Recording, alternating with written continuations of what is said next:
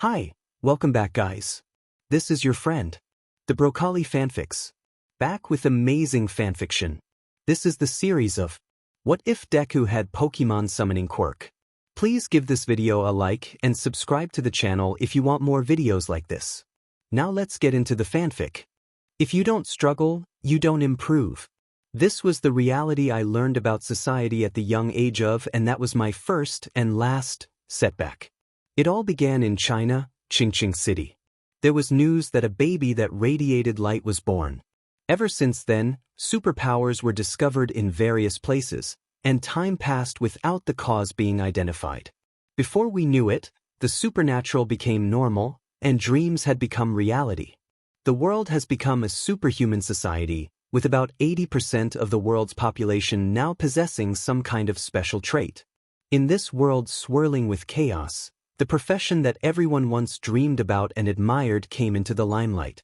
That profession is heroes. A giant villain caught the kids' attention as it was destroying a track. It threw the debris at the civilians, but before they could suffer any injuries, a buff person with his chest exposed caught the metal. Oh nice. Way to go, Death Arms. He carries out justice through his great physical strength, the punching hero. Suddenly a water line blocked all the civilians from getting closer to the attack. Everyone, please stay back. This area is far too dangerous. The rescue specialist, Backdraft, is here too. A civilian commented on the other Quirk user. This guy must be desperate to go full monster in the middle of the city. Do you know what happened? He stole someone's bag and went out of control when he was cornered. A Quirk like that, and he's just a petty thief? I'm sorry, the trains. Yes, I don't know what time I'll make it into work. Civilians, one by one, started commenting on the rampaging villain, just casually unaware of the dangers they were oh so close to. Suddenly a branch caught the enormous villain's arm, making him panic and swing wildly. Get away! A figure landed on a roof and stared down the villain. He was skinny and covered in tree-like armor all over his body. It's Kamui Woods. He may be new, but he's making a big name for himself. The kid commented, writing in his notebook for more ideas.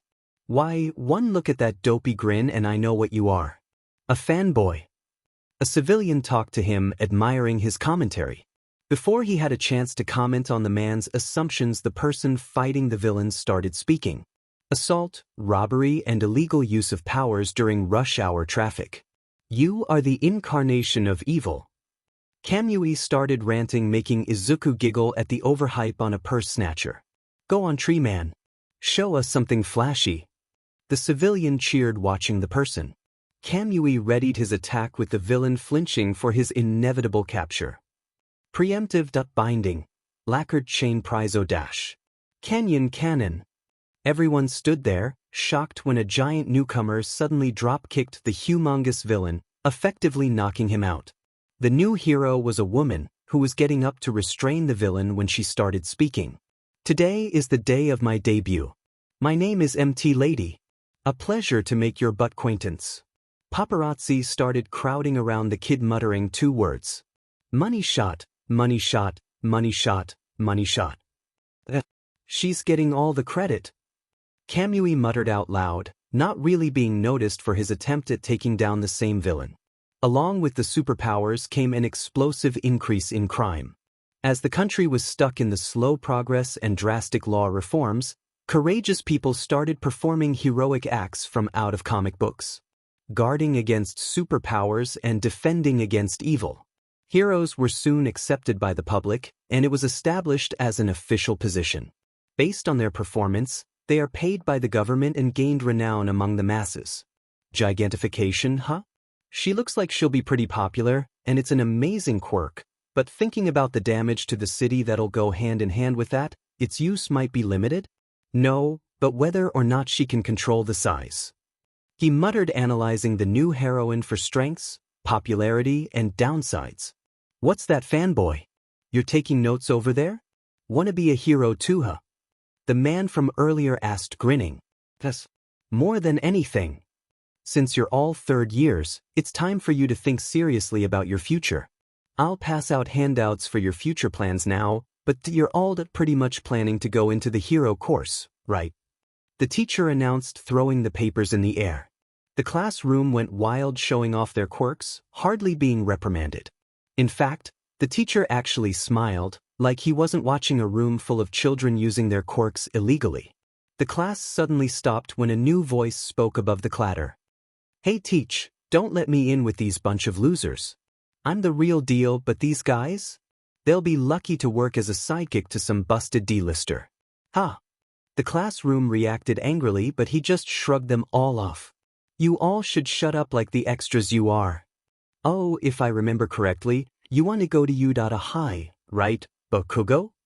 The teacher called out, finally giving a name to the arrogant blonde-haired boy. "UA? That national school? He's gonna try for the national school? It was in the top 0.2% this year, you know." The classroom started muttering about Bakugo's declaration to try for the top school in the country. Bakugo suddenly stood on top of his desk and started ranting. "That's exactly why it's the only place worthy of me. I aced all the mock tests. I'm the only one at this school who stands a chance of getting in. I'll end up more popular than All Might himself and be the richest hero of all time. The people all across the world will know who I am, and it all starts with UA High." "Oh yeah, Midoriya wanted to go to UA too, right?" the teacher asked, not giving him a side glance. "And of course there is me," Izuku thought to himself. Everyone turned to look at the embarrassed boy for being called out and started laughing in his face. "Midoriya? No way. Midoriya, you're kidding, right? You can't get into the hero course just by studying. There's no way you're getting into the hero course with that weird weak quirk." Kids, one by one, started commenting on his chances, but when they mentioned his quirk, he was about to stick up for it when a heated explosion struck his desk. "Arf! Listen up, Deku. You're even worse than these DMN rejects, you useless wannabe. You really think they'll let someone like you in when they can have me?" Bakugo furiously declared, with tiny explosion dangerously getting close to Midoriya's face. "Huh. No way, you got it all wrong really. I'm not trying to compete against you. You gotta believe me." Midoriya didn't get to finish when Bakugo suddenly spoke up again loudly. "You'll never be able to hang with the best of the best, you'll die in the exams, defenseless Izuku. The school's already crappy. You really want to embarrass it more by failing so hard." Bakugo growled, waiting for an answer. "Calm down, Bakugo. And Midoriya, get off the floor or detention." The teacher sighed, starting up class. "Why am I in trouble again for being useless?" After class was over, Midoriya hurriedly put his items in his backpack while checking his phones for notifications on new hero news. "The incident this morning is all over the headlines. I want to hurry up and go home so I can write it down in my notebook," Midoriya commented, as he was about to put his journal away, when suddenly someone snatched it from him. "I don't know what you think you're doing, Deku, but we're not done talking," Bakugo furiously said, holding his notebook hostage. "Huh. Don't tell me you're taking notes on how to be a hero. Seriously? That's so pathetic." Bakugo's two followers laughed mockingly at his hard work. Midoriya chuckled, awkward, speaking to them desperately, trying to reach his notebook. "Real funny, guys. Just give it back." Suddenly, before Midoriya could understand what happened, Bakugo blew up his notebook, leaving scorch marks on his cover. Midoriya tried to reach for his notebook one last time when Bakugo suddenly threw it out the open window, with Midoriya screaming for his item. Bakugo suddenly grabbed Midoriya's shoulders, forcing him to look at the bully in fear when he started speaking. "Most first-string heroes show potential early on. People look at them and just know they are destined for greatness. When I'm the only student from this garbage junior high to get into UA, people will start talking about me like that. They'll realize I'm legit, the next big thing." Midoriya didn't dare move from his spot, flinching when a burning sensation started to painfully spread through his shoulder. "Here's a word of advice, nerd. Don't even think of applying or else."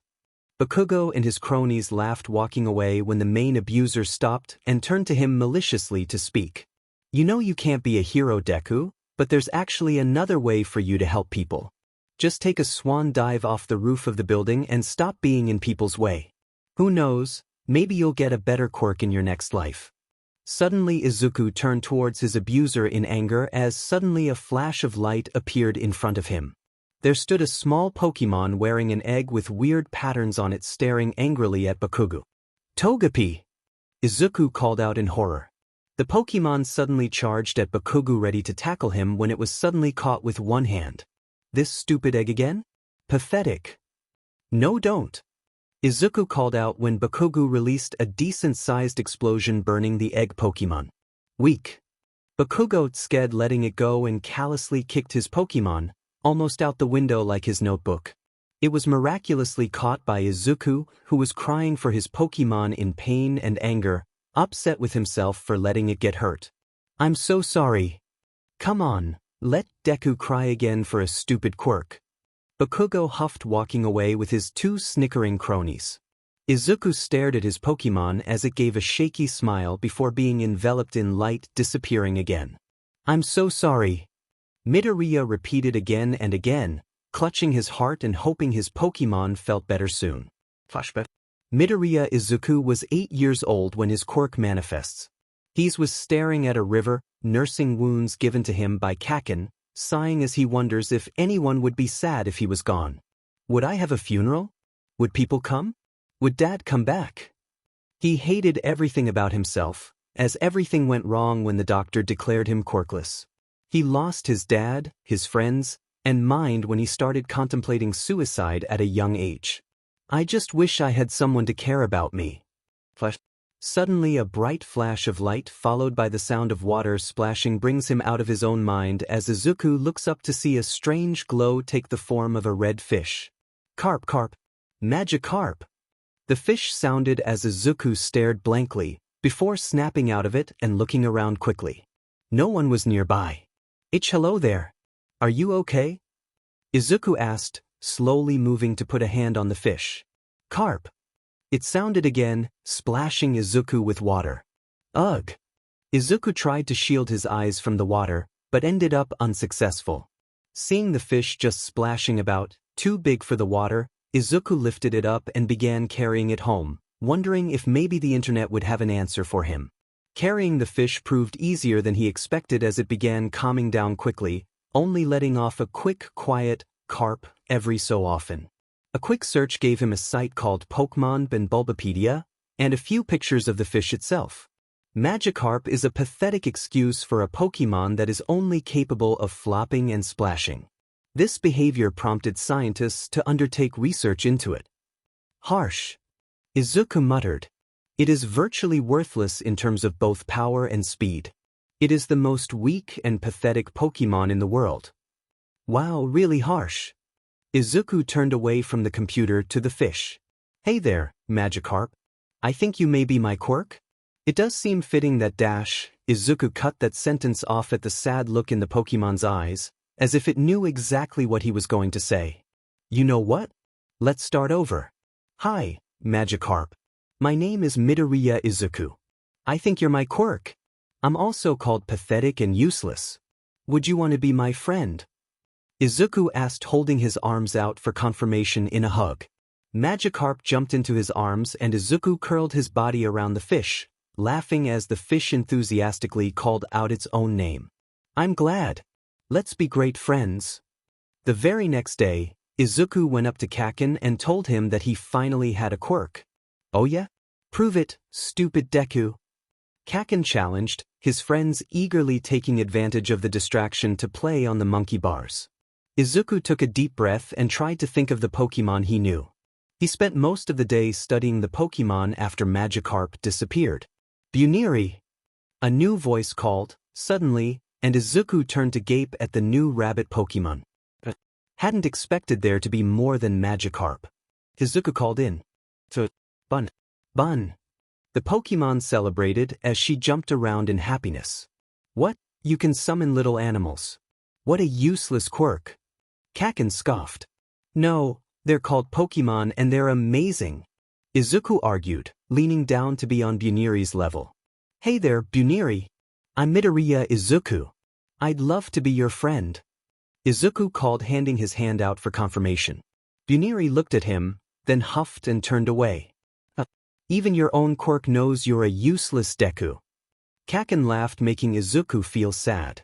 Buniri apparently didn't like that, because it rocked on its tiny feet and launched the curled-up ears straight into Kakin's chest, knocking him on his butt. Kakin! Izuku called out in shock, rushing towards his friend's aid. Arif! You're dead, Deku! Kakin challenged in anger as he started going on the attack. Buniri watched in horror as the friendly human was beat up right in front of it. But before it could help, the time limit passed, leaving Izuku alone in his beatdown. Izuku didn't move for a while after that. Maybe Magikarp really was the only friendly one? He looked up at a soft sound. Pigs! 2 foxes, one a warm brown and the other a snowy white, looked down at him. Vol! The white fox settled next to his side, where he'd taken the most damage, while the warm one settled next to his legs. Almost immediately there was a noticeable difference, the cold chilling the pain and the warmth helping him relax. Thank you. Izuku murmured, the warmth of the Vulpix putting him to sleep as the cold one got up and stood on guard. If Inko stopped arranging playdates with Katsuki after she brought her baby home all bruised and burned after that, no one mentioned it. Present day. Idiot. If I really jumped, that would mean you instigated a suicide. Think before you speak. Midoriya was angry at his tormentor, but that anger soon subsided as he looked at the floating notebook in the fish pond. There goes pages of hard work. Midoriya sighed, taking the notebook and air drying it as he walked home. He started thinking about his life so far and everything that had happened to him. He was diagnosed quirkless at the age of 4 by the doctor, and that's when everything fell apart. He asked his mother late at night if he could still be a hero, trying to cling to any hope that he could still achieve his dreams without a quirk. I'm so sorry, Izuku. Soon, Dad left and cut contact with him, leaving just an overly stressed mother taking care of both of them.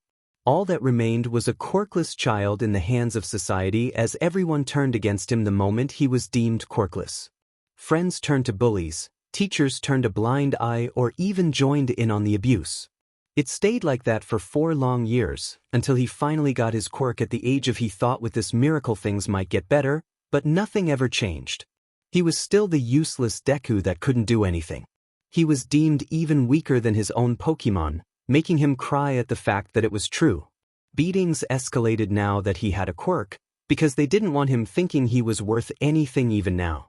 He had to endure countless days where his Pokémon fought tooth and nail to protect him, watching the bullies and even a few teachers kick his only friends into the dirt. He knew it was wrong, but when faced with the whole school, what was he supposed to do? What laws were he supposed to use for sentient quirks that had a mind of their own? He would get charged with quirk use and cost his mother more money than necessary, and he didn't want to give her more work for something he couldn't control. Even then he knew if he did anything, the school would spin it on him for animal abuse even though it was a quirk. A quirk with feelings. Midoriya sighed and suppressed his dark thoughts in an unhealthy manner as he smiled, walking under a tunnel. Doesn't matter, I'll still become a hero. Midoriya blanked. Turning towards the sudden noise, he was greeted with a giant green wall of slime with a manic grin staring down at him. Oh good, a medium-sized skin suit. Midoriya tried to dodge out the way. It was too late as he was now being suffocated in an awful-tasting slime, trying desperately to breathe. No, I can't die, not yet. Soon a flash of light appeared, and a Pokémon appeared next to the attacking villain. Bounds. What appeared was a small berry-shaped Pokémon with a red body, green leaves, and 2 yellow, beady eyes. Bounsweet. Sheet, I can't command it. The Pokémon jumped back when the Sludge villain swiped at it, missing as it readied an attack. Bounsweet. It suddenly shot many leaves at the slime, but it did nothing except get stuck. The villain left completely unharmed. He is too gooey for a physical attack. Nice try, kid, but hey. You can be my hero at least. The villain grinned as Izuku's vision started going black. He could feel Bounsweet returning, and he felt a morbid sense of joy. At least I can die with all my friends. Texas Smash.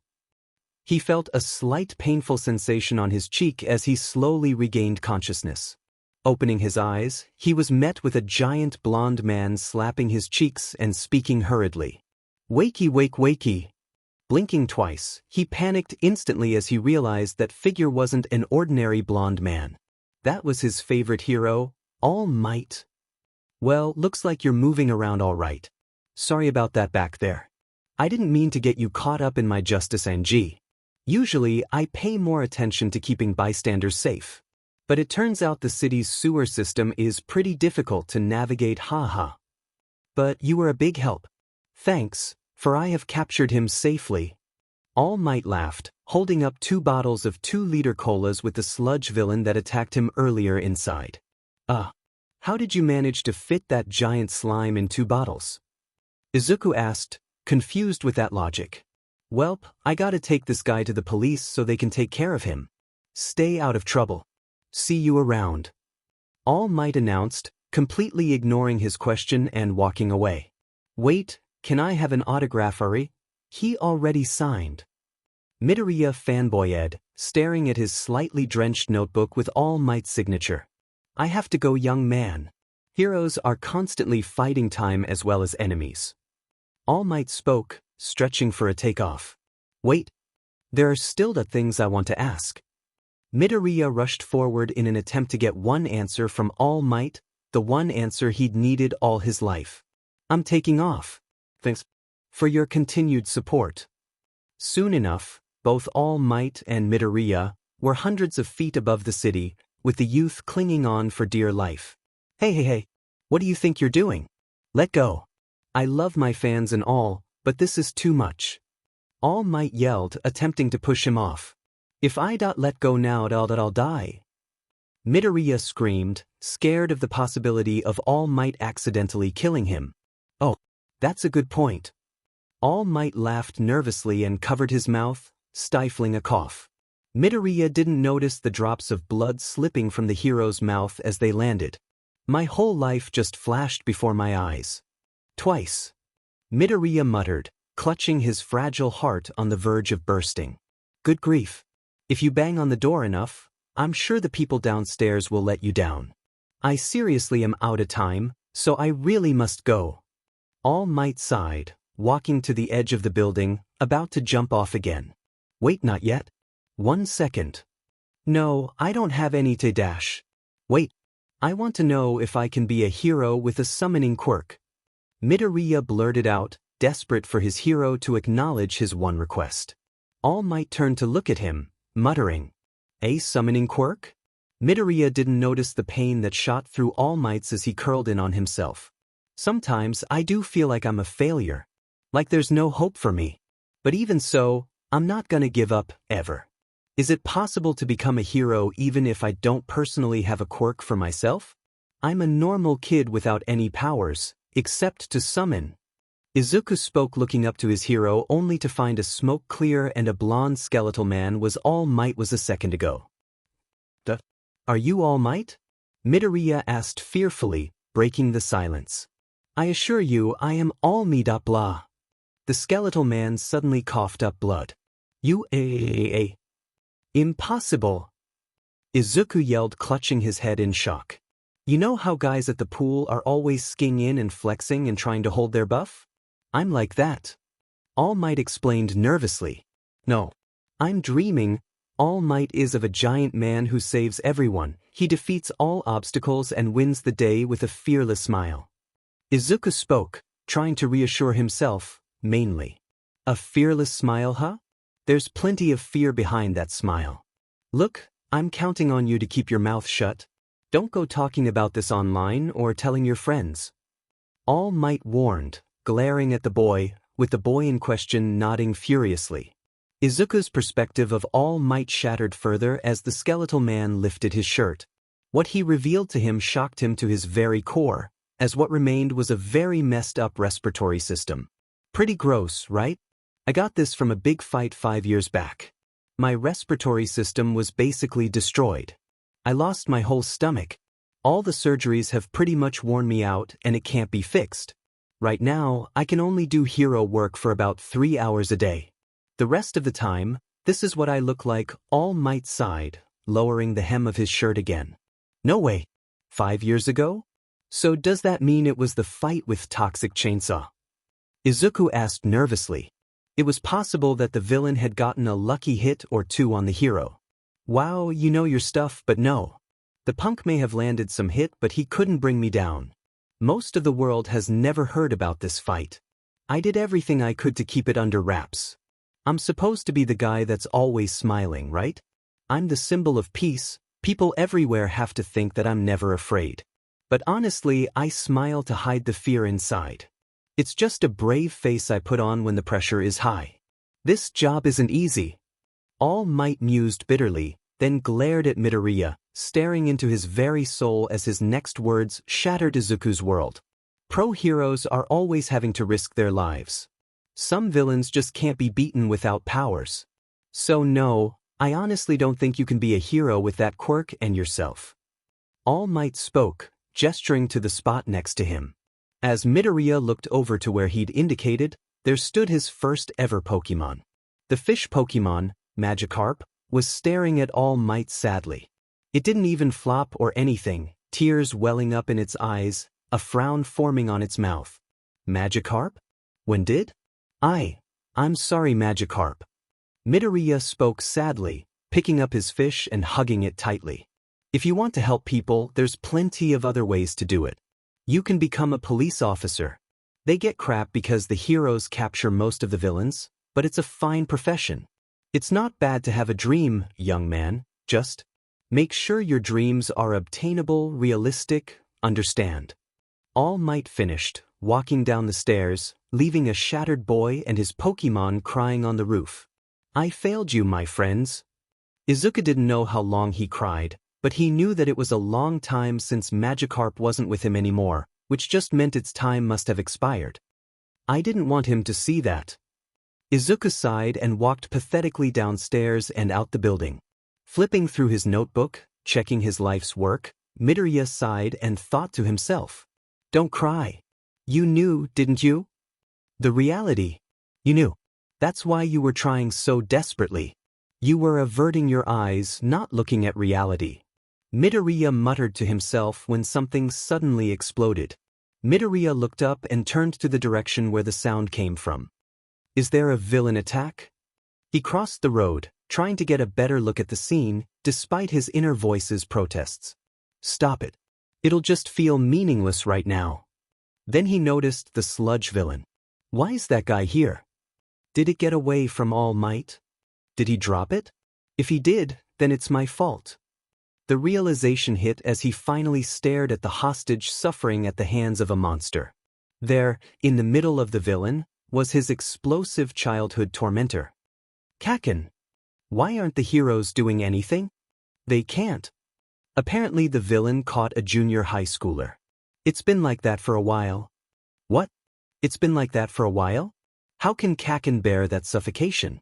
I thought I'd die after a few seconds. Midoriya covered his mouth and shook at the horrified reminder. More people started muttering to themselves.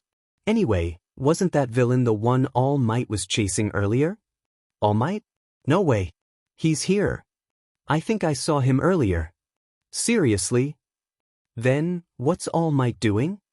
Nobody even noticed a skeletal man clutching his injury in anger at himself. Both Midoriya and All Might waited helplessly, All Might cursing himself over and over while Midoriya was crying in self-blame. No one knew what to do, how to help. And then Bakugo struggled just enough to move his head and open his eyes. Looking straight at Midoriya. His big red eyes were filled with horror and helplessness. Drowning out everything else, one thought screamed out. I need to help him. Before anyone could blink, the boy lunged straight at the monster. All Might and the heroes at the scene gasped. Only Death Arms tried to reach him, but failed. Idiot. Stop. Both Bakugo and the villain noticed his stupid stunt, with the villain audibly growling. This brat again. Why did I run out? What am I doing? Why? What do I do? What do I do at a time like this? Suddenly a bright flash of light appeared next to Midoriya with only a single sound coming from it. Vul. Turning, he was met with a multi-tailed white fox running on all fours, determination in its eyes. Perfect. Now with a plan, Midoriya threw his bag that hit directly in the villain's eye, making his grasp on Bakugo slip long enough for him to cough and pant, to get air back in his lungs. I see wind now. Vulpix obeyed his command and started breathing out a stream of snow-dusted wind. It started freezing the villain's side slowly to a solid where Bakugo was at, just as he planned. "Kakin, blow it up!" Midoriya yelled, grabbing Vulpix and jumping back to avoid a slowed tendril. "Die ubstd!" Bakugo yelled as he twisted his hands and unleashed a devastating explosion on the villain, making it shatter partially. Now he was free. Before the villain had a chance to recover, Midoriya grabbed the panting Bakugo by the shirt and started running back towards the crowd. "We have to go now." "Don't tell me what to do, D-dash." Bakugo didn't finish as the villain roared in anger at losing his hostage. "I will kill that brat." The villain roared, charging at the boys. Suddenly, faster than both boys could perceive, All Might suddenly appear behind the boys, readying a fist, yelling out his signature move. Detroit Smash. A wind blew, strong enough to make the villain fall apart and put out all the fires, and even cause a mini tornado. When the wind quieted, everyone was staring at All Might, who was steaming and panting. For a moment, no one said a thing until drops of rain started falling from the sky. At first, it was 1, then 2, then 3, and then the whole sky opened up on the bystanders. Rain. Don't tell me it's from the wind pressure just now? He made clouds? No one noticed as his foot stumbled a little before he raised his fist in his familiar victory pose, smiling. The crowd cheered for their hero. With just his right fist, he changed the weather. That's amazing. That's All Might for you. Midoriya took this time to sneak away before he was charged with quirk use, as one of the local heroes checked on Katsuki first. However, he was blocked by Kamui Woods glaring down at him. That was extremely dangerous, kid. Also, using a quirk in public like that dash. I'm sorry, I didn't mean to summon my quirk, it sorta has a mind on its own. Midoriya chuckled nervously, hoping he wouldn't get a ticket. Kamui stared at the glaring Vulpix for a moment, sighing before speaking. I can write this off as a quirk accident and give you warning, but don't do that again, kid. Thank you. Izuku spoke, tears in his eyes. Just go before the others do something more drastic, or the reporters start hogging you as well. Kamui sighed, walking to check on Kakin. Walking home, Midoriya clutched his head tiredly as he could feel the slight headache creeping up on him. Any longer and my head would be splitting, better avoid loud noises. DKU. Turning, he was met with an angry blonde, making Midoriya sigh internally. My headache may just come after all. Bakugo panted for a few seconds, then clenched his fists in anger and shouted. I never asked for help. And you didn't help me. Got it? Midoriya was confused by this outburst, still clutching his head. Don't think you can look down on me. Are you trying to make me owe you? Bakugo growled, readying his explosions. Can we put this on hold for tomorrow? I have quirk overuse and I can barely understand what you said. Midoriya muttered, clutching his head as if Bakugo was verbally attacking him. I hate this side effect. Stupid nerd. Bakugo muttered, turning around and walking away. Midoriya sighed in relief and started walking away, enjoying the silence to keep his headache tamed. I am here. Shut up, please. Midoriya muttered before he could think, his grip on his temple tightening. Are you okay, my boy? All Might deflated, coughing out a few drops of blood. Quirk overuse, it gives me headaches. Izuku spoke, shaking his head. But you seemed fine before? All Might muttered softly. That's because the adrenaline is out of my system. What do you need, sir? Midoriya sighed, using whatever brain cells he had left to listen to All Might. Young man, I come with thanks, a correction, and a suggestion. If you hadn't been there, if you hadn't told me about your life, I would have turned into a guy in a bodysuit who was all talk. Thank you. All Might spoke softly, a hand on Midoriya's shoulders. Sir, it was my fault in the first place. I got in the way of your work. Midoriya sighed, still berating himself for the big mess up. You still did something, my boy. Even when all those other heroes did nothing, you acted. All Might smirked as he noticed Midoriya's embarrassment before continuing. The greatest heroes all have stories about them from their school days. Most of their stories have one thing in common. Their bodies moved before they had a chance to think. All Might spoke as Midoriya realized what he was implying. His face twisted, his hands moving to his chest and his knees trembled. That was true for you too, wasn't it? All Might asked. Yes. Midoriya replied as tears flowed freely down his face. All Might watched him with a serious face, as wind dramatically blew his hair in front of the setting sun. He then said the 5 words Midoriya had wanted to hear so badly, ever since he was, "You can become a hero." Midoriya broke down crying, not caring for the headache as his heartache had built up more from years of pain and sorrow he'd had to endure. All for this moment. All Might spread his arms with his palms raised to the sky before speaking. You are worthy to inherit my power. My headache giving me false hope. Would you mind repeating that? Izuku sighed, not used to being up this early in the morning, as he made his way down towards the dump known as Dagoba Beach. In the center, sitting on the stairs, was a skinny All Might scrolling through his phone. Hey All Might. Izuku called out tiredly. The man turned to him smiling proudly. Midoriya my boy, glad to see you made it early today, was expecting you might forget and skip out on training. I would never do that to you All Might. Midoriya yawned, trying to get the tiredness out of his system. I see that you're not a morning person. All Might chuckled, seeing the tired boy. That, and I haven't had my coffee yet. Midoriya muttered, handing All Might a stack of papers. What's this my boy? All Might asked before reading the papers. It's my quirk description and all the Pokémon I am able to summon. I want you to check it out and see what I am able to improve upon. Also, we don't know what One for All is capable of when mixing it with my quirk, so I wanted to see if this won't mess anything up. Izuku explained to the hero, who nodded in understanding. Yes, I can see it. One for All is a stockpiling strength enhancer, so it shouldn't mess with your quirk besides giving them an extra boost in power. All Might explained, reading the quirk's description. Quirk, Pokémon summoning. The user is able to summon a random selection of Pokémon up to 6 times a day, not known if this can increase. No more than 2 summons can stay at any one time, and they can stay for up to 1 to 2 hours at a time, may be able to lengthen time with training. If not actively fighting.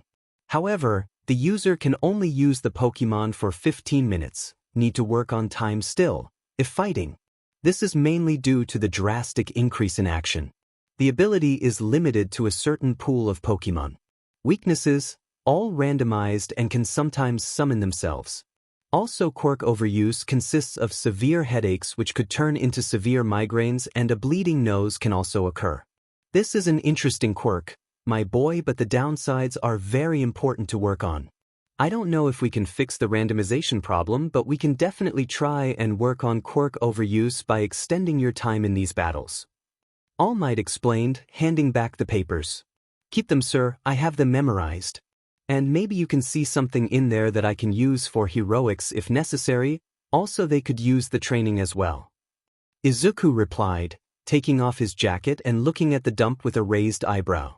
Yes, this is going to be where you are to start your training, young Midoriya.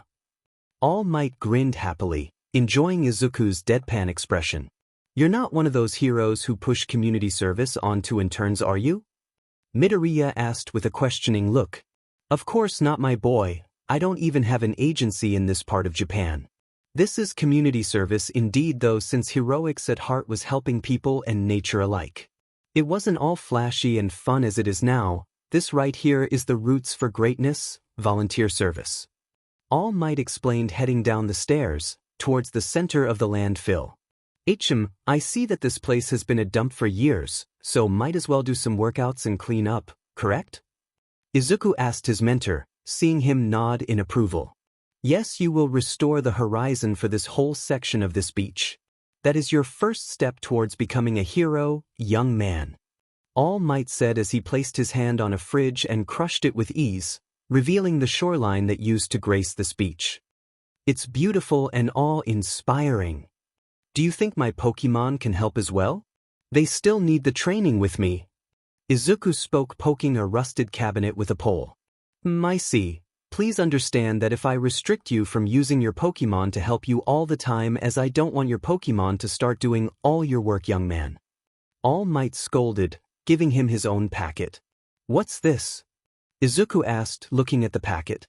I came up with this Aim to Pass American Dream plan. It's a training plan to help you finish cleaning up the beach.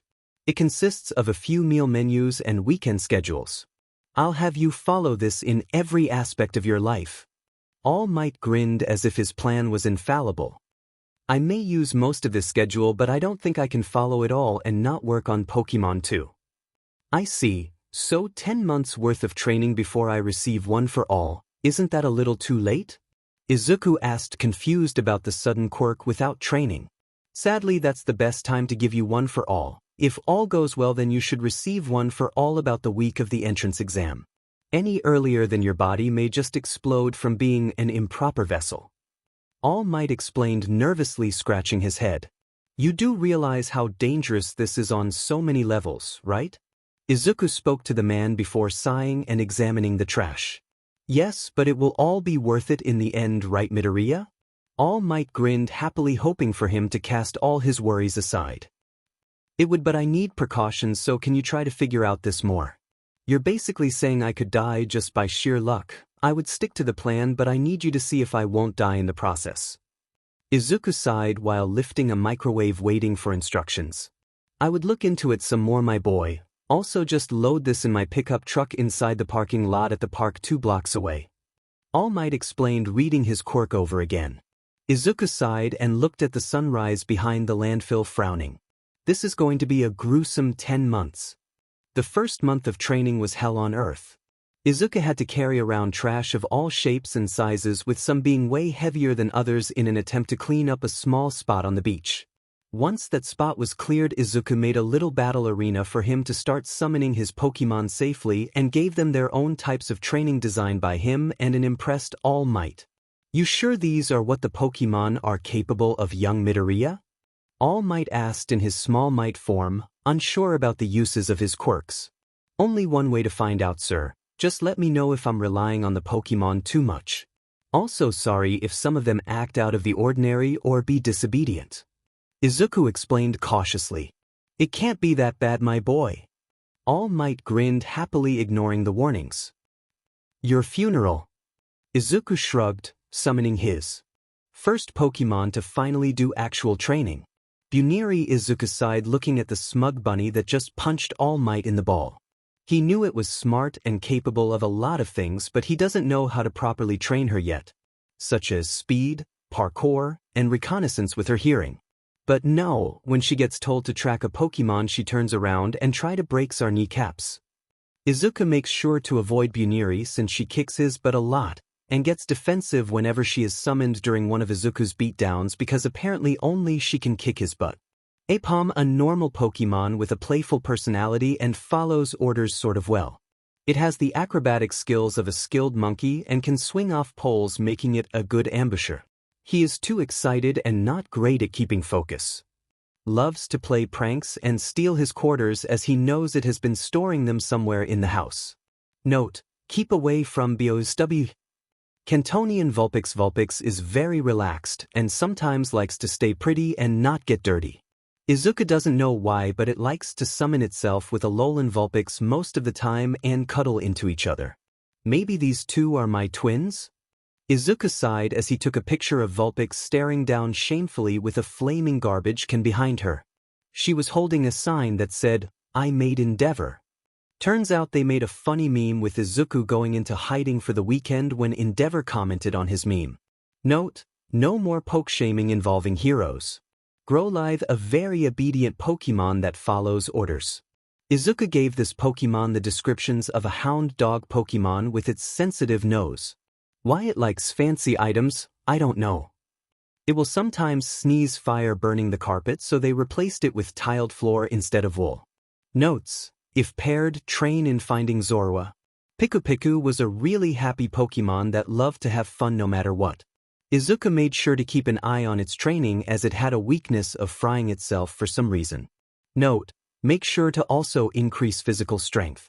Izuku would have to watch over the fried Pokémon constantly to make sure it doesn't wander off and make a big problem blowing up his electronics. No one ever solved Piku causing a blackout at school. Shinx was always a mystery to Izuku, as it sometimes was happy and playful and other times it was deadly serious. It will pounce on Izuku at night and demand to be played with. If Izuku doesn't wake up, it will shock him instead. Luckily, it has been playing with All Might recently. Magikarp, it's a hard-working and emotional Pokémon just like him.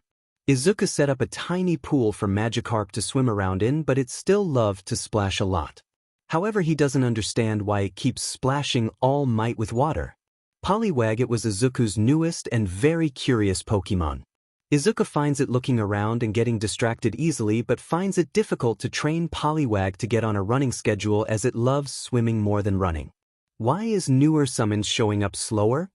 It loves soaking in the bath and playfully loves to put more energy into performing tricks than training. Bounsweet, this Pokémon is happy and very carefree when it comes to its personality. Despite how often Apom and Swinub try to eat it, Izuku still has to make sure Mom doesn't accidentally cook it too. Bounsweet loves to play around, and when it gets startled it will release an aroma that calms everyone down. Unless you are trying to eat it. Skiddo, this Pokémon's emotions depend on the time of day and weather conditions. If it's sunny with no skies, it is super hyper and can work efficiently since it is constantly gathering energy from photosynthesis. However, it is glum when there isn't enough sunlight to work with. Note: train against ramming Sheldon if paired. Ralts is a very calm Pokémon that enjoys the time it has when summoned. It likes to hang around Izuku a lot and enjoy the happy emotions he gives off, but when Izuku is sad it will make sure to put on hero videos and enjoy a nice snack. I know Mom says I'm not supposed to have a favorite child, but Ralts is easily one of my favorites. It is very intelligent and acts more like a human than all his other Pokémon, much to Izuku's surprise, as it can solve puzzles and communicate with him effectively. Note: see how far into grading that Ralts is capable of. Abra is a sleepy Pokémon, but Izuku knows its brain is still active when it is asleep. It can be seen hovering around just sleeping and analyzing Izuku's brain. It is so deadly silent and doesn't move that Izuku and everyone that met Abra the first time will think it is a doll. Love teleporting too.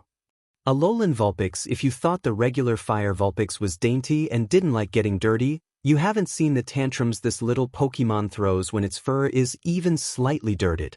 Always carry a brush and hair products. Of course, for some unknown reason, it seems to want to freeze All Might constantly. It might be because of how often he and the other Vulpix had to sit by and watch Izuku fanboy over All Might. Spheal, a very hyperactive Pokémon that loves to roll around and swimming. Izuku sometimes spots it performing tricks to entertain itself or bouncing around. It loves playing with Poliwag. It soaks in Izuku's bathroom constantly as it plays with rubber ducks mostly. However, it loves to roll down hills with Izuku, making them have a little more fun than usual. As much as I want to be a hero, these are all my kids. They should have fun. Shuppet was just a crypt ghost Pokémon that Izuku can't understand at all. Izuku sometimes finds this Pokémon just watching him sleep and popping up whenever he gets super depressed. Izuku can't really train Shuppet as it just ignores him most of the time and just stares at him and All Might's, or rather the spot next to All Might. Shuppet is a mystery that Izuku just can't figure out. Note: could be used for intimidating opponents? Finding All Might? Why is it studying him so often? What do you see, Shuppet? Toxel, this Pokémon likes to throw many tantrums and cries a lot if not fed properly. For some reason it seems to enjoy music and can sometimes be subdued with music in mid-tantrums to calm it. Our favorite band to listen together is Set It Off. Mom told Izuku it was like him when he was a baby, so she was an expert at taming Toxel. It is effectively a baby, so Mom gives him pointers and lessons on taking care of a child when Toxel is around. Note: if not around and Toxel cries, give it junk food and play rock music until I get home. When did I become a dad? Riolu is just like Buniri in terms of attitude, in wanting to break both Izuku's and All Might's kneecaps. However, it can understand the importance of training, so it will follow orders as long as it gets a battle in the end. It loves battling but will sometimes go overboard when fighting Buniri. Note, if paired with Buniri, let them duke it out. Jibble is a very active Pokémon and loves to follow predator instincts. However, it will not pass up free food, as it will raid our fridge. Note, keep Jibble away from the fridge. It loves to chomp on stuff and acts on tantrums if it has a toothache from biting something too hard. Note, keep an eye on it if it tries to turn on the heater, as it loves wasting electricity bills. Rockruff seems to enjoy running through the trash and get dirty enough that it will have to be forcefully bathed. However, a few times, Izuku caught it rubbing its neck against the piles of trash on the beach to file down sharp objects that could have hurt Izuku himself. Likes to hang around All Might and receive pats from the hero. Larvitar, don't train it. Highly aggressive and will attack anyone looking for a challenge. It is a very powerful Pokémon, if not my most powerful Pokémon so far. It has enough strength and appetite to destroy an entire landscape if given the chance. It ate a mound of dirt in the park that was 20 times the size of a house. It is a rarer summon that needs to be immediately unsummoned. Noibat, it is an emotional Pokémon that enjoys listening to music. It will sometimes be seen listening to many bands and wears its heart on its sleeve, wing. It loves living in Izuku's closet and will sometimes steal his MP3 player and listen to endless music. It loves to share its dark songs with a depressed Izuku, making them both happy in the end. Joltik is a little sheet and it knows it. Izuku didn't really have to train it, as it is a master at hide and seek. However, because it is a little sheet, it will SCK the power out of anything it can get its hands on and make it effectively useless. Also loves to nest in Izuku's fluffy hair for some reason. Zorua Izuku had this happy-go-lucky trickster Pokémon be a pain in his butt. It loves to change into other people, animals, and Pokémon to trick him. However, one time it disguised as his mother in front of All Might, and he nearly fainted at having almost been exposed to All Might. It is a happy Pokémon, always willing to help out and train with Izuku. However, it does have a gluttonous side, as it can eat anything metallic. Izuku finds it hard to scold the Pokémon, but sometimes that is what a mother is for sometimes. She invented the poke-shaming idea, making Eren carry a sign that it ate her pots and pans, and Izuku has been using it ever since. Suwaddle, it is a rather sadistic Pokémon that likes to watch people suffer. Izuku sometimes wakes up to pain in his arms, as he could see Suwaddle gnawing on him. It can follow orders but mostly is seen playing with its victims, mainly Izuku. It will booby trap Izuku's room every time it gets in. Poochyena, it is an active Pokémon willing to follow every order given to it as long as it receives pats. It is Izuku's most loyalist Pokémon that Izuku treats mostly as a friend. It is on high alert and will sometimes protect the house or cuddle the Midoriyas when they are asleep. Fletchling is a joyful and easygoing Pokémon, but it loves to battle when given the chance. Also loves soaring in the air, and I can't fault him for that. It will protect Izuku when dealing with bullies if summoned, and would even try to poke Kakin in the eye. It should have received a poke-shaming that it loves to be mean, but Izuku let it slide. Stufful, Izuku didn't know what to think about Stufful. It was an interesting doll Pokémon that had many emotional problems. One moment it would be all cute and cuddle and accept training its ridiculous strength to crush a fridge. And the other moment it would act all ferocious and not follow orders. Luckily it knows to follow his mom's orders. It was a universal rule of every Pokémon that you don't mess with Mama Inko. Swinub is a lazy Pokémon with a gluttonous appetite. Izuku was grateful whenever Swinub was summoned during dinner so he could feed it vegetables and mushrooms. Note: keep Swinub away from BGMI. Nidoran, male Nidoran, is a cautious Pokémon mainly because it is venomous. It prefers to stay far away from people as to not poison them with a substance that has luckily no lethal precautions. Note: could make a dart coated in this venom to keep the opponent partially distracted or create a power move with Apom yeeting Nidoran at an enemy. Litwick, this Pokémon has a curious personality and loves to hang out in dark places. Its mood increases if it saps the energy of Izuku or any plants and animals nearby.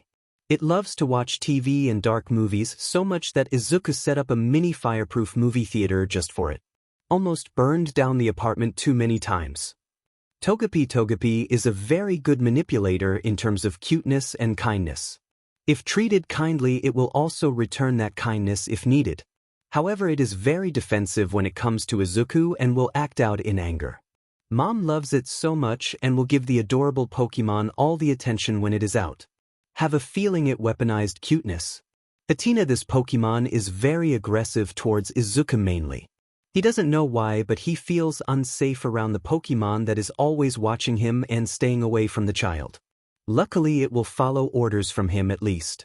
It seems to also dislike All Might and would actively ignore him as if he doesn't exist. Hope it won't murder anyone or me while I sleep. Dratini, it is a calm and shy Pokemon that obeys orders and loves swimming. It is the biggest Pokemon so far and loves to stay soaked in the bath when it is summoned.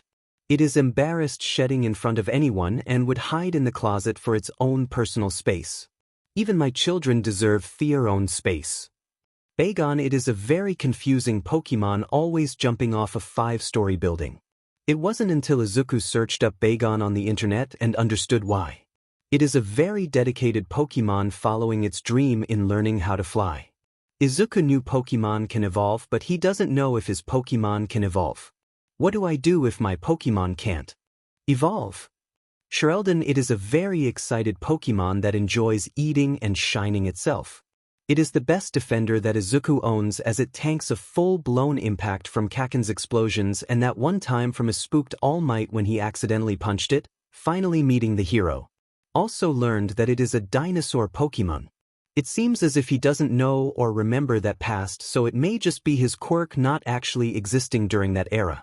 Note: don't let it wander, it has terrible sense of direction. You were saying All Might? Midoriya asked with a raised eyebrow at the hero. I'm gonna take a few weeks of vacation, continue your work young Midoriya. All Might muttered, painfully limping away with a smug Buniri standing proudly. Hope they don't kill my mentor before I become a hero. Izuku sighed in exhaustion as he laid on his bed, staring at the ceiling in hopes that his headache would magically vanish. The 5 months of training had been the worst and best thing to happen to him in his life. Thinking back on the past few years, he really should have put more muscle and effort into training if he wanted a chance at heroics. Which led him to here. He loved his bed now more than anything, seeing as it didn't complain or beat him up. It comforted him more and let him rest with the ease that he desperately needed. Looking at his phone, Izuku really wished he hadn't and sighed, knowing that the message would have definitely shown as read. And there goes my free time. Taking a shower and slipping on his PJs, Izuku went to bed, cursing at the ever-shrinking hours of sleep he still had. Knowing he wasn't going to sleep anytime soon thanks to his headache, Izuku decided to ponder on how far he'd come. Izuku actually had decent stamina and energy before he started training with All Might, mostly out of a need to keep up with his volatile and unpredictable quirk. Especially considering some of his Pokemon liked to summon themselves at midnight and wander away from the house, leaving Izuku to wake up and chase after it. They sometimes return immediately or don't. However, his training had improved his muscles greatly, and he actually had to buy duplicates, albeit a bit larger, of his favorite t-shirts so his classmates wouldn't see his growth. He didn't want to face the same situation as Bakugo just because he'd gotten a bit bigger. He also didn't want to encourage his bullies to a challenge, with them thinking that he was a tough guy now. His strength had increased drastically as well, meaning he could actually lift some of the heavier objects. But even then, he still had to use several other training days to balance out his body, since some days he focused on a certain body part more than others. Which led him to spending his Pokemon's allowance to buy a few weights and training equipment. That was a difficult conversation, and even then I wish I could have just bench-pressed a few of my Pokemon for a cheaper price.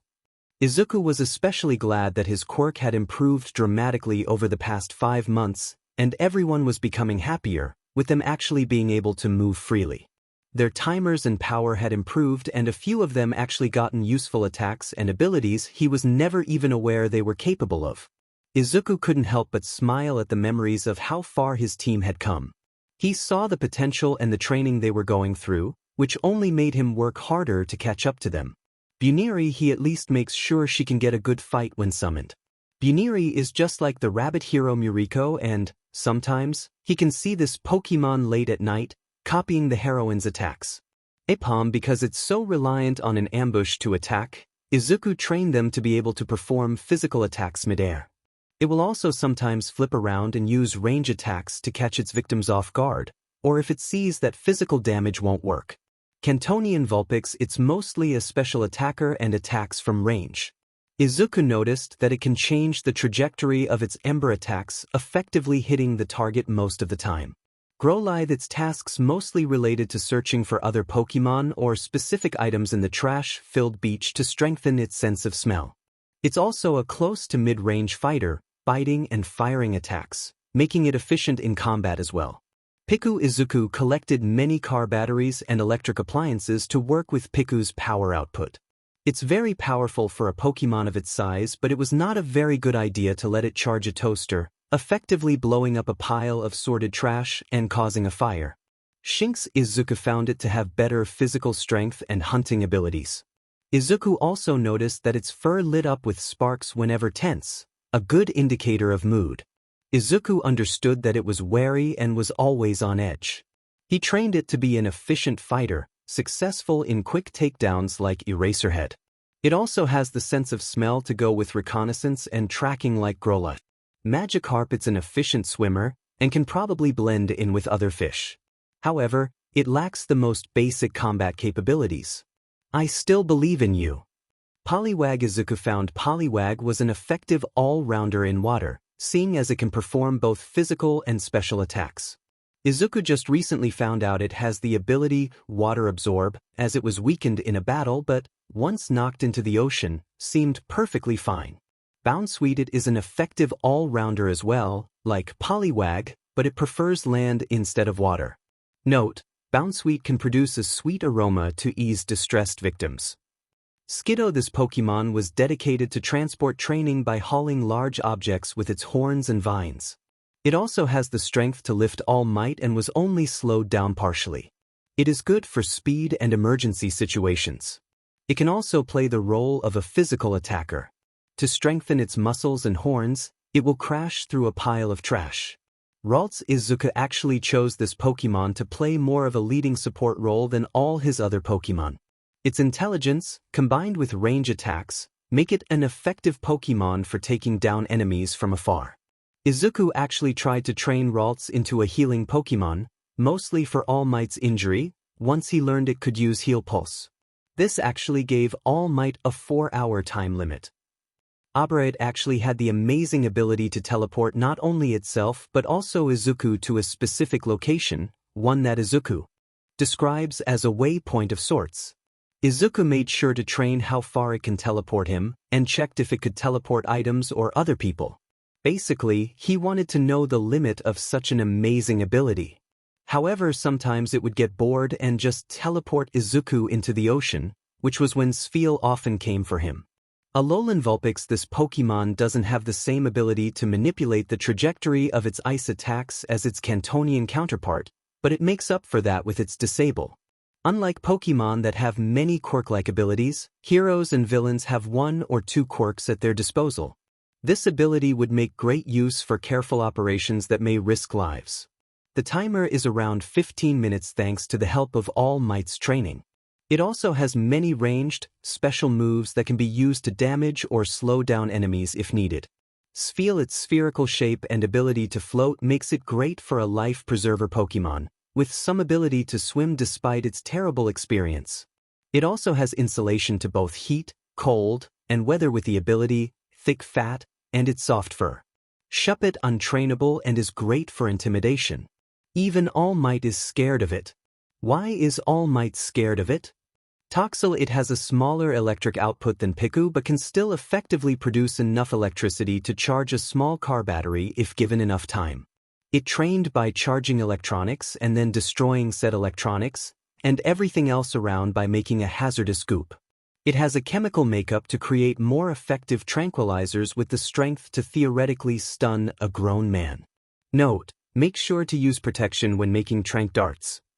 Riolu training consisted of sensing the aura of people around him and communicating to Izuku, using facial expressions based on how they felt. Training also included a lot of fighting moves like Miroku, as well as Gunhead. Note, If paired with Buniri, let them duke it out. Also, with its ability to sense auras from afar, it will be able to work for search and rescue. Gibble, it will make an efficient ambusher, as it can dig holes and wait underground to pounce on its unsuspecting prey. It has enough bite force to not lose grip on whatever its teeth latch onto. This Pokémon's ability is Rough Skin, and it actually hurts to attack it physically. It will leave scratches and gashes if harmed, making escape nearly impossible while being clamped down. Rockruff in training, Rockruff mostly tried to fight the bigger pieces of trash on the beach, biting down and scratching at it, sometimes hunting for the smaller pieces and shaking his head vigorously when he did find them. Larvitar, it has tremendous potential for a physical attacker that can destroy a local beach. Not to mention it will also tank damage and shake it off, as if it wasn't just hit by a high-powered explosion, but it can still be damaged. All Might decided it should get some training against him despite Izuku's warnings. Even at his full power, Larvitar still managed a decent fight with the #1 hero. He was glad All Might was tough, but at the same time, Izuku saw the sheer power it displayed, hitting the hero, who staggered back a few feet. If it was anyone else, then Larvitar would probably cripple a man, or worse. Noibat, this Pokémon specializes in sensitive recon involving hostage situations, spying, and many others. Also, it can tell if a fruit is ripe with sound. Really helpful when mom goes grocery shopping. This Pokémon is an effective all-rounder as well if it ever does get caught in a battle, as it has decent physical strength. It also provides specialized sound-based attacks to hurt its victims. May also effectively disorient and confuse targets, stunning them in place. Joltik, he gave it a task to try infiltration missions such as sneaking in a building and trying not to get spotted. He made sure to have the owners agree to keep an eye out for a small yellow pet spider. Izuku was really intrigued with energy draining, as he saw it was gluttonous enough to drain car batteries. Perhaps it could cut power during infiltration missions? Zorua, it was tasked with training to disguise as actual people it examined, and trying to walk around without suspicion. Zorua also tried to study people passing as fast as it can and change into their forms. It could be used for quick infiltration and stealth. Aaron, its training consists of physical damage and defense as it has a steel shell and the strength to tear apart a dump truck. Note, could be used for excavation and clearing out debris. Maybe even cleanup after villain attacks. It doesn't need to work on much attacks or defense, but he at least tried to train it in ambushes from underground. Sewaddle, it already had camouflage capabilities to blend into a forest environment for reconnaissance, so it trains in the local park. It likes to set up traps and attack its victim, slowly gnawing on them, a smile on its face. Also, it practices targeting during an ambush from trees with its razor leaf and string shots. Puchina, it was willing to follow every training opportunity possible and has great physical attack damage and speed. Because it is so loyal, it will guard the house for intruders while Izuku and his mother sleep. It is also a great emotional support Pokémon, letting Izuku and Inko cry on it and petting the fur to calm down again. Could be used as a temporary service dog and tracker with more training. Fletchling, it will train in flying as high as possible and sometimes likes to perform evasive maneuvers. It is a great possible scout with more training and has decent attacks for a fight if it's caught in aerial combat. Izuku will sometimes have the Pokémon performing target practice by trying to shoot down Fletchling. Her speed ensures that they never succeeded. Stufful, this Pokémon broke Izuku. He knew it was strong, but he doubted its strength. Until recently, when it lifted 2 fridges with ease, sorting them into a pile dedicated to fridges that he loathed. It also got so used to being around All Might that it started training with the man. Swinub, it's an effective all-rounder as it has good physical and special attack with a decent defense. It's also fluffy and warm in the winter and can provide insulation for freezing civilians. Its sense of smell is also capable of finding civilians buried in snow-covered avalanches, like that one extremely snowy winter. Though, it did start begging the people it saved for treats after. Nidoran, the venom released from this Pokémon will not actually poison a person to death like snakes or insects, but instead causes a sensation that increases in pain over time. It should go away with a single antibiotic, or when 12 hours pass. It is a strong physical attacker and has a good sense of hearing, and coats itself in venom to weaken any would-be attacker. Izuku has a built-up immunity to said venom. Litwick, it is a very powerful summon that drains the stamina if out for a PRD of time, growing stronger in the process. Note, train stamina for this Pokémon to be able to perform better. It has a very powerful special attack and great ranged accuracy, and it could be useful when searching dark areas. Togepi, it's a definite emotional support role and loves to help out, emotionally filling people with kindness and compassion. An ideal mascot. Therefore, its training often devolves into a cuteness competition with whoever else was summoned at the time. However, it still volunteers to train in battles with its special attack, Metronome. This should only be used as last resort, and heals itself or others if given the chance. Patina Izuku does have it train its attacks since it's his best sharpshooter and has intense psychic powers. It mostly hits Izuku, but it does heal him back to feel healthy, only to hit him again. It has magical healing moves but, for some reason, refuses to heal All Might. Dratini, its training consists of swimming around rapidly, and Izuku occasionally surfs on it to practice underwater rescue missions. Though, that often ends quickly, devolving into playtime as Dratini starts a splashing war. It is an all-rounder in terms of attack and can't be affected by status effects. Note, its shed skin is actually great leather for building a potential hero costume for ignoring status moves. Bagon, he didn't want to break the news to Bagon and crush his dream that his Pokémon might not evolve. At the very least, he encourages Bagon to try and be safe while attempting to jump off a roof. It is a good attacker anyways, so let it fly. But Izuku would still occasionally let it train with his other Pokémon. Shieldon, Izuku had several Pokémon use their attacks on it because its defense is just so important for its role. It will act as the shield for all the Pokémon and Izuku himself, but it needs to be backed up by equally strong attacks from other Pokémon. Note, could be used for breaching situations. I am here. I am here. Opening his eyes, Izuku glared at the All Might alarm clock and sighed. One thing he hadn't told his mentor was that he already had quite the busy schedule. Getting up and dressed in a green polo shirt, Izuku sighed, rubbing his tired eyes before placing a fake smile on his face. The youth grabbed his spare house keys and walked out the door before turning around and shouting, "Mom, I'm off to hang out with a friend." Getting on the train, he shut his eyes. He waited until he woke up in a part of the east side of Mizudafu. Checking his watch, he sighed as he exited the train, made his way towards the door, fake grin ever present. He was so glad that he was a good actor because the next thing he heard nearly made him falter. "You're late for work, brat. Go scrub the dishes before any customers arrive or no pay." An old man glared down at him, smoking his cigar. One thing he hated about his quirk was that it was kind of expensive to keep them satisfied. With all the electric and water bills they brought on and the damage complaints they caused when his Pokémon wander around, it really gives a peek on what being a parent is like. A parent of 36 no less.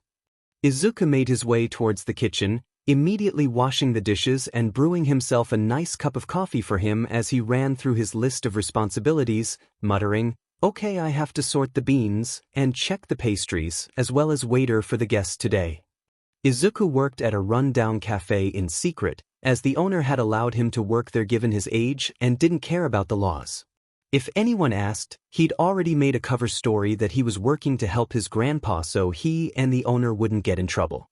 He was allowed coffee and got tips, but sometimes he wouldn't get paid because the shop was old and didn't get many visitors. The reason he got the job was because Dad apparently cut contacts before his quirk came and wasn't paying for child support.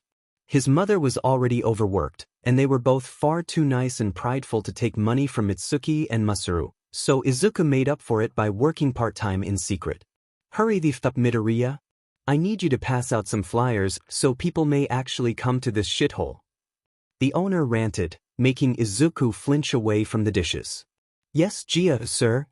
Izuku called out, scrubbing faster and sighing as the depression slowly kicked in. "Just 5 more months," he assured himself, grumbling under his breath. "Arceus give me strength."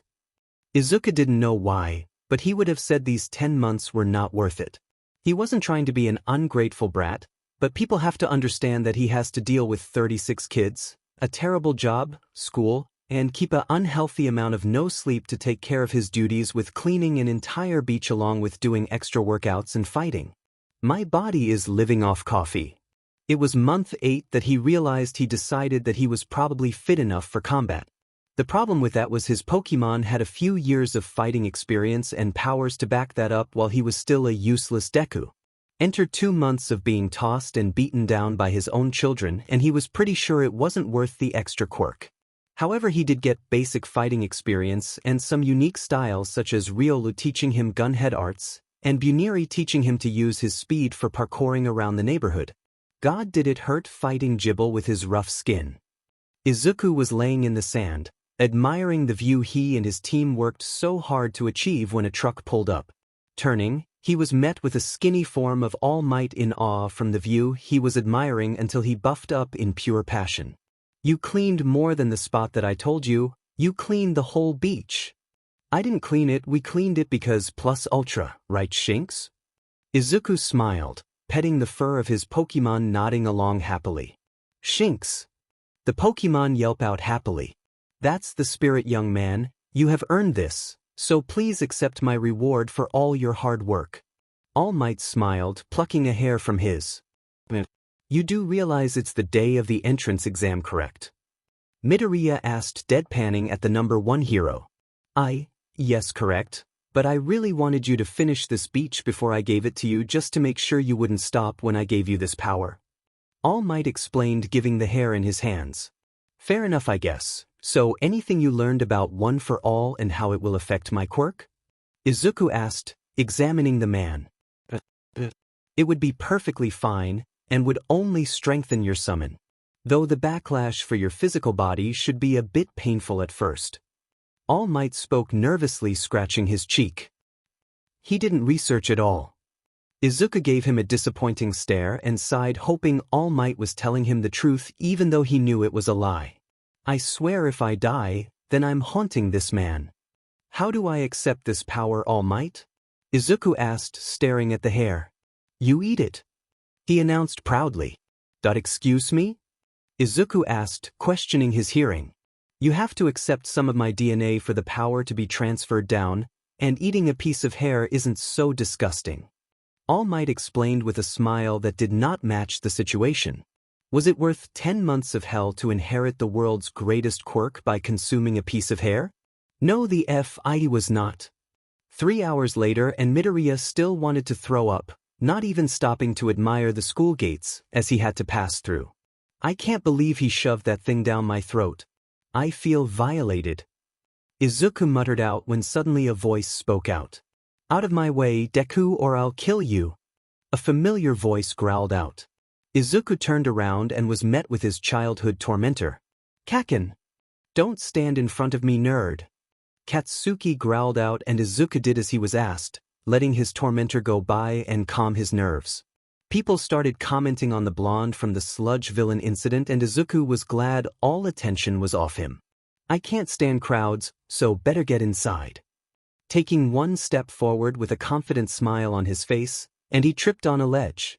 Or I could just die here, that's also a good idea, please and thank you. However, he never impacted the ground and was floating in the air. What? Are you all right? A brown-haired girl was introduced. Yes, take it this is your quirk? Izuku asked nervously, since he did have some social skills because of his Pokémon meeting strangers. It's my quirk. Sorry for using it without asking first, but it'd be bad luck if you fell, right? The girl asked cheerfully to him. I never knew about that omen, but thanks for the assistance. Midoriya bowed to the girl with a small smile. No problem, so let's do our best. CY. The girl waved, with Izuku following along towards his seat. After an hour of the written exam that Izuku was fairly certain he passed, since he made sure to keep up with his studies greatly for lack of sleep and teaching his own Pokémon basic human knowledge. Surprised they are quick learners, and Ralts has the knowledge to actually pass middle school in a few months. After a few more hours of waiting, all the students were actually ready to take the practical exam presentations. There showed the famous voice hero in his black leather costume shouting out, HY. No one bothered to answer him, but Midoriya was too busy fanboying over the voice hero. Shut up. Bakugo growled out, with Midoriya flinching, remembering Kakin was there.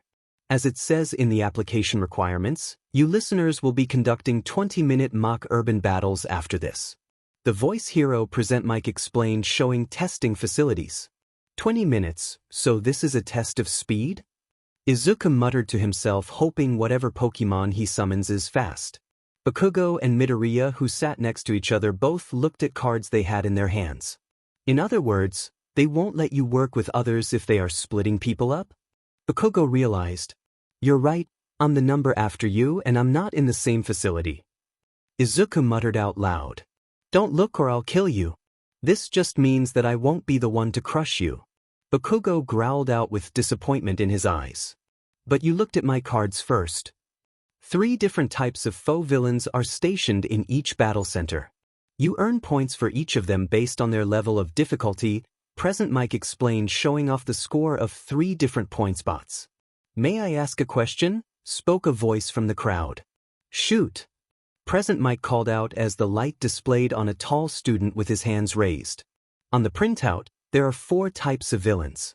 If that is a misprint, then Yurei, the most prominent school in Japan, should be ashamed of that foolish mistake. We examinees are here in this place because we wish to be molded into exemplary heroes. The boy spoke, making a mockery of a potential information that present mic hasn't said yet. Let the man finish first. As if he sensed his thoughts, the tall dark blue-haired boy pointed out to him in an angry manner. In addition, you over there with the curly hair.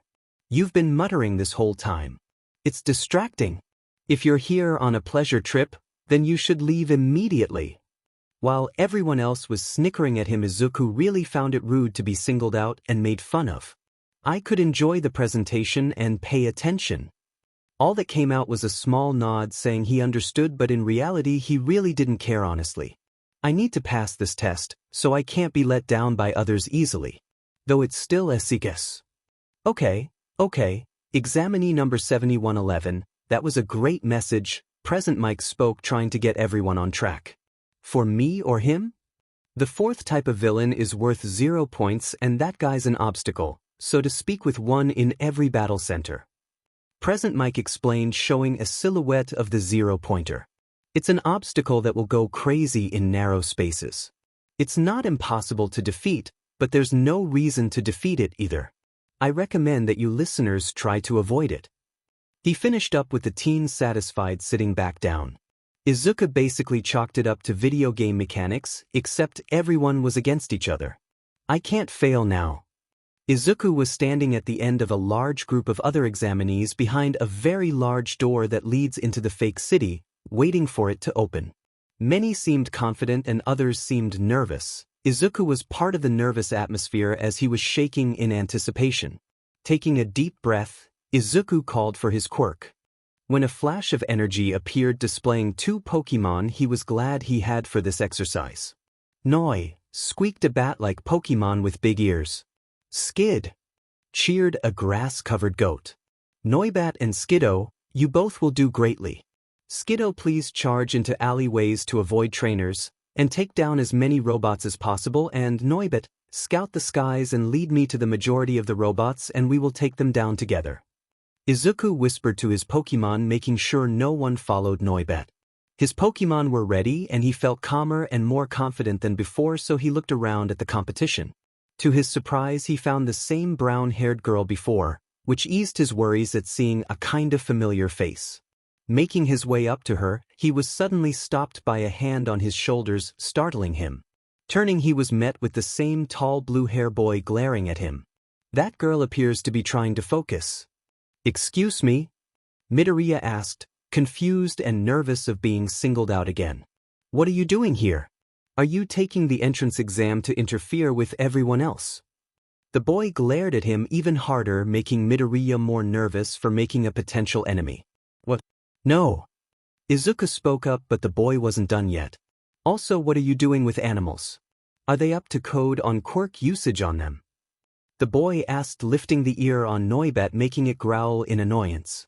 He was about to ask him to not pull on Noibat's ears until something happened. Start. Finding an excuse to run away, he bolted, holding Noibat when present mic continued. What's wrong? There are no countdowns in real fights. Go. Izuku had a temporary head start because of anxiety, but everyone was quickly catching up to him. Turning towards the first few robots, he made a decision. Use Vine Whip and tear off the three-pointer's arm. Skiddo did just that and started tearing down the surrounding bots with everyone near. Grabbing the arm, Izuku turned towards his Pokémon and ordered, "You guys know the plan, hurry." Skiddo ran into an alleyway and started taking down as many bots as possible while Izuku messed with the rocket arm following Noibat. God, thank Piku and Joltik for destroying electronics for me to fix. Making it towards a clearing with not many people, Izuku saw many three-pointer robots firing missiles at him. However, Noibat got in close and used Gust, knocking the missile off course, making Izuku proud of his Pokémon. Lifting his missile launcher, Izuku smirked as he aimed at the enemy bots. My turn. In a secluded dark room with monitors, stood many teachers watching the shows of each facility, all carrying a number of point sticks. They have a limited amount of time in a vast area. Nedzu started explaining to the teachers, with some paying attention to the new teacher teaching this year for him to learn. They have to draw the villains out from there. Information gathering ability to understand the situation before anyone else. All eyes focused on a participant examining the field with his 6 arms scanning the arena. Recon and muscles may be part of Eraserhead's class. 13 suggested examining the potential student. Mobility that can be used in many different circumstances. Nedzu chirped, pulling up a screen of Tenya Ida. He could honestly be a part of either class, but Tensei says he could learn from Eraser's ability. Midnight spoke, examining Eraserhead's betrayal. Discernment to be able to stay calm in any situation.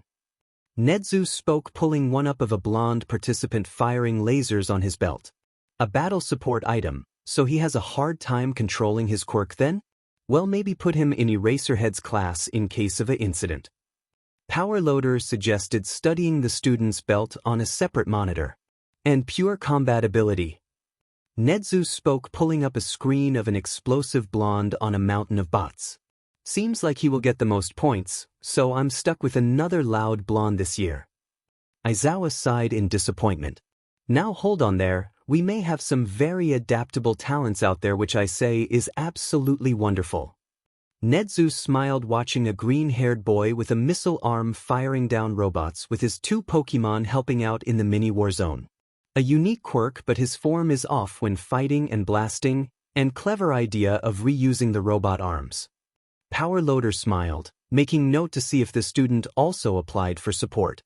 These basic abilities needed to keep the peace in the streets are turned into points in this test.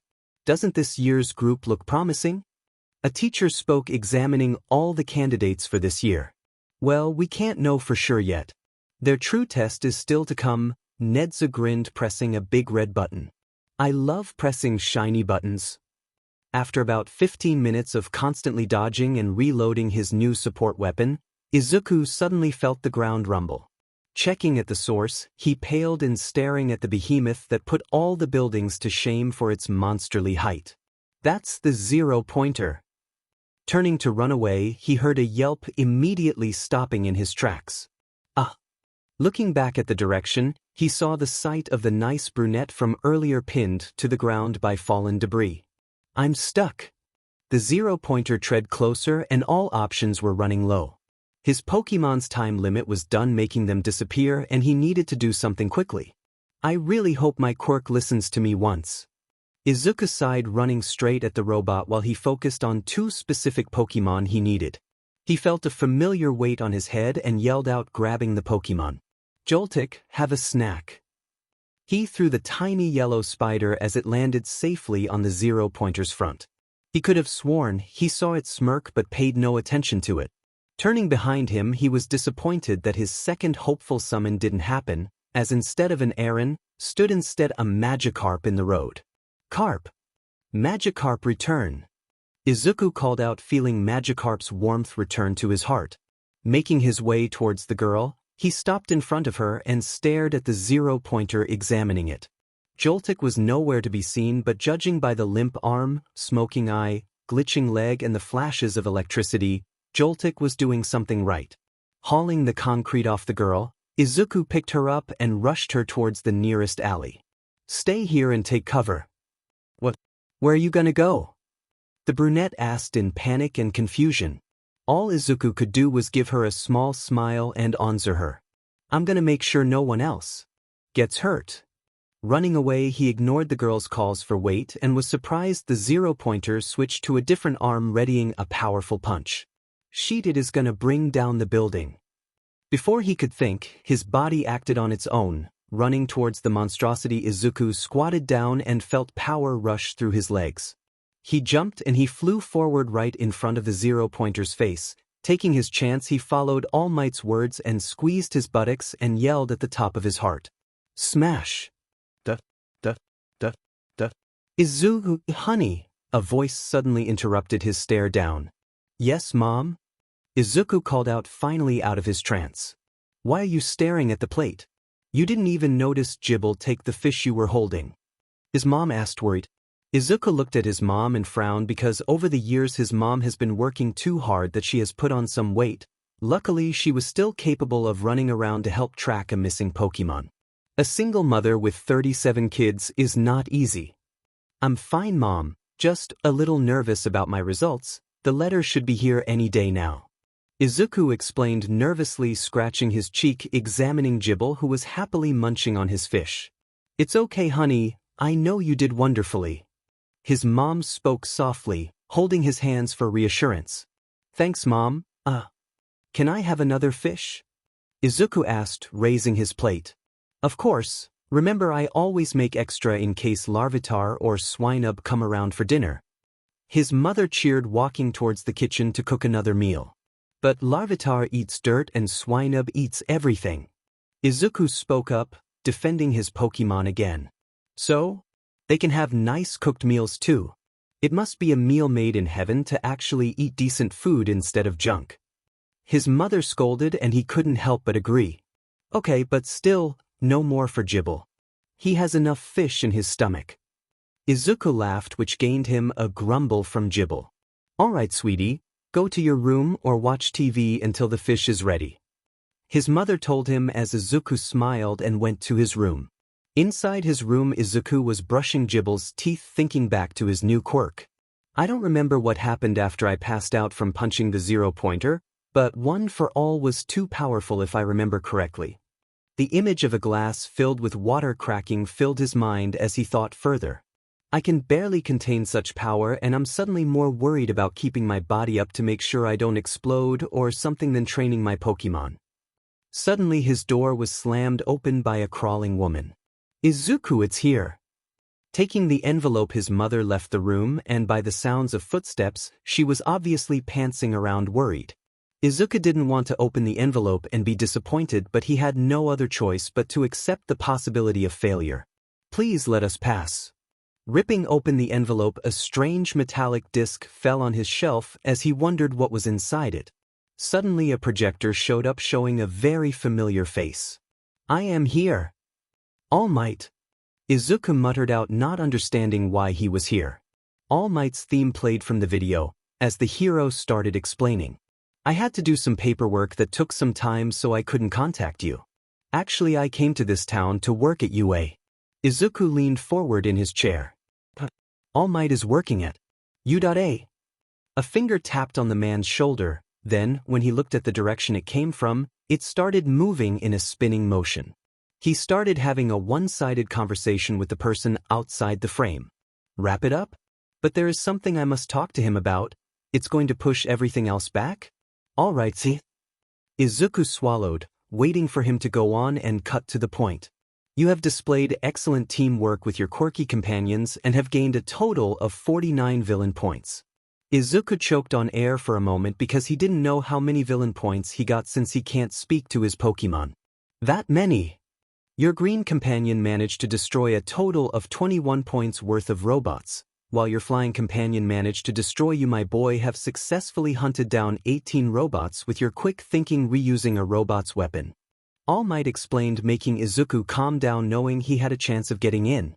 So I guess that's it, my worries are for nothing. Izuku chuckled to himself. But wait, there's more. Huh. Izuku muttered out, confused on what his mentor was playing at. Take a look at this. All Might spoke, pressing a remote displaying what appears to be the nice girl talking to Mike. Izuku was watched carefully when the girl spoke. I'm the person with curly hair and freckles. Do you know who I'm talking about? Kind of plain looking, said the girl, demonstrating with hand gestures to help her explanation. It's me. Izuku muttered proudly that the girl remembered him. Is it possible for me to give him some of my points? The girl asked, with Izuku confused as to why. He helped me from the boulder and took down the 0-pointer to save me. He nearly fell and got more injured if that mysterious spider hadn't helped fix my leg with its string for me to save him. The girl spoke, describing one of his Pokémon. Joltik, you cheeky bastard. Izuku sighed in relief, ignoring the part of nearly falling to his death. Even if you ask, you cannot give him your points. Anyway, there's no reason to give him any, little listener. Present Mike spoke, petting her hair. The video paused with All Might coming back into view. Your actions have inspired others, young man, and I must say that how can a hero course reject people who save others and do the right thing? Another screen showed up with a panel of heroes carrying numbers as All Might spoke again. Rescue points. They're given by a panel of judges for your heroic act. Izuku's tears started leaking when All Might announced his heroic act. I have more points. I saved someone. All Might chose this time to give them their final results. Izuku Midoriya, 55 rescue points. And Ochako Uraraka, 45 rescue points. A final screen showed revealing Izuku Midoriya in first place with 104 points in total. My boy, you have not only earned yourself first place, saving you a spot in heroics, but you have beaten my UA's high score. Izuku cried tears of joy upon hearing that as All Might extended his hand to the screen, speaking one more time. Welcome to your hero academia. After he finished crying, he made his way outside with his mother holding a plate of fish towards him. How did you do, honey? Izuku gave a bright smile and announced. I beat UA's record. Both Midoriyas cried tears of joy that night. After a few weeks of preparation and making some adjustments to his now more busy schedule, he was ready to achieve his dreams of going to UA. Taking a deep breath and walking towards the door, Izuku paused when a voice called out to him. Izuku. Yes, Mom. Turning around, he saw his mother with a worried gaze, but she closed her hands and smiled at him instead. I'm really proud of you. She spoke, making Izuku tear up from his mother's words. Thanks, Mom. See you and love you. Izuku smiled, hugging his mother and leaving the door since he was too excited to not miss school today. Taking a train ride across the city, Izuku arrived at UA, staring at the gates. I can't believe we made it in. Crossing his first true steps, he felt prouder than ever. This would be a new year, a new me. Until he suddenly tripped on the same crack since the entrance exam, this time face planting on the ground. Someone should just kill me, and maybe fix this road. Arriving at the door on time and grateful he didn't have any scratches from the face planting, Izuku admired the door in awe for its massive size. Guess it is for all different types of students. Opening the door, he thought to himself, I hope I'm not paired up with those two guys, they're scary. Immediately he was greeted by the arguing of a familiar blonde and the tall student that singled him out. Just my luck. Taking the chance with them both arguing, Izuku made his way towards an open table. Izuku made his way to seat 19 in front of a tall girl, studying, and 2 seats behind Kakin so as to not anger him. A purple-haired midget suddenly spoke up to him and spoke. Hey, I was gonna sit. Sorry, I didn't want trouble. Izuku didn't get to finish when a girl came in and suddenly gasped. It's you. That was so cool that you dash. Izuku didn't hear the rest as another student called him out. Oh, I have a complaint with you. The tall boy spoke, making Izuku get more attention than he wanted. If you're here to make friends, then get out. A voice suddenly called from the front of the class. Everyone saw no one until they noticed a yellow caterpillar glaring at him menacingly between the chairs. Please, Arceus, don't let me be in trouble today. The caterpillar stood up and started unzipping his sleeping bag to reveal a tall, lanky man with long, black hair and tired eyes. It took you 10 seconds for you all to reach your seats. This won't do at all. Izuku just noticed everyone go to their seats as the small purple-haired boy in front of him grumbled. First day so far, I'm flipping terrified. My name is Shota Aizawa and I know this is sudden but put these on and head outside immediately, the teacher announced as everyone followed orders grabbing the clothes and getting changed. Izuku made sure to rush ahead of the other boys as to hide the bruises and burn marks on his body with the fact that he still hid training from Kakin and didn't want enemies scoping him out. Getting changed early is the best course of action so far. I wonder why everyone has to go outside today. Don't we have orientation? Leaving the bathroom, Izuku saw the boys barely arrived and sighed in relief that he did his changing fast enough perfectly. Heading towards the field, he was greeted by amused Mr. Aizawa speaking out loud. You're early good, a student shouldn't waste precious time. Thanks, sir. Izuku replied, waiting nervously, scratching his cheek. Normally I would have the first place student be an example for a test I'm about to do, but your quirk is not suitable for this example. Aizawa explained that. Izuku nodded, glad he didn't have a spotlight on him. He suddenly felt a dark aura radiating off the teacher as he spoke. However, I will say this, give it your all or go home. Izuku was about to ask what he meant when the other students started arriving. I will have to ask him later. After everyone got settled, Mr. Aizawa started explaining why they were out here. A quirk assessment test? The class completed the sentence. They were all in the field, wearing their new training uniforms and looking at their teacher. They all seemed pretty nervous and confused. What about the entrance ceremony? The orientation? Asked the brown-haired girl Izuku knew as the nice girl. If you're going to become a hero, you don't have time for such leisurely events. UA's selling point is how unrestricted its school traditions are. That's also how the teachers run their classes, the teacher replied as the kids got taken aback by the sudden information. You kids have been doing these since junior high, too, right? Physical fitness tests where you weren't allowed to use your quirks. He presented the class his phone screen that had a list of different test categories such as 50-meter dash. His lecture continued. The country still uses averages taken from results from students not using their quirks. It's not rational. Well, the Ministry of Education is procrastinating. Izuku could honestly agree with some of the things the teacher said. Then the teacher turned to Bakugo as is asked. Bakugo, you finished at the top of the practical exam, right? In junior high, what was your best result for the softball throw? 67 meters, replied Bakugo. Then, try doing it with your quirk. You can do whatever you want as long as you stay in the circle. Hurry up. Give it all you've got. Bakugo stretched, holding the ball in his hand. He took one step forward and thought as he prepared himself. Die! He screamed and blew the ball with all of his might. Die? Echoed Midoriya in his head. Bakugo and Aizawa both watched as the ball landed. It was far away, small like a dot in the sky. In order to improve, you must know your own maximum first. That is the most rational way to form the foundation of a hero. He presented his phone screen to the class. The result was 705.2 meters, making everyone gasp. 705 meters? Seriously?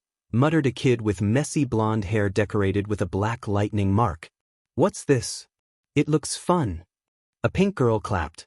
We can use our quirks as much as we want. As expected from the hero course. A boy with black hair and odd-looking elbows closed his hands to fist. It looks fun, huh?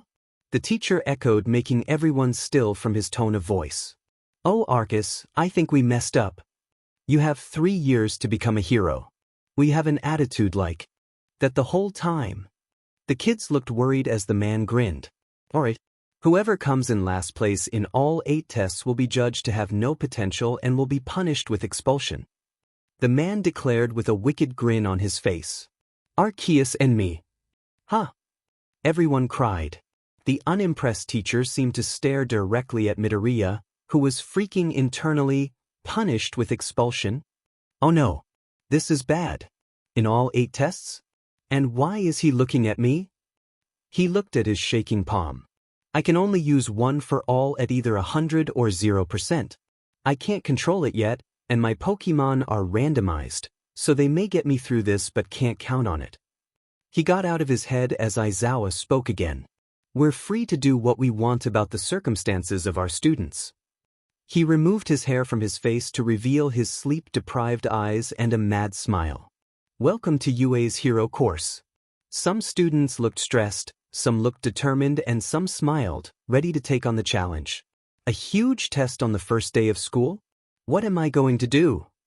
The brown-haired girl protested. The last place will be expelled?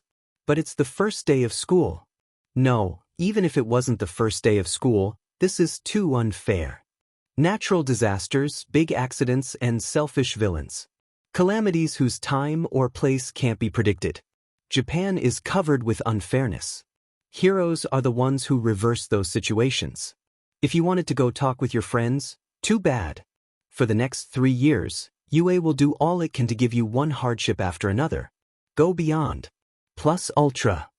The man spoke, driving a deep fear into almost every soul paying attention, making them take the exercise seriously. All right, demonstration's over. The real thing starts now, said the teacher with Midoriya taking a deep breath to summon his Pokémon. Almost any Pokémon will do. This was the worst-case scenario for Izuku as he summoned 2 Pokémon with one of them being completely unhelpful in his tasks. Shuppet and Apom. Apom has weaker training than me, besides actual strength, but it isn't fast and doesn't have much possibility in this test. As for Shuppet, said unhelpful Pokémon was currently hovering behind his teacher staring at him constantly while he was doing the grip test with Apom, getting a combined number of 253 pounds. Not bad, and Apom is way strong. Midoriya, what is this hell demon? The teacher asked, glaring at the Pokémon. It is a Shuppet. It is very mysterious sometimes and likes to stare at people. Izuku explained, making the teacher grunt in annoyance. On to the next test, the 50-meter dash. He spoke, making Izuku chuckle weakly about his quirk getting him in trouble. After a few tests it was time for the ball throw, and Izuku knew he had to do something to make an impressive score because Apom and Shuppet provided nothing to the rest of these tests. I have to use it, I have to use one for all. With his turn coming up, Izuku could see Shuppet hovering above Aizawa's head, now staring at him as Apom was busy giving an apple to the tall kid with an ice quirk. Changing his stance, Izuku prepared to use his new quirk when suddenly he felt all power gone and his heart extremely cold. The ball was thrown on the floor, but he didn't care. His heart was freezing and it felt very painful. Clutching his heart, he fell to the ground, balling himself up, gasping for air, thinking to himself, "What is happening to me?" He suddenly felt his heart grow back in warmth, but it was still increasingly difficult to breathe and felt someone holding him by the shoulder. "It's okay, just breath, Midoriya, breath for me, take deep breaths slowly." Izuku did as the voice said, and started taking deep breaths slowly until he finally calmed down enough to notice a figure holding him in place, mere inches from the ground. He noticed yellow goggles just barely poking through his scarf and paled in shock. "You're the underground hero Eraserhead." The hero looked shocked at first and sighed, speaking. "Yes, what happened, Midoriya? I need to know the situation quickly." "I don't know, I was just doing the ball throw when my heart suddenly felt like it was freezing and it hurt really bad." Izuku explained, taking deep breaths with Aizawa sighing in relief. He turned to the students and spoke up. "Take 5, and be back or expelled." Izuku paled and started speaking up. "No, don't expel anyone on my behalf. It was just an accident." "I won't, kid, just need to talk to you for a moment." Aizawa spoke up, lifting Izuku on his feet as they made their way to a nearby tree in the shade. "What was it you wanted to talk about, sensei?" Izuku asked nervously since the situation never happened before. "I wish to apologize, Midoriya." Aizawa spoke, bowing at him. "Excuse me?" Izuku was confused about the sudden development. "I erased your quirk just as that ball throw happened, making your heart freeze up and severely hurting you." Aizawa explained that, making Izuku pale, searching around and noticed Shuppet and Apom are gone. "Oh no!" Turning around, Izuku summoned a Pokémon as it summoned a green-headed Pokémon with sensors sticking out of its head, searching around in haste. Once it noticed Izuku, It embraced him, crying out as Izuku also felt tears in his eyes for almost losing his Pokémon. He could feel the strong emotion of fear that Ralts was radiating as pictures of darkness clouded his mind. It's okay, Eraserhead didn't know this could happen. I will talk to him. Want to stay out here and listen to him too? It took a few seconds as Ralts shook its head and Izuku picked it up, turning to Aizawa. Sorry sensei, but you scared my Pokémon as they all saw complete darkness. Also Ralts can understand you as it is my smartest Pokémon, so it should be able to explain to the others that this was all a mistake. Aizawa seemed surprised about Izuku's behavior as he bowed down again, speaking. It was not a mistake as I had full attention to erase your quirk, but I didn't know it would have this effect on you. I'm sorry, and if you wish to sue me, you can. I would take full responsibility for this mess. Izuku sighed and placed a hand on Aizawa's shoulders, letting him look up at him as Izuku and Ralts gave genuine smiles. Sensei, we don't blame you, and I know you are a good man that just wanted to teach me something. Just promise me you won't do it again unless it is necessary or if we are fighting. Aizawa stared at him in surprise and spoke again. You want me to erase your quirk again after what you just felt? Yes, I want to learn, and if you can disable me by a simple sight, then I want to beat you, cover all my weaknesses and not be a liability, Izuku explained, making Aizawa smile genuinely as he chuckled and rubbed his hair. That's just what I want to hear. If a hero is a liability, then you're no use if you break your limbs, kid. That was the reason I wanted to erase your quirk, because if you broke your arm, I was gonna expel you. Aizawa explained, making Izuku pale at almost failing you. I see, thanks for that, and sorry if it breaks my limb as I just sort of had a quirk evolution and it hurt when I punched that robot. Midoriya explained, much to Aizawa's shock. Your quirk just evolved and now it is breaking your body? How? Aizawa asked when people started coming back again. I didn't think of an excuse for one for all. I don't know, to be honest. My theory is that my Pokémon's powers are leaking, giving me personally an extra boost in power. Izuku lied, but apparently Aizawa was also buying it. I see. Thank you for this information, and have you updated this in your registry? Aizawa asked as Izuku shook his head. No, I wanted to understand this more and thought UA was the safer option to train a newly evolved quirk.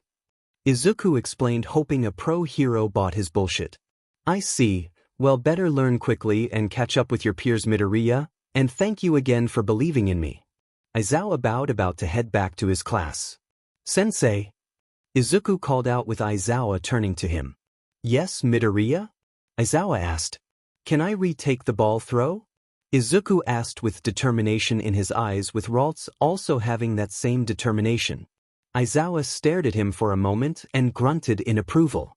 Go for it, just tell me if your heart is still acting up again. Returning to the ball throw, Izuku heard many students muttering, presumably asking why he fell or is even doing this again. Turning to Ralts, he spoke in a hushed voice, ready to blow their minds? Ralts agreed, smiling along. Readying his throw, Izuku concentrated all the power into his arm, and at the last moment he made the power turn into a single point on his finger as he yelled out All Might's signature move. Smash! With great power, the ball went soaring through the air as it landed, with Aizawa showing him the results. 790.6 meters. Turning to Aizawa with a wicked smile on his face, he spoke up to him. I didn't break my arm, sensei. Aizawa smiled happily, and Izuku bent down as Ralts used heel pulse, fixing his finger good as new. Picking up Ralts, Izuku made his way to Aizawa and spoke again, showing his healed fingers. How did I do, sensei? Aizawa scoffed, hiding his smile, muttering two words that Izuku knew were a compliment. Problem child. Izuku was glad he could impress his teacher and stay in the best school in history. He felt nothing in the world would ruin his moment of greatness. DKU. Except for that one big problem he forgot to account for when he applied for this school. F-. Turning around, Izuku screamed, seeing an angry teen charging at him with glowing, heated hands. Tell me what the hell you did.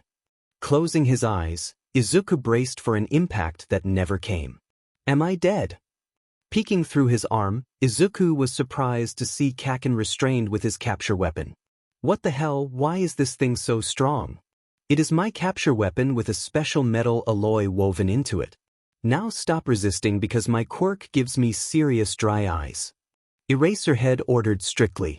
That's such a waste for an amazing quirk. The teacher turned off his quirk and released his capture scarf, saying with the same bored tone, "We're wasting time. Whoever's next, get ready." Midoriya started to walk away with Ralts sticking close to him, taking small steps and keeping his eyes on Bakugo the entire time. "Gotta avoid Kakin." "Are you all right?" Uraraka asked with concern. "Oh yeah," Midoriya replied, still examining Bakugo who hadn't moved from his spot. Later, everyone gathered around Aizawa while Midoriya dropped on the floor. He was sweaty and panting and he winced from pain and exhaustion with his head slightly aching. "Okay, I'll quickly tell you the results. The total is simply the marks you got from each test. It's a waste of time to explain verbally, so I'll show you the results all at once." Midoriya stood in the back, still in pain. "The person with the lowest total score will be expelled. The only result I had that was any good was in the ball throw and Apom using its strength for the grip test. For the rest of the tests, I did terribly because of the pain or lack of creativity to utilize my Pokémon or one for all." Aizawa tapped on his phone and a big hologram appeared. It was a list of names, ranked. Midoriya opened his eyes examining his place, begging to not be in last place. He searched for his name. He couldn't find it, so he looked lower, till he found it. Number 19 Midoriya Izuku. "I passed by 1. Last place will be expelled." Wait, who got expelled? Midoriya thought, regretting taking someone's spot. After all his hard work, everything he did, and he was almost out on the very first day, and had to take someone's spot. Aizawa turned off the hologram. "Pack your stuff, Mineta. You have been deemed to be a liability with no potential of surviving the hero world." "But why? I had so much riding on this. I was gonna be a hero and get many women to fall in love with me." Mineta cried ugly. Izuku would have felt bad, but with his reasoning then he felt less likely to care. "On second thought, I'll keep this spot. This was a rational exercise to draw out the upper limits of your quirks, and you have shown me no potential, so you are expelled." Aizawa explained, his eyes piercing through Mineta. Everyone felt a shiver go down their spines from that glare. "What? I have to do something." The kid named Mineta screamed, looking like he's having a slide, and decided to charge a tall girl making a disgusting face. A girl with a back ponytail reacted calmly and made a simple taser, electrocuting the kid down. "I would suggest not trying anything with me, Mineta. I would be filing a severe complaint and can ruin your chance of any hero school possible." Everyone felt the weight of her authority and influence, agreeing to not get on her bad side. Note to self, keep on good terms with her. "That was a little nerve-wracking, huh?" asked a black-haired boy. "With that, we're done here. There are handouts with the curriculum and such in the classroom, so when you get back, look over them," said Aizawa, using a capture weapon to drag Mineta away. This entire class was over, making Midoriya sigh in relief for not getting expelled. Midoriya lifted his head when he heard his teacher. "Have the old lady fix you if there's any pain in the nurse's office. Tomorrow will be packed with even more rigorous tests.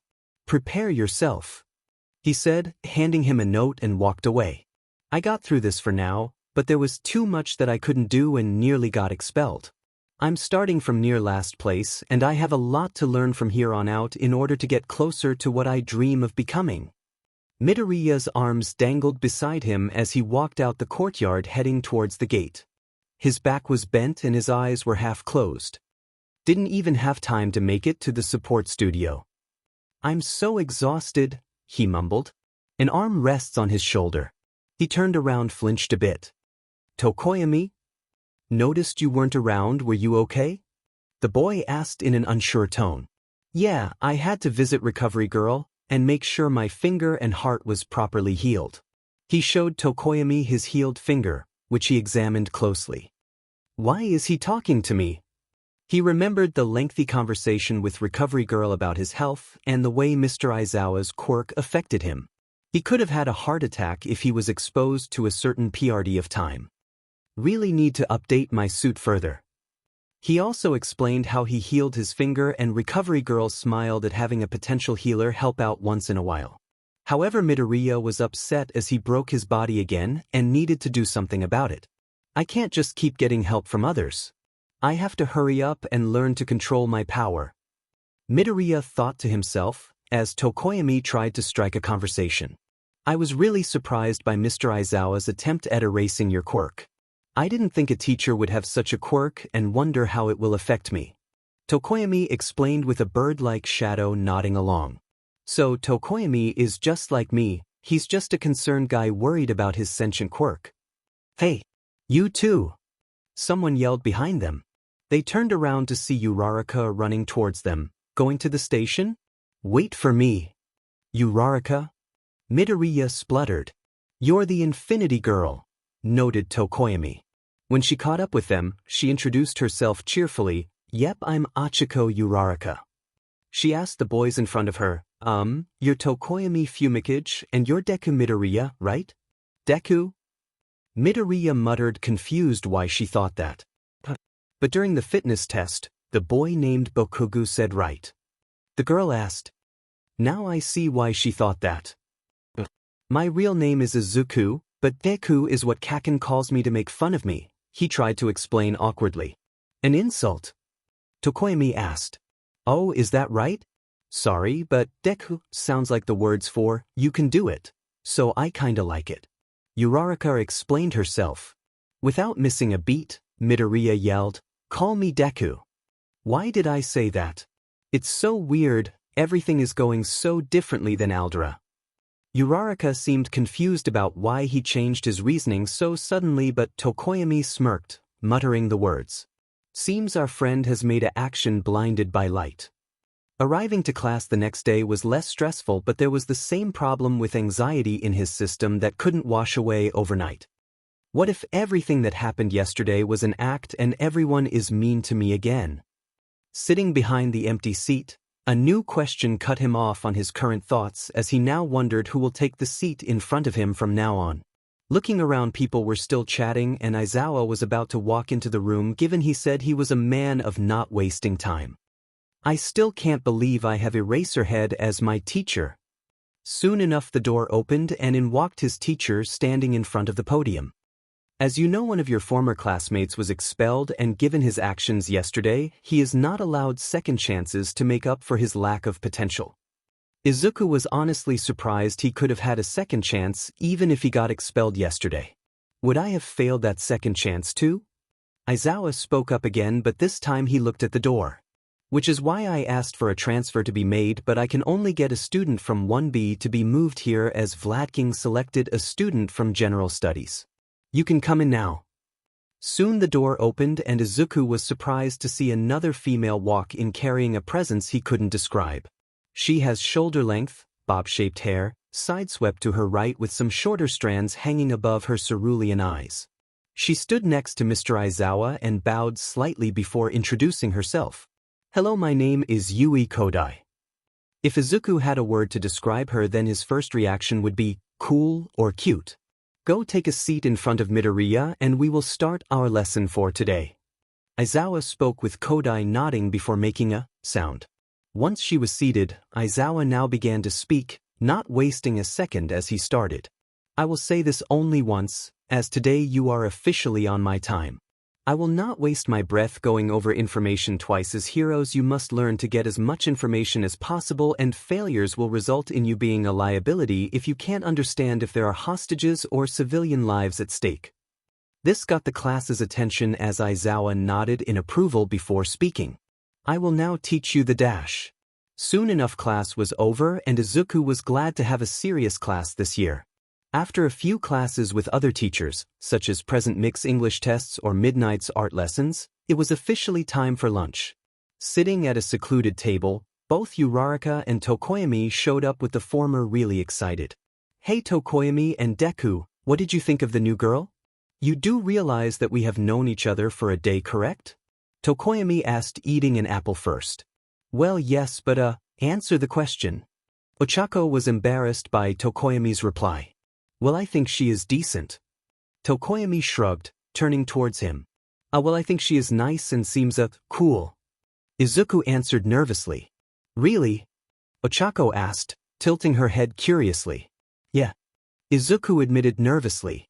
He was about to eat when a voice spoke up, making him flinch from surprise. Excuse me. Turning around, Izuku was surprised that Kodai was standing behind him. Yes. Can I sit here? One of my old classmates is being rude. Kodai. Turning to glare at a table with a blonde laughing out loud. Who will be mean early this year? Sure, I don't mind.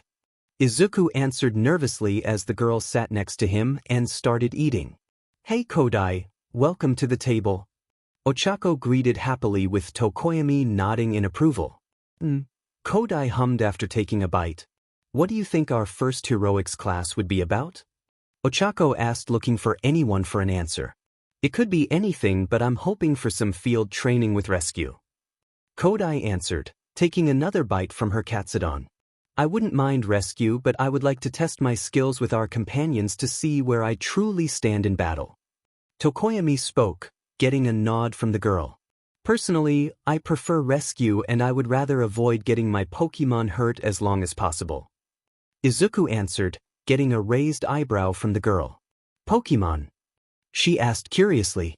Oh, it's my quirk. They are basically alive and think for themselves, but I try my best to take care of them. Izuku answered, getting a bit more comfortable into the topic of quirks.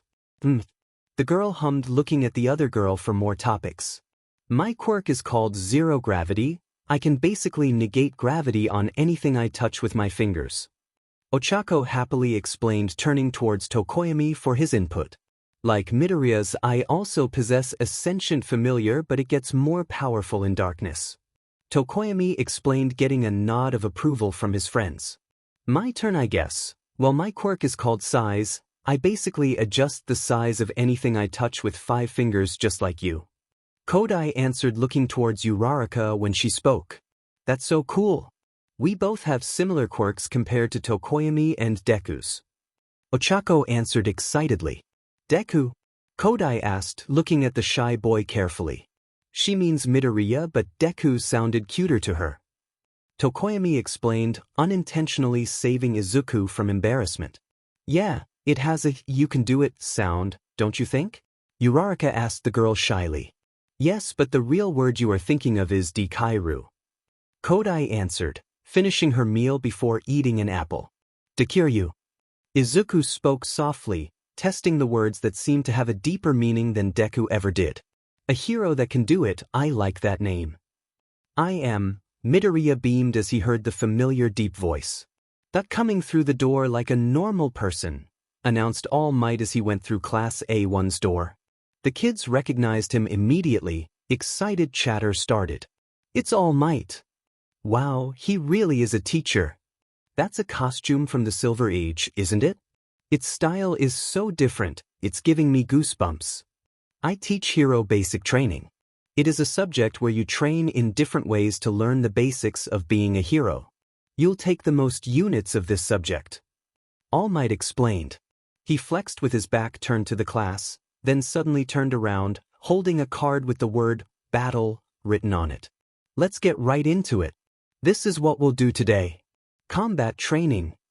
Combat training. Midoriya nervously murmured. I wanted to avoid this. And to go with that are these. The hero pointed at a corner, from which a cart with numbered cases rolled into the room. Costumes made based on your quirk registrations and requests you sent in before school started. They all cheered. Please make your way to ground beta. All Might explained, rushing out the door. Opening his suit, Izuku smiled as he examined his suit. Time to take this for a test run. All Might waited in front of the door to ground beta, and the hero students appeared. They say the clothes make the man, young men and ladies. Be fully aware, from now on. The class was fully revealed. They were shining in the sunlight, each of them unique and heroic in their own way. That you are heroes? All Might finished. Soon enough Izuku came out with his new hero suit. It was a dark green suit with a few red lines and white compression gloves, and his legs had shin guards and iron soles on his foot. On his side is a trank gun with loaded darts made from toxel or nidran's poison. His suit is made from Dratini skin, so most damaging moves won't affect it except piercing or slash damages. Basically shoot style but with a tranq gun now. Looking around, he admired his fellow classmates and started looking for his friends. Can't believe I have friends now. Hey Deku! A familiar voice called out. Turning towards the voice, Izuku spotted Uraraka leading Tokoyami and Kodai towards him as she spoke. You look awesome. Thanks, you guys look great too. Izuku complimented nervously, looking at Kodai's costume. My costume was pretty simple, as I took inspiration from one of my old favorite shows. Kodai explained, as Izuku noticed her figure really complimented Red. Stop it, brain. My costume is a little skin tight, but I still love it. Uraraka explained as Izuku equally blushed when she pointed it out. Dark shadow grows stronger in darkness, so this costume is beneficial for me. Tokoyami explained, making Izuku respect his friend's reasoning. All Might hummed as he saw Midoriya in his new outfit. He stared at his green ears, then at the metal part of his mask that resembled All Might's trademark smile. The hero covered his mouth to stop himself from bursting in laughter. So obvious. Now, it's time for combat training, All Might announced. A boy in an armor suit raised his hand. Sir. Oh, that was Ida. He looks cool, but why does it seem familiar? Thought Midoriya as he examined his outfit. This is a battle center from the entrance exam, so will we be conducting urban battles again? Ida asked. No, we're going to move ahead 2 steps. All Might lifted 2 fingers in the air. Most of the time, fighting villains takes place outside, but if you look at the total numbers, atrocious villains appear indoors at a higher rate. Midoriya became more serious as he remembered the Sludge villain's attack in the tunnel. Imprisonment, house arrest, backroom deals in this society filled with heroes, truly intelligent villains hide in the shadows. For this class, you'll be split into villains and heroes and fight indoor battles. All Might explained. The frog girl tilted her head in question, without basic training? This is a real battle to understand those basics. However, the key this time is that there's no robot you can just beat up. All Might finished. I don't feel safe. How will wins and losses be determined? Asked a girl with a black ponytail. Can we beat them up anyway? Asked Bakugo. Will the punishment be expulsion like with Mr. Aizawa? Asked Uraraka. How shall we be split up? Asked Ida. Isn't this cape crazy? Asked a night boy. I'll answer all your questions. All Might reassured them as he was a little overwhelmed. Now listen here, he opened a notebook that looked very small in his big hands. A script. Though Midoriya wondered how he even became a teacher and should he be worried. All Might started explaining the scenario. The situation is that the villains have hidden a nuclear weapon somewhere in their hideout.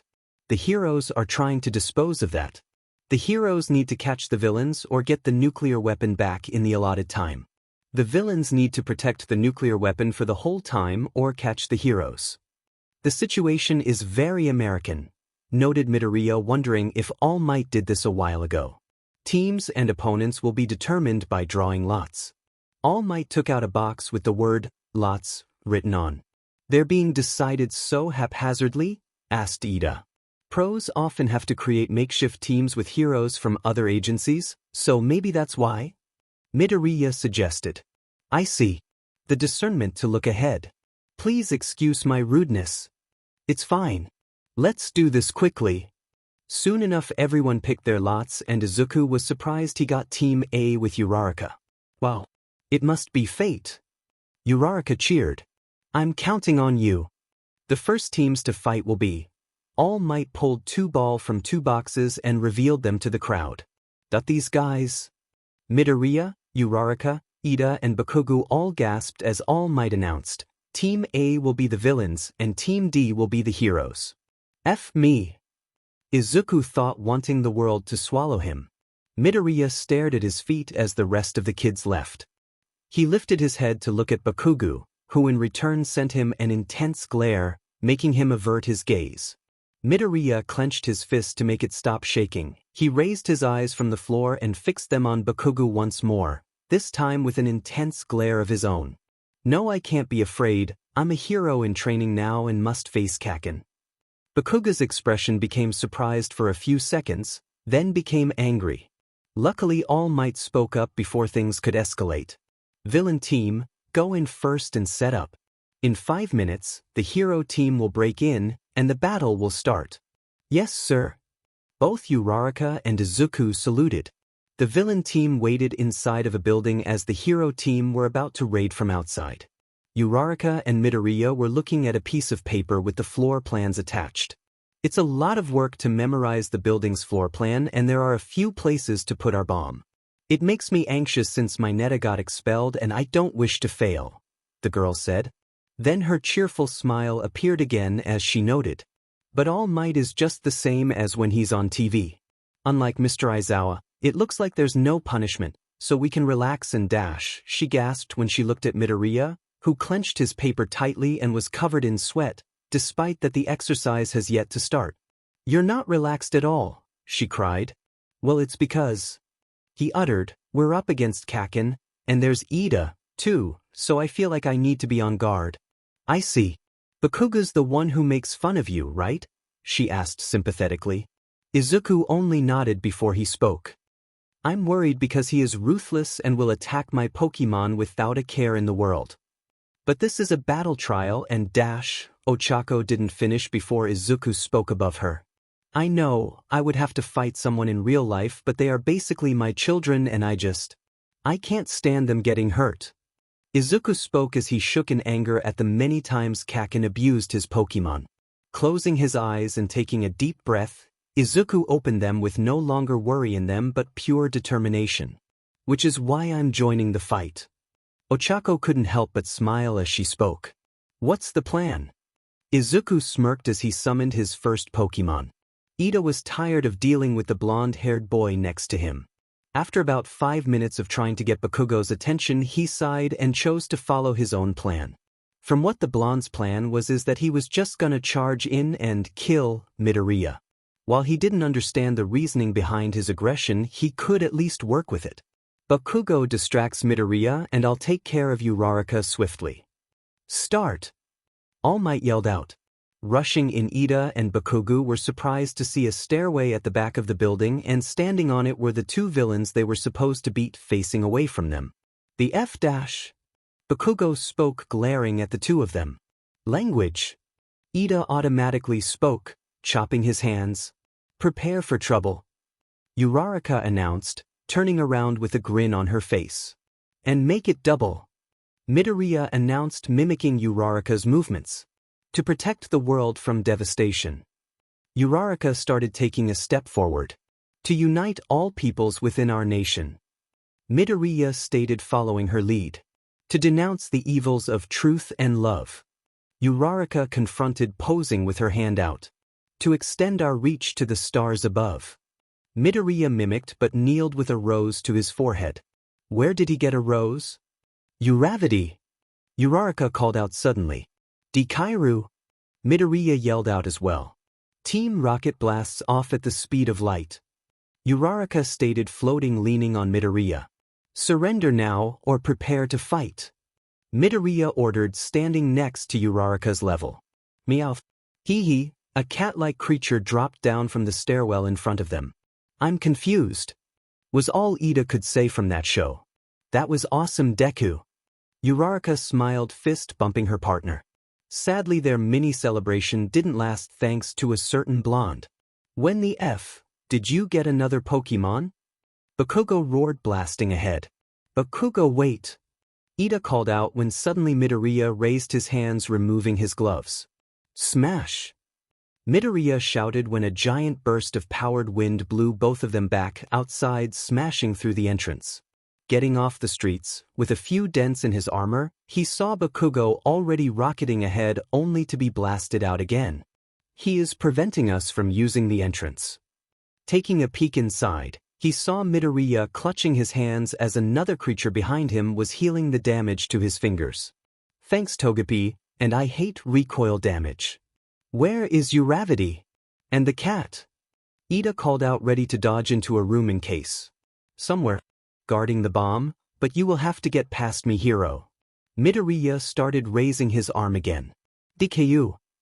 Bakugo roared, rushing in once again as he dodged into a room to avoid Midoriya's attacks. Smash! Midoriya yelled as another burst of wind propelled Bakugo away. Head-on attacks in a narrow space won't work. Ida come in only to receive profanities from his partner. I'll deal with Deku 4 eyes, you get Gravity Beach and the bomb. Bakugo ordered, making Ida groan for his chances of winning. Going to the hall, he saw Midoriya crouched next to his creature getting healed again. Togepi, keep on using life dew, and I'll keep attacking. If I say run, then you go to Uraraka. Midoriya spoke now, turning to notice him. Surrender, villain. Ida spoke as he heard Bakugo blasting his way over again. Never. Izuku answered, staring him down in determination. Do you? Bakugo yelled out as Midoriya raised his arm again. Ducking inside the room again, he waited until Midoriya blasted Bakugo away and activated his quirk for a risky gamble. Third gear. Rushing into the hallway at his best top speed in this gear, he bounced off the wall and rushed over a surprised Midoriya as he dodged in the last second before he could receive a kick. Landing on top of the stairs, Ida decided not to focus on Midoriya and go straight for the bomb. Bakugo, I need a distraction before Midoriya blasts me. Wait. Midoriya spoke, about to blast him out the window until he heard a familiar blonde. I'll kill you. Bakugo roared as Ida couldn't be more grateful for his hot-headed companion's timing. Kakin! Midoriya yelped, turning around and blasting Bakugo away, who luckily dodged into a room he was using before. Rushing up the stairs, Ida ran ahead, checking rooms and hallways hoping to find Uraraka. Wonder how much time we wasted with that standoff? 5 minutes left. All Might announced conveniently. Too much time then. Smash. Die. Smash. Izuku repeated, clutching his fist in pain for repeated smashes. A war of attrition and I'm losing. Looking at Togepi, he could tell it was trying its best to heal him, but even then the move it is using is only healing 25% of the damage he is distributing. To make matters worse is that Ida went ahead and Kakin is keeping him occupied to provide Uraraka with backup. Uraraka, I am not coming up, but am gonna send Togepi to help you too. Thanks Deku, but me and your Pokémon are fine. Just focus on your fated fight with Bakugo. Uraraka said, cheering him on. Izuku couldn't help but smile under his mask as he was ready to move to Plan B. Togepi, you did good, but this next part is all on me. Toge. The Pokémon called, tilting its head in confusion. Do you? Bakugo roared, now closing in closer than ever before.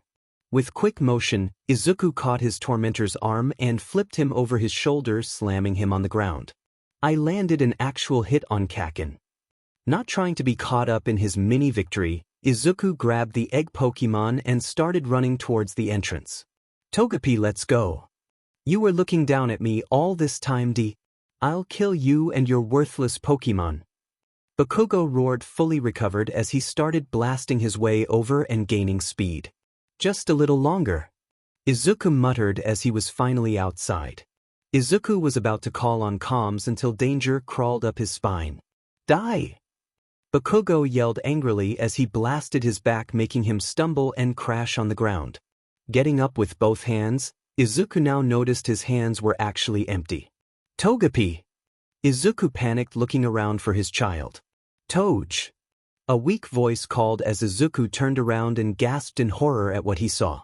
Bakugo had one of his hands on Togepi as his other hand glowed red from heat, emitting tiny sparks, getting threateningly closer. Tell me how a weakling like you got in, or I'm gonna fry this beach into an omelet. Kakin, don't. Izuku called out in plea for his Pokémon. Tell me, did you? Bakugo yelled angrily as Togepi whimpered with smoke coming off its back. Togepi, return. Izuku yelled out in anger as he charged the blonde. Togepi disappeared into Izuku, leaving a surprised reaction from Kakin as he was suddenly tackled on the ground. No one hurts my kid. Izuku slammed a fist into Bakugo's face and was returned with a more powerful explosive punch, knocking him away. Kakin is still stronger. Think you're a real tough guy, Deku? That new bullshit quirk and some new extras filling dreams into your head. Bakugo spoke, wiping a bloody nose from the punch he received. Grinning devilishly, Bakugo raised his gauntlets that flashed red as he spoke. He wouldn't. How about I show you your place again? Clear. Ida muttered as he opened the door to another empty room in the building. He was on a strict time limit and was fairly certain that this was the last floor, so the bomb must be on the roof of the building. Clever placement, as if this was any other student then they might have failed from lack of speed. Heading to the roof, Ida opened the door and was surprised it didn't budge. He tried again and found it was open, but there was something on the other side of it. There goes my possible surprise attack. Ida muttered, flaring up his quirk and smashing the door down with his legs. Noticing his surroundings, there was indeed a bench covering the door and Uraraka on the other side of the building with the bomb floating above her. So I have to possibly attack Uraraka for the bomb to get back on the ground. Surrender, villain, or face justice. Ida called out, ready to attack his target. Uraraka didn't speak, but she instead made an intense glare that scared him honestly. She has such a scary face. Where is that cat I saw you with, villain? Ida asked, looking behind him and not seeing the creature. Instead of answering or attacking, Uraraka raised her hands and made a taunting gesture with an awful grin on her face. She isn't taking me or this exercise seriously. Also, that cat may have returned to the wilderness. Second gear. Ida called out, rushing at her with intense speed. Except this wasn't his top speed at second gear. Is one of my engines stalling? Kicking her, she managed to dodge his attack and in return she charged at him, swinging wide. I can't let her touch me. Dodging her swipes, he boosted away before he could get touched and stood in front of the doorway stairs again. That was a close one. Nice try, Uraraka, but I move faster than you could touch me. Ida replied, about to charge at her again. Want to test that? A voice spoke up and suddenly he felt weightless. What? Ida questioned, turning around mid-air to see a grinning Ochako waving at him. Looking to where Uraraka was, he could tell she was still there, but then there was also this Uraraka too? But, what's going on? Hee. The Uraraka that he was fighting smirked as it suddenly jumped and transformed into that cat Pokémon he saw at the beginning. What is that?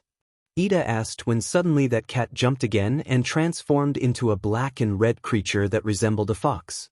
Zorua, that was so amazing. Uraraka cheered, rushing towards the creature and hugging it happily. But how? Was all Ida could ask, still in shock. Izuku's quirk summoned Zorua and we agreed to let Zorua copy me, and when you were so distracted by it then I would sneak up and use my quirk on you. Uraraka explained, happily petting the creature as it was still snickering happily. I admit, Ida was about to give up and congratulate her until suddenly, a big explosion was heard and the entire building shook from the sheer power of the shockwave. Zor! The creature howled out as it suddenly disappeared from existence. What happened? Bakugo, All Might, anyone? Ida asked, worried if things escalated too far.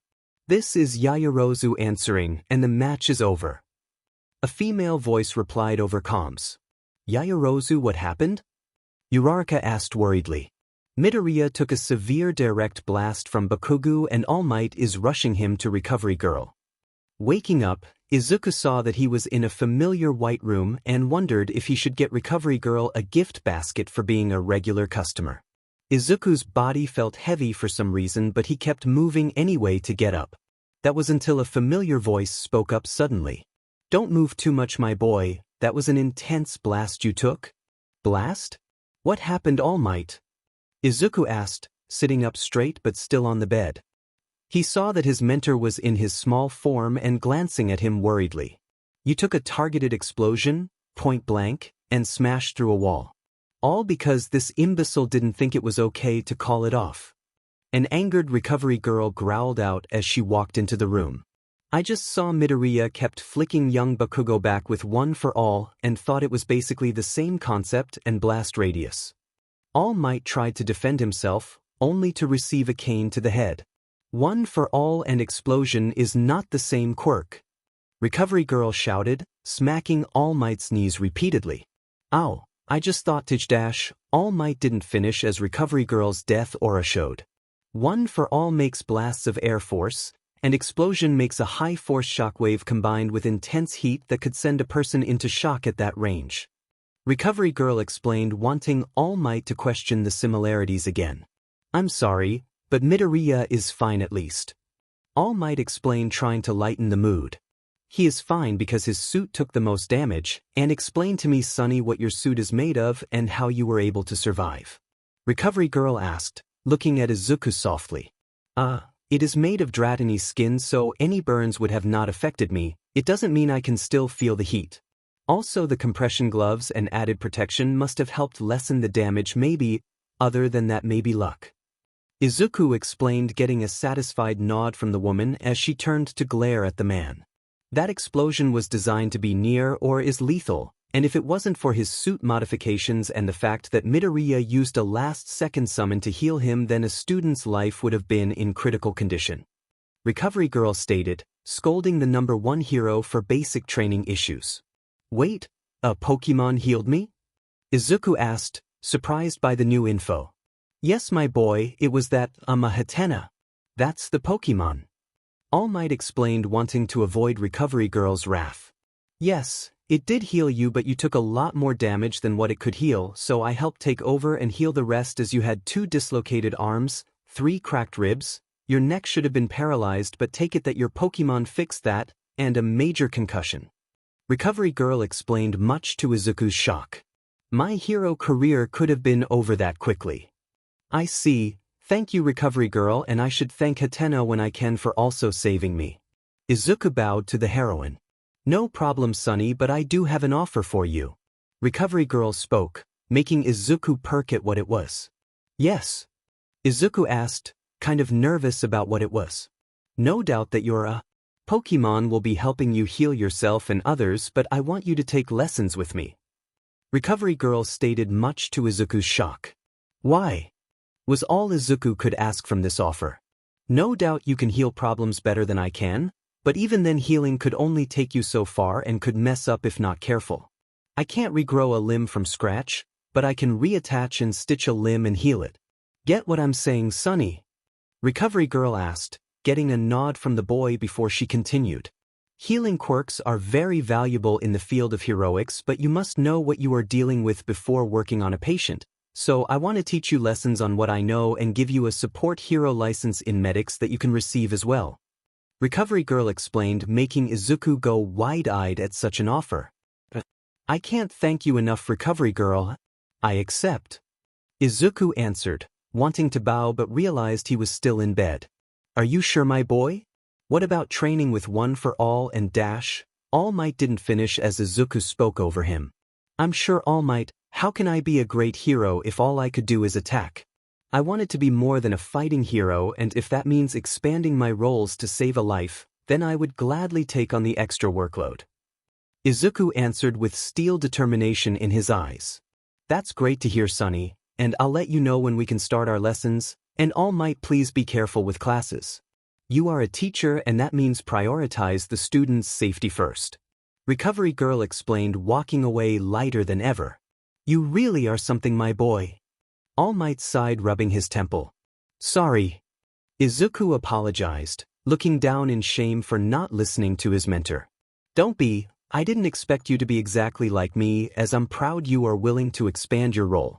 I'm just worried about you falling behind on your training and making One for All lesser. Priority to master. All Might explained, making Izuku feel slightly guilty for making All Might feel that way.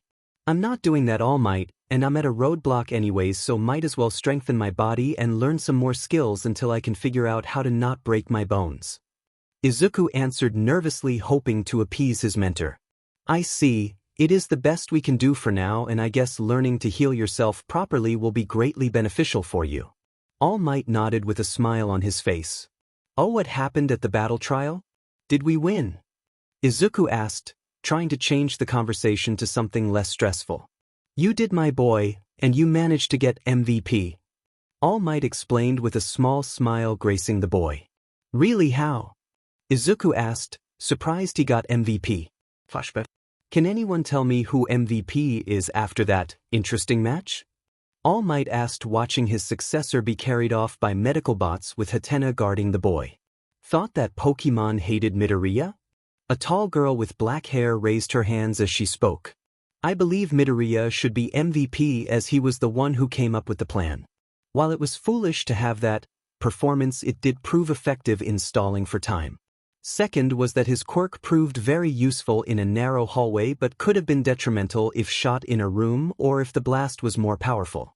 Lastly, the disguise of his creature as bait proved effective in confusing Ida and provided the perfect opportunity for Uraraka to sneak up on him.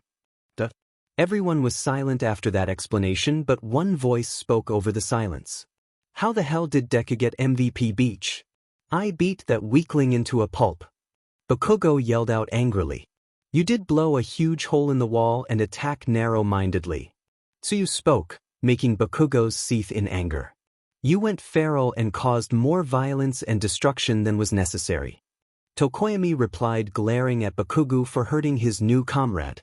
Kodai agreed, also glaring at the blonde for hurting someone that badly. Bakugo was about to blow a fuse until All Might spoke up suddenly. Great observation, students, but don't forget this is still training lessons and we must get a move on so next teams. Soon enough, all the students went through their trials, giving it their all with a few impressive results. Todoroki froze an entire building immediately and captured the bomb and villains with no property damage in sight besides a few pools of water. Do I send young Hagakure over to Recovery Girl to check if she developed blisters? Tokoyami overpowered both Kirishima and Siro while the young frog girl snuck over their heads and touched the bomb. Young Ishido proved to be versatile and near untouchable with her acid and skating skills to touch the bomb. He didn't know what would happen if anyone decided to punch her with her acid activated. Recovery Girl would have my head by sending another student her way. The next matchup was one All Might was interested in the most besides young Midoriya's.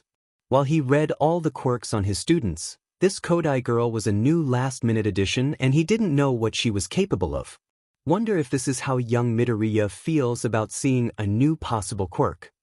Soon enough, the students were in position with both Kodai and Yaoyorozu barricading the door and windows. I see, Kaminari and Gyre don't have brute strength and it will take a lot of time for them to smash through those objects, giving away their position. Soon enough, young Kodai spoke to Yaoyorozu. Can you make me some polystyrene sheets and glue? Oh sure, what for? Yaoyorozu asked, producing a handful of black sheets. Touching the sheets, All Might was surprised that it expanded massively. She then placed it on the floor and walls, gluing them on for extra security as she turned to her partner. Soundproofing. She has a size-altering quirk? That is extremely useful. I see, it will take Gyru a while to find us by sound and even longer for them to break through the barricades. Also, Kaminari won't be able to electrocute us if we stand on the sheets. Yaoyorozu explained to herself as she sat down on the floor, conserving her energy. Kodai nodded, sitting as well as they both stood in silence for the time to run out. Are we really gonna watch these two beaches waited out like losers? Bakugo growled in annoyance. Yes, as technically they are winning as long as the timer runs out. All Might explained, watching the exercise play out. It took the hero team 10 minutes to find their room that didn't open, alerting the villains of their position. Take this. Yaoyorozu whispered to her partner, handing her what seemed to be a baton and taser. Kodai nodded as she crouched near the banging door, aiming her weapon at the door with Yaoyorozu mimicking her movements. After about 3 minutes of slamming the door, it finally budged open with Kaminari slamming through and landing on the floor with a bruised shoulder. Now! Yaoyorozu shouted as she smacked Kaminari with the baton across the face, knocking him out. Kodai slammed the back of young Jur's leg, making her kneel on the ground in pain as she spoke in a cold tone. Stay down, final warning. Young Gyru raised her hands in defeat as All Might was about to call the match when suddenly she sent a jack forward in false surrender. However, Kodai proved ruthless and stunned her, effectively knocking her out of the match too. Villain team wins. All Might yelled out in cheer. With the matches over, All Might left in a rush for his limit was almost up. Luckily, because of Togepi and Ralts, he had at least an hour left, but he didn't want to risk it in case he had more stuff to do later on. I have to thank young Midoriya's Pokémon later for allowing me to properly teach. Once he finished retelling the story, All Might looked to Midoriya only to sigh at the image of his successor. He was busy writing in his notebook at top speed and muttering up a storm that could be mistaken for another language. Where did he even get that notebook? Midoriya, my boy, I think you are forgetting something. All Might spoke up, making Midoriya yelp in surprise. Yes, All Might? Izuku asked, unsure of what he was missing. School is out, and you can't sleep here throughout the night without Recovery Girl's permission. All Might spoke, making Izuku realize the time as he paled. I wanted to visit the support lab today. Izuku whined in defeat on another day of putting his upgrades off. Don't worry, my boy, you can wait a little longer for your support meeting. Want me to walk you towards the gate? All Might asked happily. No thank you, as I don't want to waste your time for me. Izuku answered nervously since he knows All Might is a busy man. Very well, and I believe young Tokoyami brought your bag and a spare set of clothes for you here. All Might gestured to the chair near them with indeed his backpack and spare clothes since he was probably still locked away in the boys' changing room. Oh, I'll be sure to thank him. Izuku answered, getting up slowly. You better stay in bed until I say you can go. Recovery Girl screamed from a different room, frightening the two males. She is scary, Izuku said fearfully. All Might chuckled nervously as he patted the boy's head. Tell me about it. Can you tell us about the symbol of peace? A reporter suddenly asked, shoving a mic in front of a student passing by to class. In front of the school stood a mob of reporters pestering students. Word got out all over the world. It was revealed that All Might was teaching at UA.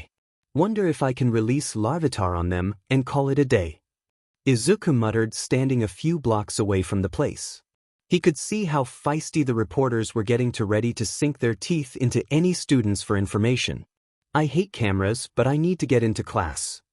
Building up as much courage as possible, Izuku made his way towards the crowd of reporters, and that was honestly the worst mistake of his life. What can you tell us about All Might? What is All Might like? Is he really teaching at U.A? It was honestly making him claustrophobic, but he couldn't make himself a fool on national television, so he came up with a single solution. Raising his palm in the air, the crowd of reporters silenced slightly as Izuku finally had little room to breathe. I have to make it to class, but I will answer only one question and that's it, so make it worthwhile and not a waste of my time, please.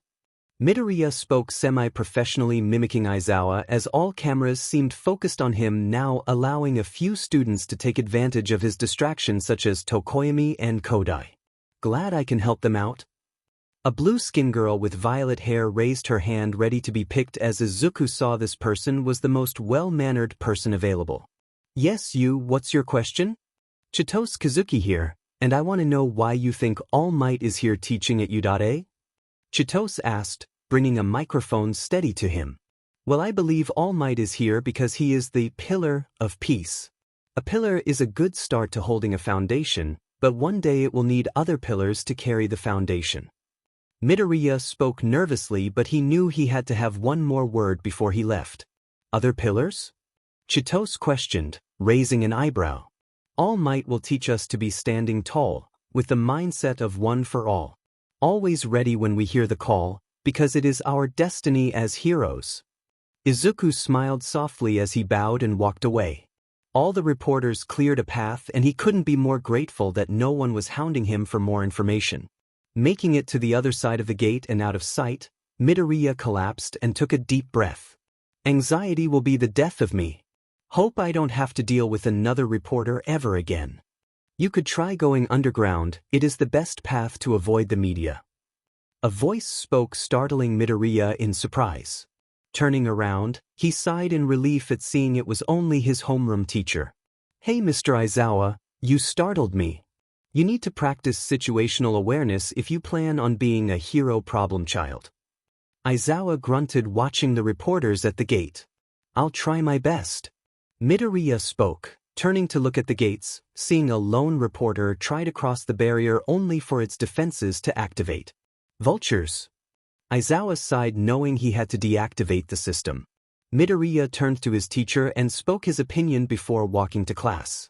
Maybe I will take you up on that idea of going underground, for reporters are scary. Sitting in class, Izuku waited anxiously as everyone else was equally seated. This class learned quickly that Aizawa's word was law in less than a day, and Izuku hoped he was able to keep up with his teacher's expectations. The door opened and Aizawa raised an eyebrow at the display of kids seated. Good, you are taking my word seriously. So before we get down to business, Bakugo. What? Bakugo asked, glaring at the man. I won't punish you for your actions yesterday, since All Might basically allowed it, but that stunt yesterday with blasting Midoriya with a lethal weapon won't slide again. Aizawa stated, eyeing him with an intense glare. Wait, what? He is actually getting in trouble? What? But All Might didn't say dash. Bakugo was shouting and popping explosions but didn't get to finish as Aizawa spoke up again with his quirk activated. I don't care if All Might was your instructor, as I'm your teacher. My word is above his, and if you blast anyone with that weapon again, then I will punish you greatly with expulsion or worse. Aizawa spoke, leaving a heavy silence linger in the air. No one decided to interrupt the stare down, but Aizawa knew time was precious, so he continued on. I will speak to you after class, Bakugo. Now Midoriya. Aizawa called out, startling the boy in alertness. Yes. Midoriya answered nervously. Am I in trouble? No stressful tasks today, recovery girl's orders. If you do have to train, then use the first part of your quirk. Aizawa explained, making Izuku sigh in relief that he wasn't visiting recovery girl again so soon. I understand, sir. Midoriya nodded with Aizawa grunting his approval. Now with that out the way, let's get down to business. Aizawa spoke looking at his papers. To defeat the Huns. Kaminari muttered out loud. 5-page essay on interrupting people. Kaminari. Aizawa suddenly spoke, making the electric boy pale. Sorry, sir. Kaminari apologized sadly. As I was saying, it is time for you to pick a class president. Any volunteers? Aizawa asked, looking up from his desk. I want to be class rep. Pick me. Kirishima exclaimed first. Me too. Joined Kaminari. I want to do it too, added Jairu. It's a job made for M-. Aoyama sparkled but got cut off again by Ishido. I'll be the leader, she proclaimed loudly. Soon enough everyone was asking to be leaders besides a select few individuals. Tokoyami, Todoroki, and Kodai didn't raise their hands, and Izuku chose not to join for his personal reasons. I'm too busy to be playing leader. I have a job, school, and extra classes with Recovery Girl, as well as training my body to handle my quirk better. Things were getting louder by the second until one voice spoke above everyone. Silence, please. Everyone stopped their chatter and turned to look at Ida standing up straight. It is a job with the serious responsibility of leading others. It is not a job for just anyone who wants to do it. It is a calling that requires the trust of those around you. If we want to use democracy to decide on a true leader, then we should hold an election to choose one. Why did you suggest that? Asked Kirishima. We haven't known each other for that long, so how can we have trust or anything? Tsu pointed out. If that's the case and everyone votes for themselves. Kirishima continued. Don't you think that is precisely why whoever receives multiple votes here can be truly considered the most suitable person? Argued Ida. He does raise a good idea. What do you think, Mr. Aizawa? He asked the teacher, who was busy closing the zipper of his sleeping bag. I don't care, as long as you decide before homeroom is over, he replied. Wonder if I can ask where he gets those sleeping bags from, and can I use them at school? Thank you very much. Ida bowed, sitting back down. Before anyone could start voting, Midoriya spoke up. Question, but has anyone got any experience with leading a group of people? Experience? Mina asked, tilting her head. Yes, anything really, from clubs or events. Maybe you were a class president before in middle school. Midoriya spoke, turning to see a few thinking brains. No one cares about your shitty idea, Deku. Bakugo growled out in annoyance. I was secretary for my old school. Yaoyorozu commented. I lead a dance club. Mina added in her input. I was vice president at my old school. Ida called out. All right then, carry on. Izuku answered, writing his preferred president. Honestly, I don't know much about Yaoyorozu and Mina, so my vote is probably Ida. Hope he isn't a dictator. The election results were revealed and the top 2 people in the chart were Izuku Midoriya with 4 votes and Momo Yaoyorozu with 3 votes. I got 4 votes? Midoriya asked, tilting his head confused. Bakugo got up from his chair and demanded, "Why Deku? Who voted for him?" Izuku hoped that the people who voted for him were great actors, as he didn't know what would happen if Bakugo found them.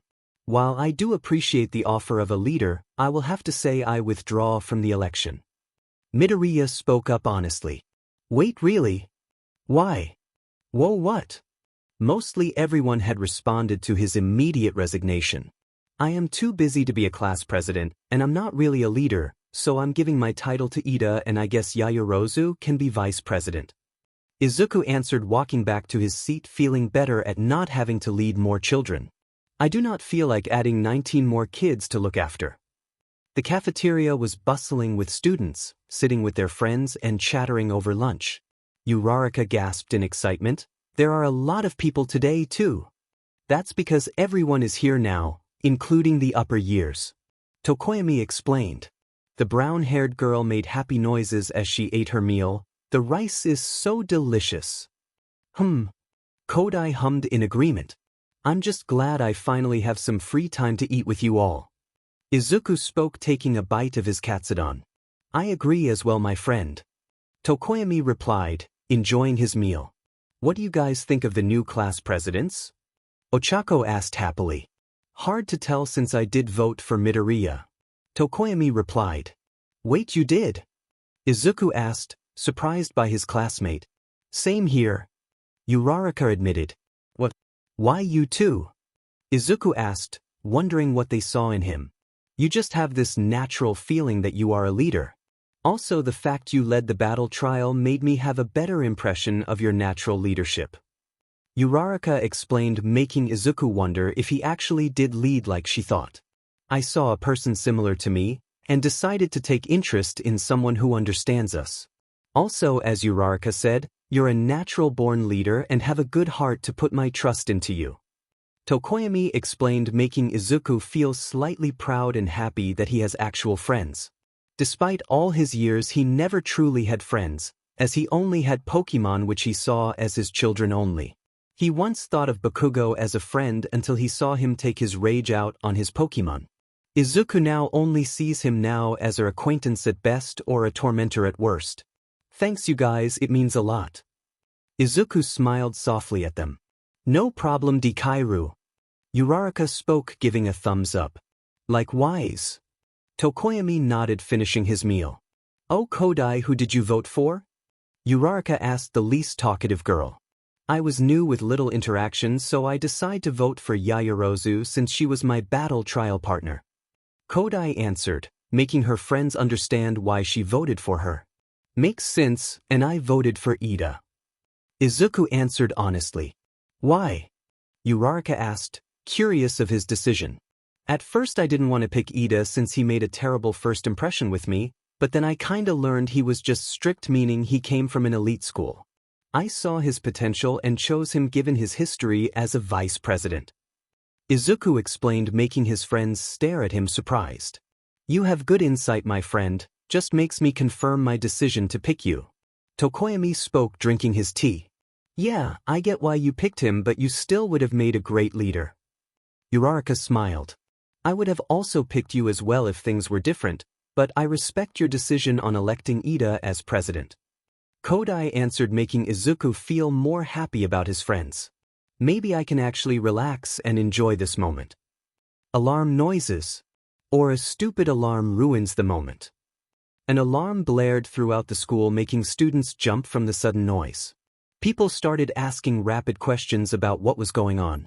A recorded voice was suddenly talking through the speakers. There has been a level 3 security breach. What? Gasped a few students, suddenly getting up. All students please evacuate outdoors promptly, said the voice. What's level 3 security? Uraraka asked a student next to her. It means someone is trespassing on school grounds. I've never seen anything like this in the 3 years I've been here, You should hurry too. The school hallways were full of panicked students, shoving each other. To try to get away as fast as possible. Don't push. Wait your turn. I said don't push a-hole. Their table was about to join the crowd until Izuku spoke up suddenly. Don't go in there. What do you mean? Uraraka asked, confused about her classmate's decision. A mob of students panicking, and if you fall you would be trampled on. Izuku answered, focused on how to aid the situation. Izuku knew this since he always wanted to be a rescue hero, and during his free time he studied on how to help out during a panic such as earthquakes or large natural disasters. Do we wait?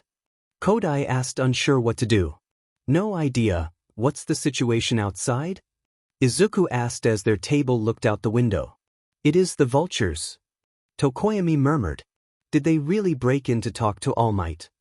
Uraraka asked, watching more reporters flood in. Okay Uraraka, use your quirk on me, and Tokoyami, can Dark Shadow lift me in the air? Izuku asked with determination in his eyes. Sure, Uraraka agreed happily. What do you intend to do? Tokoyami asked curiously. Calming this crowd. Izuku answered, grabbing a metal tray and spoon, giving them to Kodai. Kodai nodded, enlarging the two objects for him. Great, Tokoyami and Uraraka, now. Izuku asked. On it. Dark Shadow cheered with being summoned, lifting Izuku in the air with his gravity removed. Hope this works. Izuku muttered before proceeding with his plan. Clang, clang, clang. Smashing the two enlarged objects together in the air, Izuku caught the attention of everyone in the hallway with the loud noise. No need to panic, it's just the media wanting to see All Might. Can we not panic and trample on each other? We are better than that. Izuku yelled out, and soon enough, it did work. All the Udata students calmed down and started walking out the hallways normally. You can set me down now.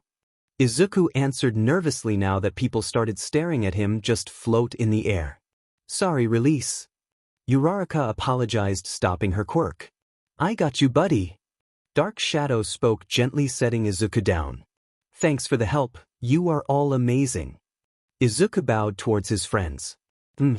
Kodai nodded, putting her fingers together and releasing her quirk on the objects. No problem, Dikairu. Uraraka gave a thumbs up with a proud smile. Anytime, buddy. Dark Shadow saluted, before quickly being returned by Tokoyami. Glad to assist you, and as I said, you are a natural leader.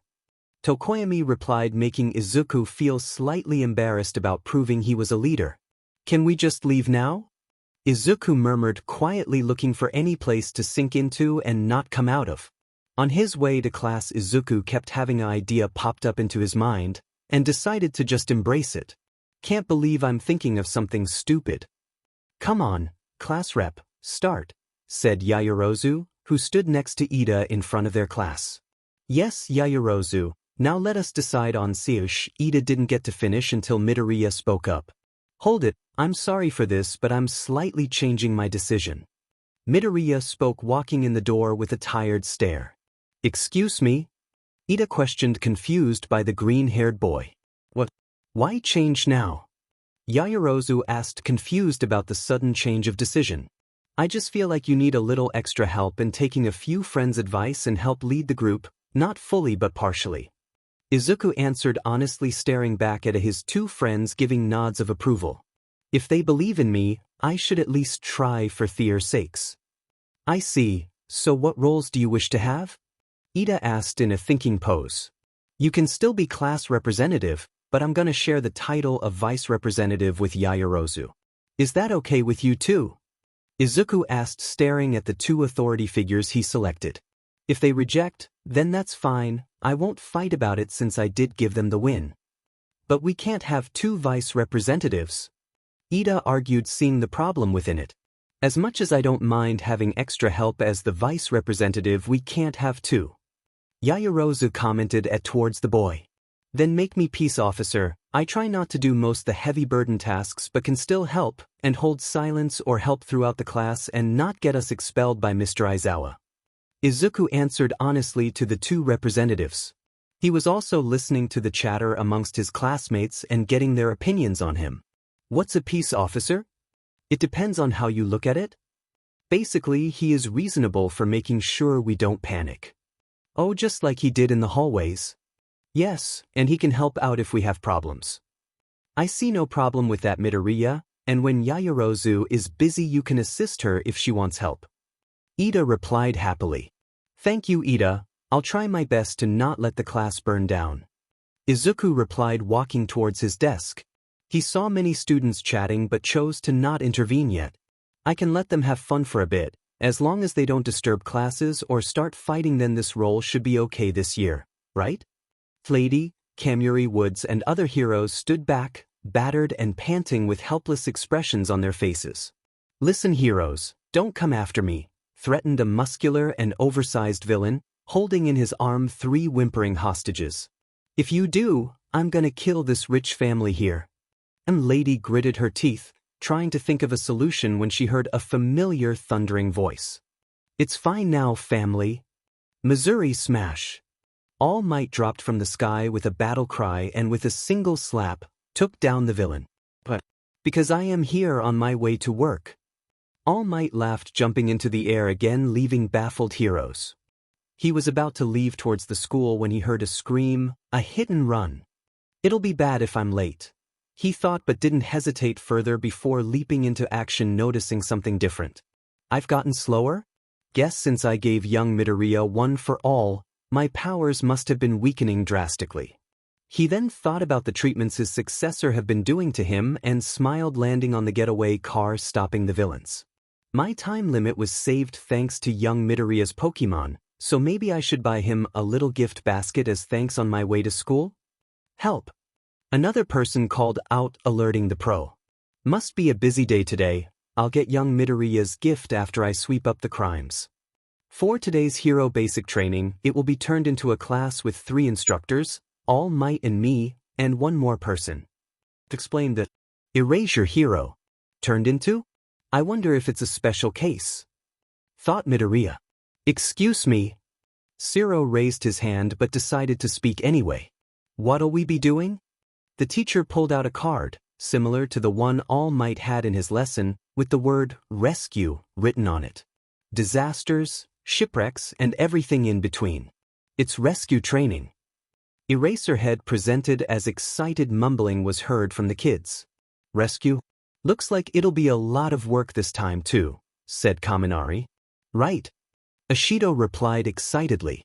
This is the duty of a hero. My arms are ready to rumble.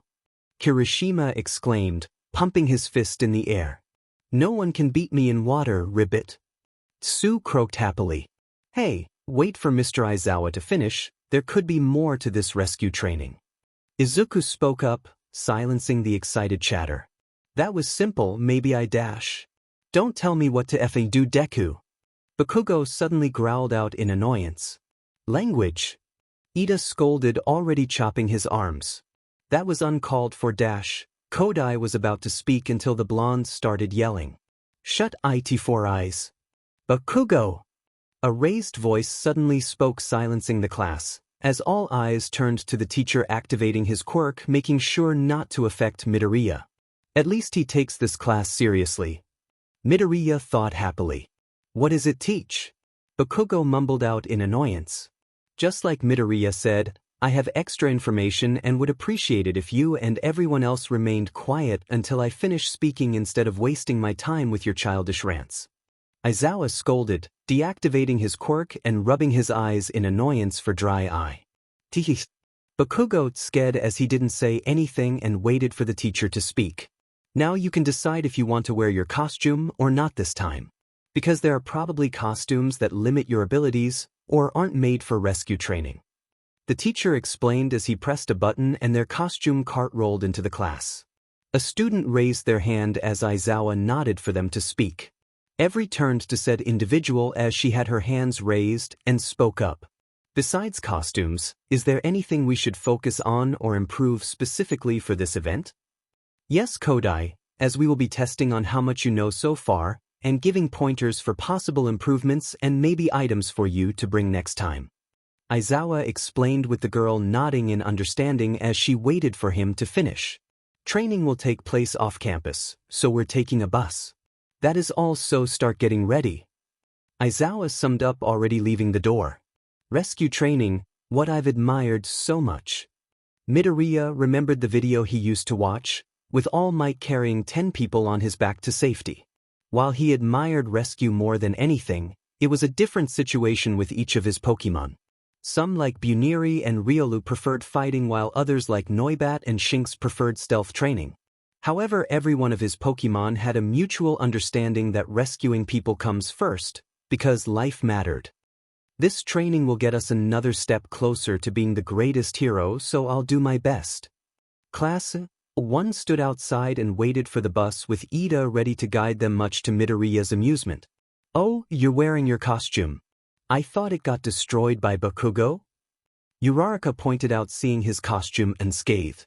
Actually, they ended up getting scorched marks during the combat training, so I'm using my spare costume until they can get all the soot off my original. Midoriya explained awkwardly as he put on his mask. Class 1A, gather round. I will be instructing you on how we will be boarding the bus to USJ. We want this to go as smoothly as possible. Tenya's hands were moving rapidly as he made sure everyone in the class was paying attention to him. He isn't so bad as class president. Izuku murmured to himself, seeing Ida lead his class professionally. I want you to form 2 lines going off your student numbers, as each group of 2 will sit next to each other. Now let's make this go as smoothly as we can with no disturbances. No stepping out of line, rough housing, and follow my lead. Ida spoke again, making more drastic commands a second. Holy Arceus, I elected a dictator. Izuku muttered to his friends. This is my villain origin now. Uraraka spoke, turning to her friends for their thoughts. Vive la resistance? Kodai questioned, raising an eyebrow. Long live the resistance. Tokoyami chuckled, with Dark Shadow snickering behind him. All 4 friends creeped closer, with Izuku summoning his Joltik for quick paralysis if possible. Luckily for Ida, Yaoyorozu saved his life by tapping his shoulder and speaking. Ida, we may have a problem with your seating arrangement. What? Ida questioned in confusion, with him getting on the bus to find open seating arrangements. Everyone board quickly. Izuku spoke up, already rushing in with his class following just after him. We shall continue this revolution some other day. Uraraka whispered to Tokoyami, with him nodding in approval. Everyone was seated comfortably, with the only upset person being the engine boy for having his plans foiled by a simple bus arrangement. With this downtime, many students started talking amongst themselves as Izuku decided to place Joltik on his head for comfort.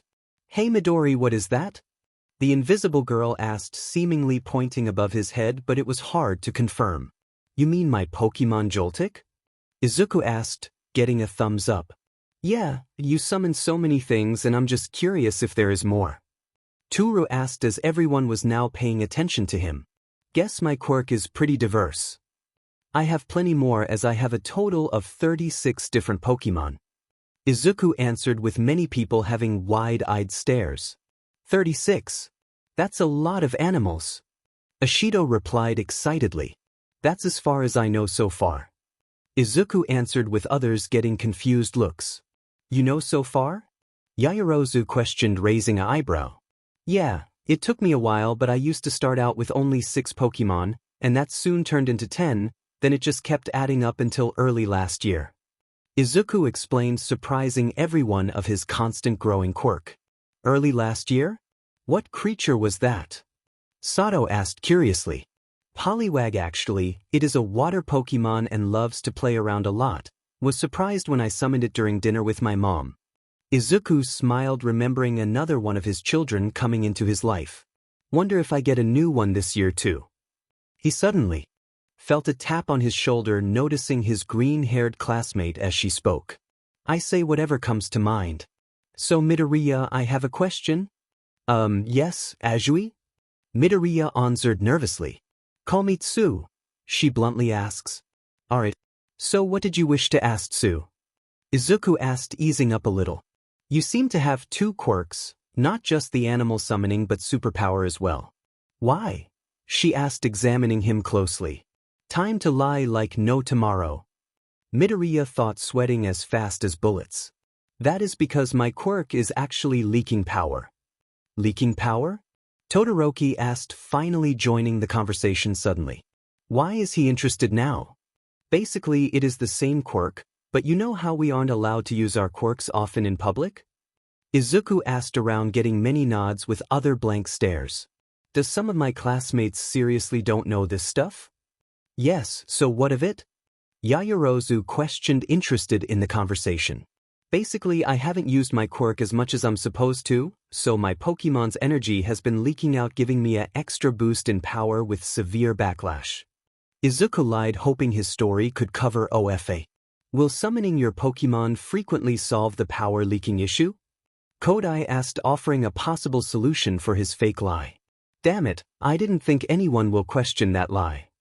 Possibly, but my Pokémon are bound to be stronger, so I just may leak more power instead if I train them. Izuku explained, making another lie to stack on top of his many lies. I really hope no one questions more solutions for it further. So there's no possible solutions yet? Kodai asked, worried for her new friend. My current solution is to possibly learn to just harness and unleash excess power in the field without my Pokémon's help. That way I don't just have to rely on them but also work with them. Izuku answered, honestly hoping more pointers from All Might would help. Really, that's thoughtful of you. Jairu smiled, interested in the conversation as well. Can I pet the Joltik? Kaminari asked, holding his hands out for the small electric spider. Sure, you don't mind Joltik, right? Izuku asked, lifting the spider and watching it for a reaction. Tick. The Pokémon replied, happily hopping onto the electric boy. Aw, he is kinda cute. Kaminari smiled, petting the spider with one finger. The spider suddenly bit the blonde in surprise. Oh, it bit me. Kaminari yelped, tossing the spider back to Izuku. Oh yeah, you produce electricity. Sorry Kaminari, but Joltik feeds of electricity, so you might just be a buffet to it. Izuku apologized, putting the Pokémon back on his hair. It's fine dude, but is it poisonous? Kaminari asked, sweating a lot. Nope, but it can produce a web of electricity to shock anyone or just unleash a giant ball of electricity too. Izuku answered, happily, making everyone look worriedly at the small creature that can defeat most of them if it tried. Thank you for answering my question, Midoriya. It just sort of reminded me of All Might's strength. The frog girl replied happily. Wait a sec, Tsu, All Might doesn't get hurt when he uses his. They just kind of look the same, said Kirishima. True. Tsuyu agreed with the hardening student. But it's nice to have a flashy type quirk, as you can do lots of flashy stuff. My hardening's strong against others, but unfortunately, it doesn't look like much and not flashy at all. Kirishima demonstrated, making his arm as hard and sharp as jagged stone. I think it's really cool. It's a quirk that can definitely pass as a prose. Midoriya complimented, writing down the redhead's quirk in his notebook. A prose, huh? But you have to think about popularity as a hero too, you know. Kirishima replied, deactivating his quirk.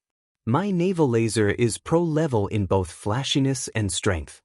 Aoyama bragged, happily flashing his cape. But it's not great that it gives you a stomachache. Ashido teased, making him deflate from his major drawback.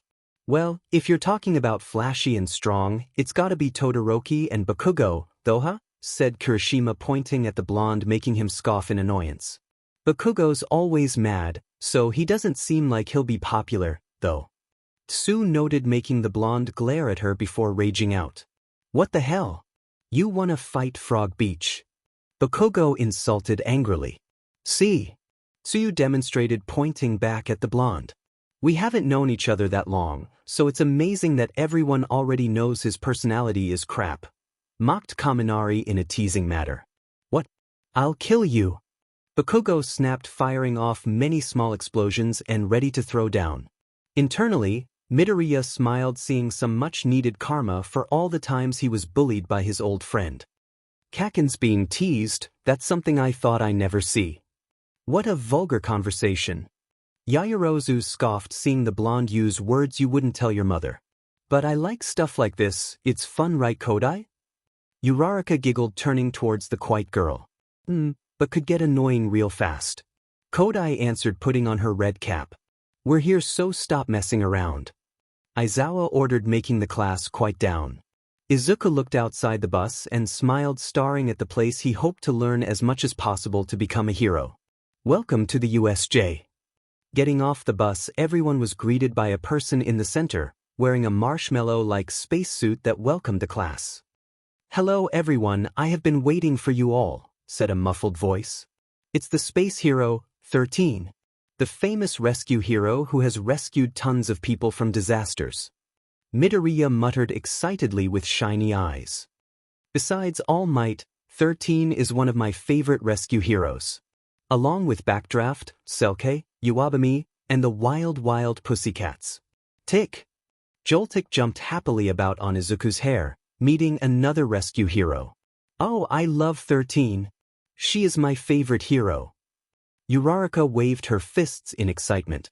Mine too, and I want to learn a lot from her. Kodai agreed as Izuku noticed she had her hands up and eyes focused with pure determination. Never seen her this emotional before, it's kind of cute. Let's go inside without delay. 13 gestured at the door. Look forward to working with you. The class greeted, following behind her.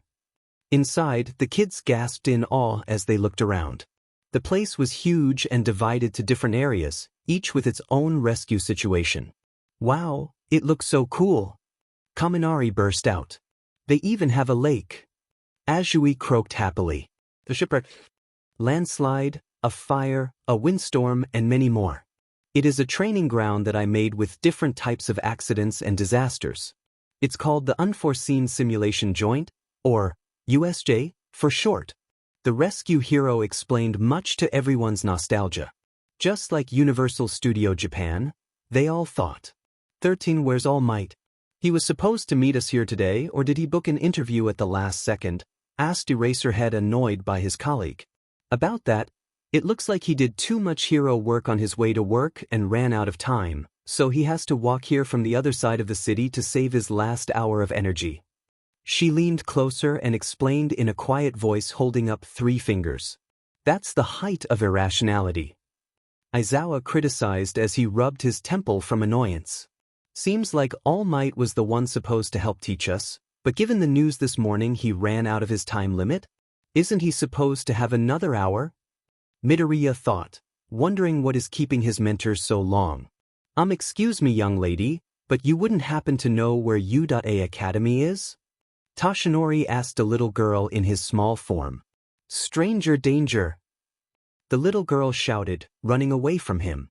Wait, I just need directions.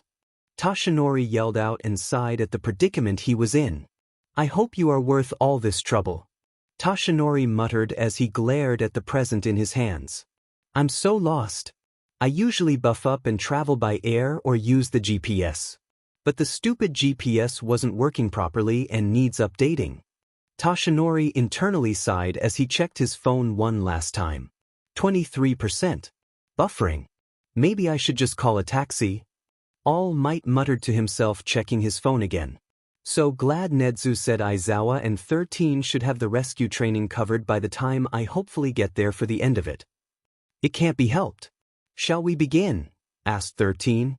Yeah, no time wasting on this small problem. Aizawa yawned as stood to the side. Let's see, before we begin, let me say one thing. Or 2 or 3 or 4. 5, 6. Was it 7 or? 13 started muttering to herself as she counted her fingers. It's increasing. Everyone's sweat dropped, staring at their teacher. Anyway, so everyone, I am sure you are aware of my quirk, black hole. I can SCK up anything and turn it to dust, correct? She asked around for anyone to confirm if they knew her ability. Uraraka and Kodai nodded eagerly, and Midoriya asked, You've been able to use that quirk to save people from all kinds of disasters, right? Yes, but it is a power that can kill easily. 13 suddenly said as the kids looked at her with surprise from the sudden blunt statement. Some of you also have quirks like that, right? She asked around, noticing a few thinking brains. Midoriya was one of them, as he remembered the devastating power of One for All just from a single punch, and the time he unleashed Larvitar as it destroyed a huge landscape. In a superhuman society, personal quirks have been certified and strictly regulated, so that doesn't seem to be a problem at first glance.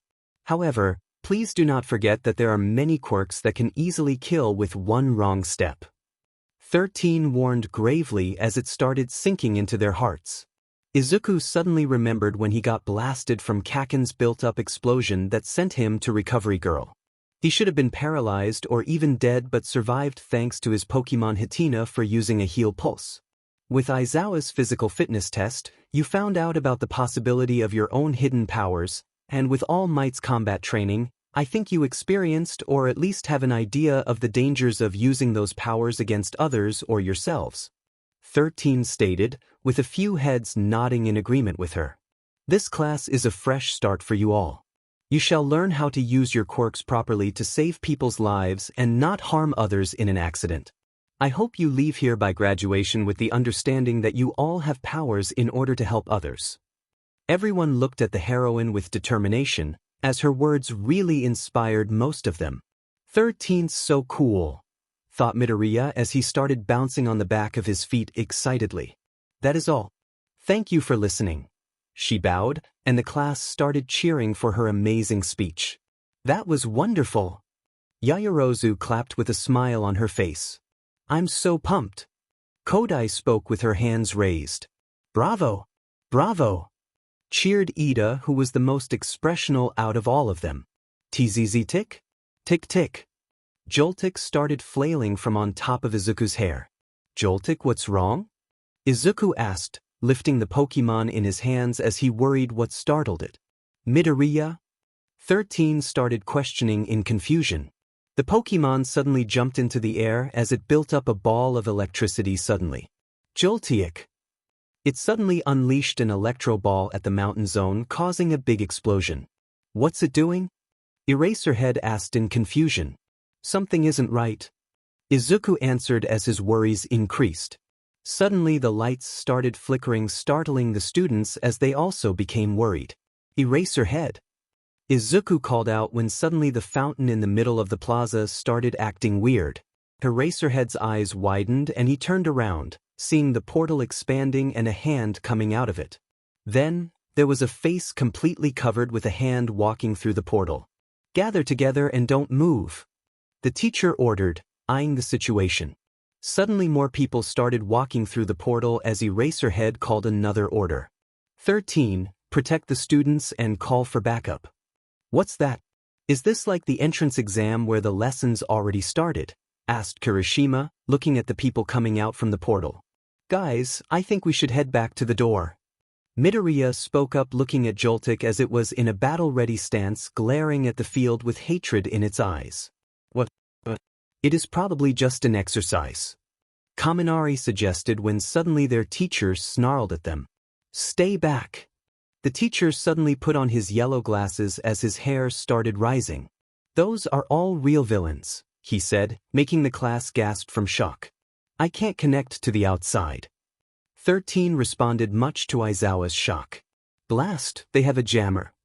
Aizawa cursed when suddenly voices started speaking. 13 and Eraserhead? A deep voice spoke from an unknown source in the mist as it struck down. Revealing the voice is the mist. The teacher's schedule we received the other day said that All Might was also supposed to be here.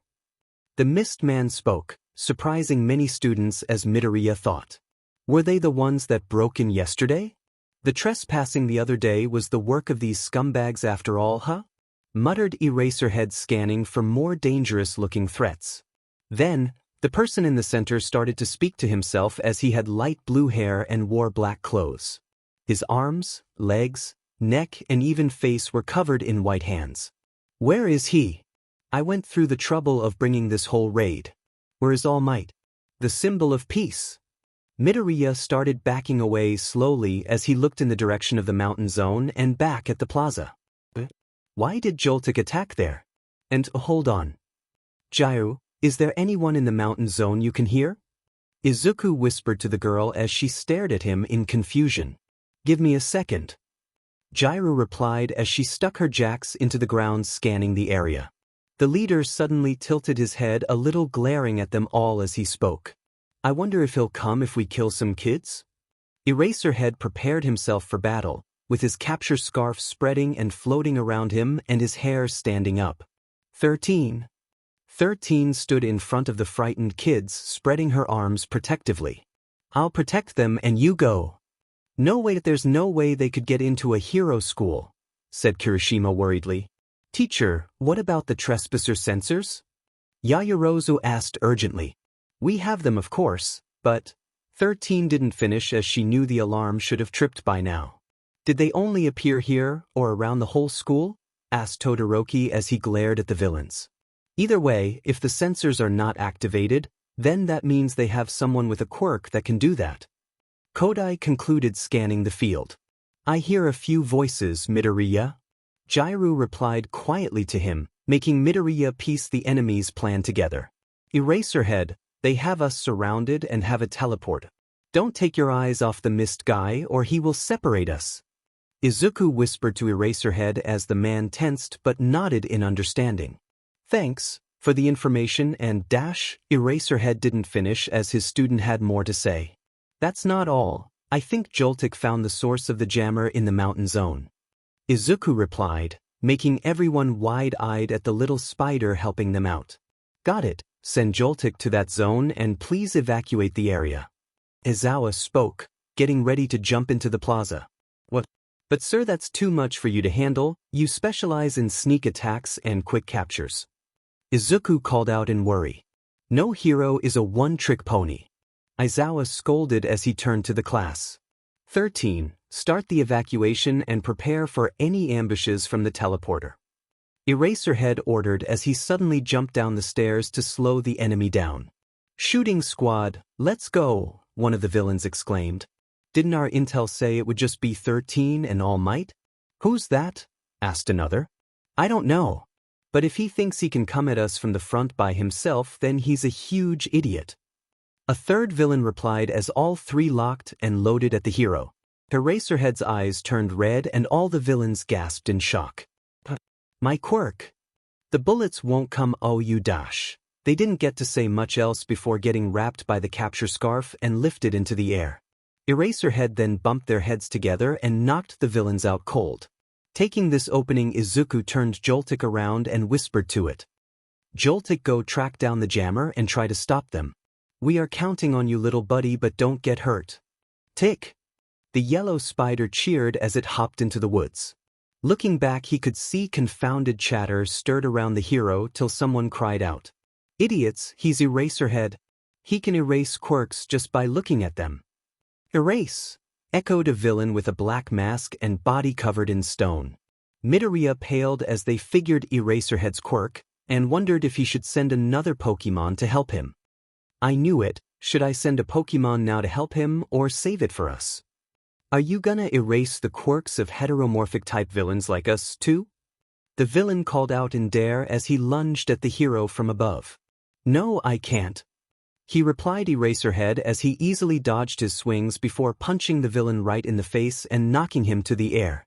But the skills of guys like you. He then captured the villain in the scarf mid-air. He then ducked to dodge a swing aimed at him from behind by a different villain and kicked the guy, making him crash onto a few others. Are more likely to be experienced in close combat. Eraserhead then threw the rock villain still in his scarf onto the floor, knocking him out cold. That's so I've taken measures against that as well. Their teacher completed his sentence with his usual monotonic voice, surprising Izuku with his skills. Guess he doesn't need my help after all. Midoriya continued watching his teacher taking down multiple villains at once as he muttered to himself. Mr. Aizawa's actually good at fighting by himself against a lot of people. Suddenly a hand grabbed one of his sleeves as he turned to find Kodai dragging him away from the fight as she spoke. Analyze later, we need to go. Sorry. Izuku apologized, rushing to follow his class as they neared the entrance. Be careful, Eraserhead. He's also strong in hand-to-hand combat, and since he's hiding his eyes with goggles, you can't tell whose quirk he's erasing. When he fights against a group, that makes it harder for them to work together. The hand-covered villain complimented as he analyzed the field, much to his annoyance. The hero was fighting fiercely, erasing a quirk of a female villain and kicking her while taking down another with his scarf. I see how it is. Scratching his neck between the hands that covered it, he started speaking to himself. I hate pro-heroes. The masses don't stand a chance against them. Tamura! A voice called out to him in worry. What is it, Kurogyri? The villain now known as Tamura asked in annoyance. I can't teleport, the hero is keeping a close eye on me personally. Kurogyri explained, making Tamura grumble as he came up with a plan. Get behind Nomu and the fountain, it should cover you for an opening. Tamura explained, scratching his neck again. I wish I could just charge and hurt him, but his stupid erasure will catch me off guard. I just have to wait for a weakness to show up. Tamura thought, seeing more of his subordinates get pummeled to the ground. Tamura looked at the still smoking mountain zone and thought to himself in wonder. Wonder who was the one that sent a bright flash of electricity that tried to snipe my jammer. I want to have a chat with him. Making it towards the doors, Sato and Kirishima wasted no time and opened the automatic doors with bare strength. Get on the bus, quickly everyone. 13 stated, waiting for everyone to rush past her. Rushing past the teacher, everyone arrived at the bus just in time, with everyone sitting down. Izuku suddenly remembered that they were outside and spoke. Can anyone contact the police yet? No, my radio is still jammed. Kaminari spoke, turning the dial repeatedly. Our phones are still jammed as well. Hagakure spoke, having the phone to her ears in hope. Great, let's just get back quickly. Izuku answered, mind planning for possible scenarios. And leave Aizawa to fight all by himself? Ashido replied in shock. Dash. He will be fine on his own, so trust in your teacher that he will make it back to us. 13 spoke, taking the wheel since the robotic driver was disabled. The class calmed down after 13 closed the doors and started driving away from the USJ. Many felt relieved that they didn't have to fight villains in a sudden ambush and hoped their teacher was okay. Damn it, I wanted to break some skulls. Katsuki muttered, with everyone's sweat dropping at the battle-hungry maniac. Actually, so do I. It wouldn't be manly to just leave villains like that behind. Just wish I could go back. Kirishima replied, with a few others having conflicted thoughts. Marshmallows? 13 suddenly screamed out. Turning their heads, they all spotted a familiar black mist expanding out in front of the bus. Hold on! Izuku yelled out, grabbing a pole. Everyone braced themselves as they were being trapped by darkness, with no idea as to where they may end up. Suddenly they found themselves inside the dome, suddenly going into free fall down the mountain zone. The students were flying out of their seats, as the bus's gravity was falling faster than they were. We're gonna crash. Sheet! Help! All the students were screaming in panic from the sudden fall as Izuku was panicking for a solution to save everyone. The bus is crashing. Do something, anything. Looking towards his left, Uraraka was panicking as well, falling like the rest of the students as Izuku suddenly acted. Grabbing Uraraka's hand, he slammed her palm on the roof, activating her quirk with the bus suddenly stopping. Everyone slammed onto the floor with Izuku catching Uraraka, who held her mouth from puking on him. Sorry. If she is knocked out, we all die. The boss was still falling with the added weight, but not as fast as before, giving Izuku enough time to call in a Pokémon. Please listen to me once. Stufful, help. Izuku pleaded as a bright light suddenly appeared next to him. Out came a familiar stuffed animal, making Izuku smile from his quirk listening to him.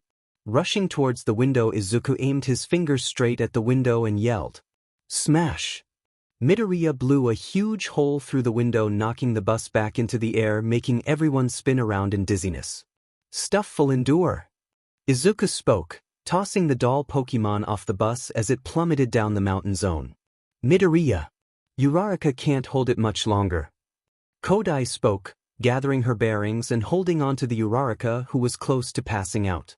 Uraraka, release your quirk. Izuku called out, seeing his Pokémon in possession on the ground. And oh! Everyone screamed in shock from Izuku's orders, but it was too late. Release! The gravity girl muttered, touching her fingers together. Everyone was free falling again, but Izuku knew that they would be sort of okay if this plan worked out. Don't fail now, Stufful. Use strength. Izuku called out, bracing for impact. Miraculously, Stufful with all its might caught the bus by the engines with its two little arms. However, the impact certainly knocked out a few students, including Uraraka, who threw up on the floor. Everyone okay? 13 spoke, limping off the ground with her helmet cracked from the impact. Some of us are. Ida replied, getting off the ground slowly. Looking around, Izuku could see Todoroki, Yaoyorozu, Yuga, Tokoyami, and Uraraka unconscious from the crash. We have 5 unconscious. 13. Got it. Who isn't injured? 13 asked as Kirishima, Shoji, Bakugo, and Tsuyu responded as they seemed to be fine, with no injuries at all. My hardening protected me. Kirishima groaned as he picked up Tokoyami and set him on the seats, laying down. Stuck to the ceiling, and made sure to grab Hagakure. She seems to be fine, I think. Tsuyu spoke as the invisible girl under her groaned before speaking. I'm fine, just hit my arm pretty bad. Toru spoke, making Izuku wonder if it is worse than what she was saying. Anyone bleeding or have life-threatening injuries? 13 asked around. Have some glass in my hands, but I'm melting it off. Mina spoke using the acid similarly to dish soap. My leg is hurt badly, but not life-threatening. Siro growled out using his tape to bandage himself. Just have glass in my tail, and Sato seems concussed. Ojiro spoke as next to him was Sato falling in and out of consciousness. Me and Midoriya are fine, we just have a few cuts, and one of Midoriya's fingers is broken. Kodai spoke softly, lifting the gravity girl off the floor and setting her down next to Tokoyami. Midoriya! 13 called out, alerting the class. Yes. Midoriya answered nervously as he guessed he put everyone at risk for suddenly using Uraraka's quirk and blasting a hole through the bus. That was incredibly reckless and nearly cost everyone's lives. 13 scolded as Izuku started feeling bad about the outcomes if his plan didn't work. I'm sorry, 13. Izuku apologized, looking down in shame. I wasn't done, young man, as while it was reckless, you are the only one who acted and saved everyone from a terrible end. For that you have my thanks, young hero. 13 spoke softly, patting the boy on the shoulder, making her way towards the unconscious. Izuku was left speechless as he was called a hero. Looking around, he saw everyone giving him nods of thanks, except Bakugo, who just looked away in annoyance. Praise from 13, you are lucky. Kodai spoke, leaning on Izuku for support. Did you hurt your leg? Izuku asked, wondering if the girl lied to 13 about her condition. Not really, just dislocated my foot a bit, just hurts if I stand on it weirdly. Kodai answered, making Izuku sigh in relief. Stuff! A Pokémon called out, rushing in the bus and started searching for Izuku. Stufful, you're okay, and thank you for saving us. Izuku bent down, petting the living doll. Stufful! The Pokémon cheered, making a strength motion. Assessing the damage, Izuku felt bad for throwing his Pokémon out the bus 100 feet in the air, as no sane person would do that. Stufful had many scrapes and bruises littering its body, and if it wasn't for Endure, then Izuku wouldn't know if it would just die if it was a real living creature instead of his quirk. If Stufful was real, then I could have killed I dash dot. Stuff! The Pokémon suddenly interrupted his panicking mind, as it laid a paw on his hand. Stufful, I'm sorry I did that. Izuku apologized, petting the Pokémon again. Stufful! The Pokémon shook its head and made a strong motion before disappearing back inside his body. Suddenly a warm feeling took over and he felt his mind suddenly at ease with words of assurance only he could understand. It's okay, we are stronger than you think if you believe in us, Dad. Staying there for a moment, Kodai got worried and called out his name in a soft tone. Midoriya? I'm fine, just learning something. Izuku answered, wiping a tear from his eye. What is it? Kodai curiously asked, seeing the boy finally look her in the eyes with determination in them. I have to put my faith in my Pokémon, as they can do it too. Scratching his neck from frustration, Tamura glared at the low-level thugs he recruited, mostly lay defeated. This is what I get for not picking up experienced NPCs. Looking at Eraserhead's hair float again, Tamura counted down the seconds as he was noticing a pattern. Every boss has a weakness. Tamura! Kurogiri teleported back in, making Tamura side glance at his ally. Yes, Kurogiri? Did you separate the kids? Tamura asked, seeing Eraserhead's hair fall again. 20 seconds. They managed to make it to the bus, however I sent them crashing down the mountain zone. Kurogiri explained, much to Tamura's amusement. No wonder I heard a crash in the distance. Did they all blow up? Tamura asked as Eraserhead smashed another thug's head in the floor as his hair rose again. No, they all survived thanks to their quirks. However, I greatly disoriented them and have a few unconscious and injured. Kurogiri explained, making a terrible itching sensation occur again. They all survived. Those kids are persistent. What is the mountain crew doing? He asked, noticing the hero's hair drop again. 19 seconds. Currently have the high ground and are getting in possession to ambush the children. Kurogiri informed as Tamura suddenly stopped scratching. So instead of separate ambushes against parties, the game has switched to a siege event. Tamura grinned menacingly. Have a plan, sir? Kurogiri asked, raising an eyebrow. They'll provided a distraction for you to teleport, just gather everyone at the base of the mountain zone. Tamura spoke, cracking his knuckles. What will you do, sir?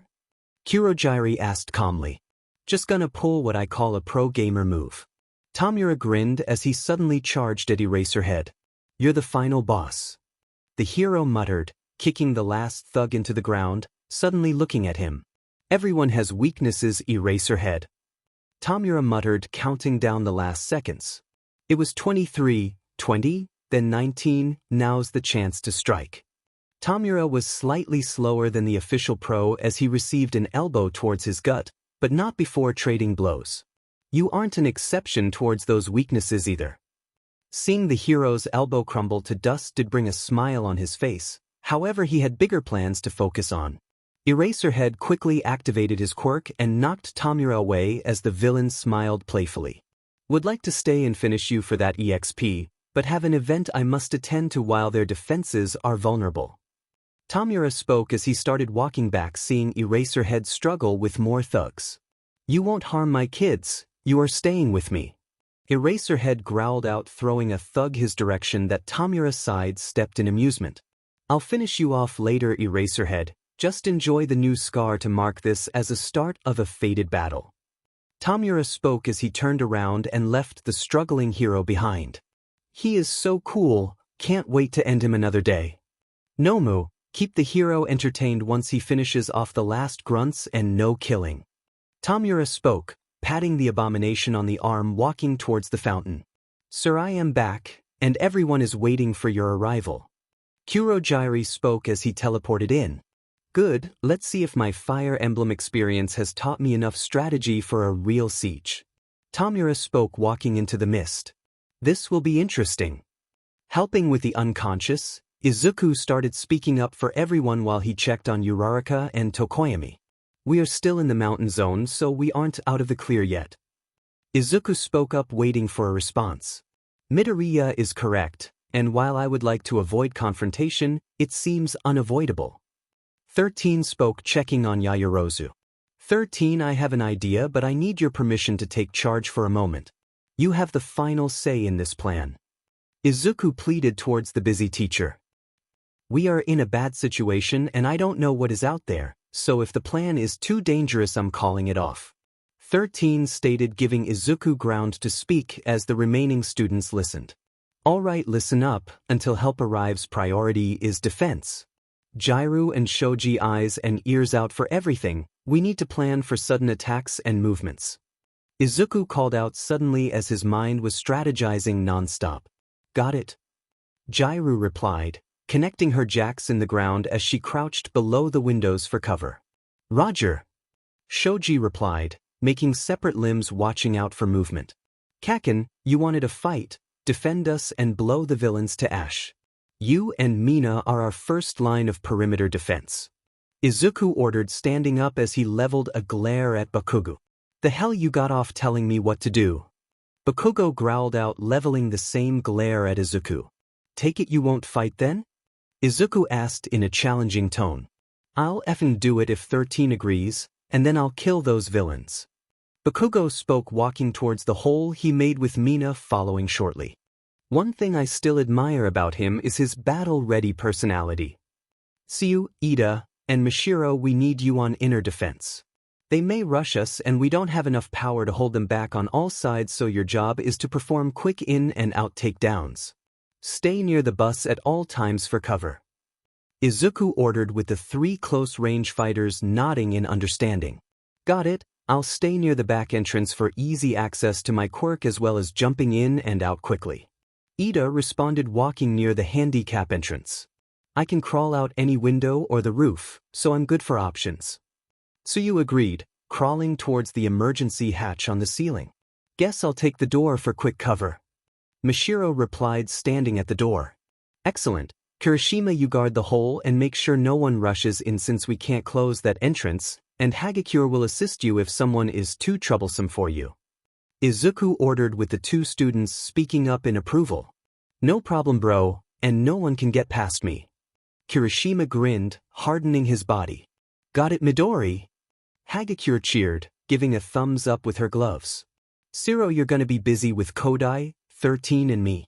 We need you for first aid as well as sealing up some of these shattered windows, giving us some cover from enemy eyes. Izuku ordered out, seeing this was the best possible solution. What about us? Kaminari spoke up, with a shy Koda behind him. Sato still seemed dizzy and was bleeding from the head, suddenly making Izuku worried about how severe his concussion was. Kaminari, keep trying to call for help. Izuku ordered before turning to Koda. Koda didn't answer as he started making hand gestures. He is mute and scared. I can't let him fight. Grab those 2 fire extinguishers and be on standby, use it for putting out flames or even make fog for extra cover. Please use them sparingly. Izuku instructed as Koda went towards the front, grabbing the 2 fire extinguishers. I can fight, let me join the defense team. Sato spoke, standing tall.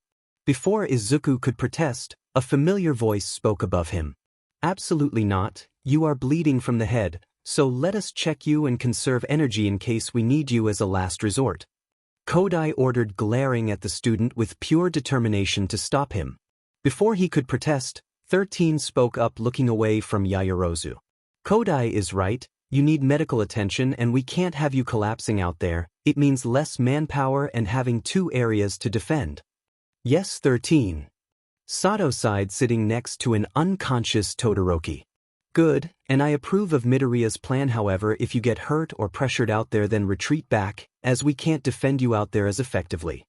13 stated while taking a piece of glass out of Yaoyorozu's hand. Right. The class agreed, with Bakugo growling in annoyance for following a stupid Deku's plan. 13, we have movement up the mountain, drawing closer. Jairu replied quickly. Spotting a few warp gates open in the distance, we may be overwhelmed soon. Shoji replied, looking towards his teacher. All right, you know the plan, defend the bus. 13 stated, moving on to Yuga. Izuku was checking on Tokoyami when suddenly Kodai spoke up. Gonna summon a Pokémon? I should, but waiting until the fight starts, want to conserve their time limits. Izuku answered out. We are out of time, so might as well summon now. Kodai replied out, glaring out the window. Boo dash. Boo. Die. A voice shouted outside the bus following a loud explosion. Fine, I'll summon now. Izuku sighed, hoping the next Pokémon would be useful. Closing his eyes, he hoped for a specific Pokémon for help. Come out, Riolu or Ralts. Opening his eyes, he didn't spot Riolu but a different Pokémon entirely. We can get help early. Izuku answered in awe. What Pokémon is that? Kodai asked, examining their new ally. Kodai, do you trust me? Izuku asked suddenly. Excuse me? Kodai asked, shocked by the sudden question. Do you trust me? Izuku asked, reaching for his back pocket. Yes. Was all the girls spoke. Take this and call Yagi. Now go. Izuku spoke, shoving something in her hand. Suddenly everything turned bright.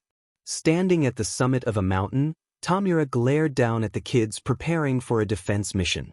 Seems our window of opportunity is closing as they bulk up their defense. Should I send them all in, sir? Kurogiri asked, standing next to him. Go send the Fire Zone squad to back up the Mountain Zone squad. Want a volcano effect of fire raining down from above. Tamura ordered, seeing Kurogiri already at work. Examining the defenses, he could see two powerhouses circling the bus as one was skating and the other had grenades strapped to him. Water dilutes acid and dampens explosives. Have the Water Zone squadron focus those two and only those two. He ordered, seeing some men teleport behind rocks. Looking at the bus, he could see them taping up windows and fogging up with something else. However, he caught glimpses of what looked like to be fighters at the doors. Have Ruin and Storm squad pressure the entrances as the range fighters take shots at the windows. It will be hard, but we may take a few hits in. Tamura ordered, seeing all his men surrounding the bus. What about the landslide squad? Kurogiri asked, teleporting back. Suddenly an idiot got found and was attacked by the explosive maniac. Keep them on reserve. Someone in there is smart and is trying to make this more difficult by coordinating movements. He spoke when suddenly a bright flash of light erupted from the bus. What was that? Kurogiri asked. Someone used a quirk and it's hard to see. Send the attack now before they bolster their defense. He ordered when all the men started going on the offensive. Checked on Nomu, and it caught Eraserhead. What should I order it to do? Kurogiri asked, teleporting in again rapidly. Leave him at the plaza, and have Nomu guard the hero. If I can deliver him to Sensei, then it will be an excellent bonus objective. He spoke, watching the two powerhouse children struggle with water grunts. Suddenly another bright flash of light appeared, making the villain itch at what was happening. Honestly, he felt excited with a true challenge, and wished he encountered more scenarios like this. Yes, he could just destroy the entire bus, but he wants to be a leader, a true lord that must prove he has power and brains to lead an army. I want to encounter the tactician of this guild and thank him for this wonderful challenge. Opening her eyes slowly, Kodai noticed she wasn't in the bus anymore. Instead, she was now inside what looked like a small room surrounded by All Might merchandise. Where am I? She muttered and turned around to find the strange creature from the bus with her. The yellow Pokémon didn't say anything as it just floated there with its eyes closed.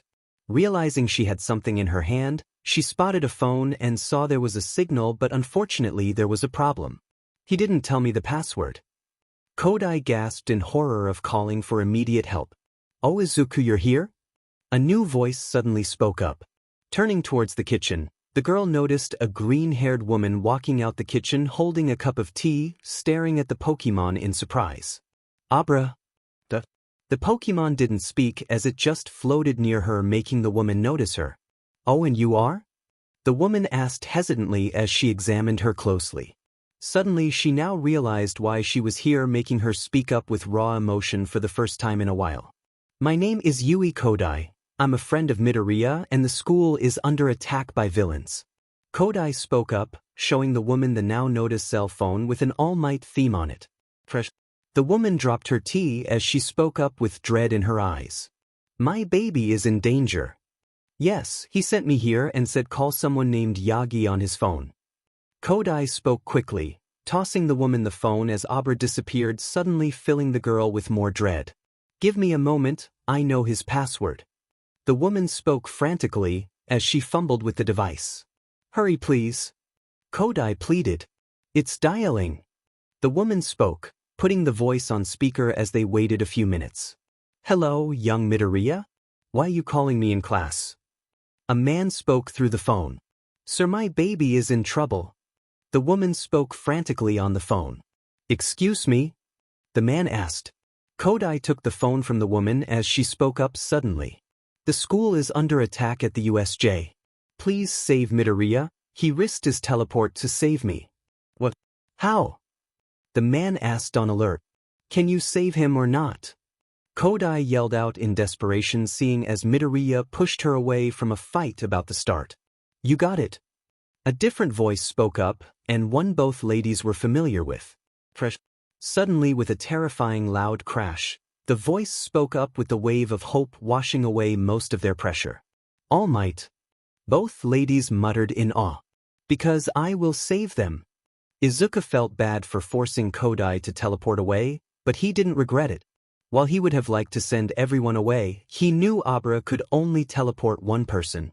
Midoriya. What happened to Kodai? 13 asked while she was helping Todoroki now. Sent her to my house and having her call for help. Sorry I didn't tell you, but we are running out of time to decide who to send. Izuku explained as suddenly a window blew open from a random energy-based quirk. Noted, but why didn't you go? 13 replied as Zero helped seal up the window. I'm wondering the same thing, and why can't you teleport us too?